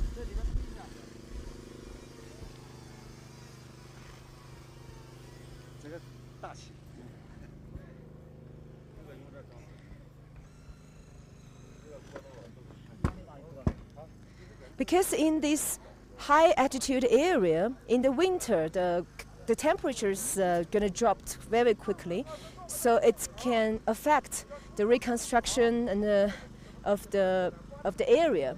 So actually, for the residents here, it's going to take some time for them to live in the buildings again. So these kind of portable houses will be good enough for them to help them to overcome the transition period. So all the reconstruction work will start maybe after the winter, in the spring. Okay, so 今天非常的感谢你参加我们的直播，给我们介绍，然后也希望你们能保重身体，然后尽快的就能完成这些任务，谢谢。好，谢谢，我们保证完成任务。好的，谢谢。Okay, so this is the live for today, and I think for the next few days we're gonna visit more reconstruction sites, and also when they move in, we're also gonna revisit them and to bring more updates.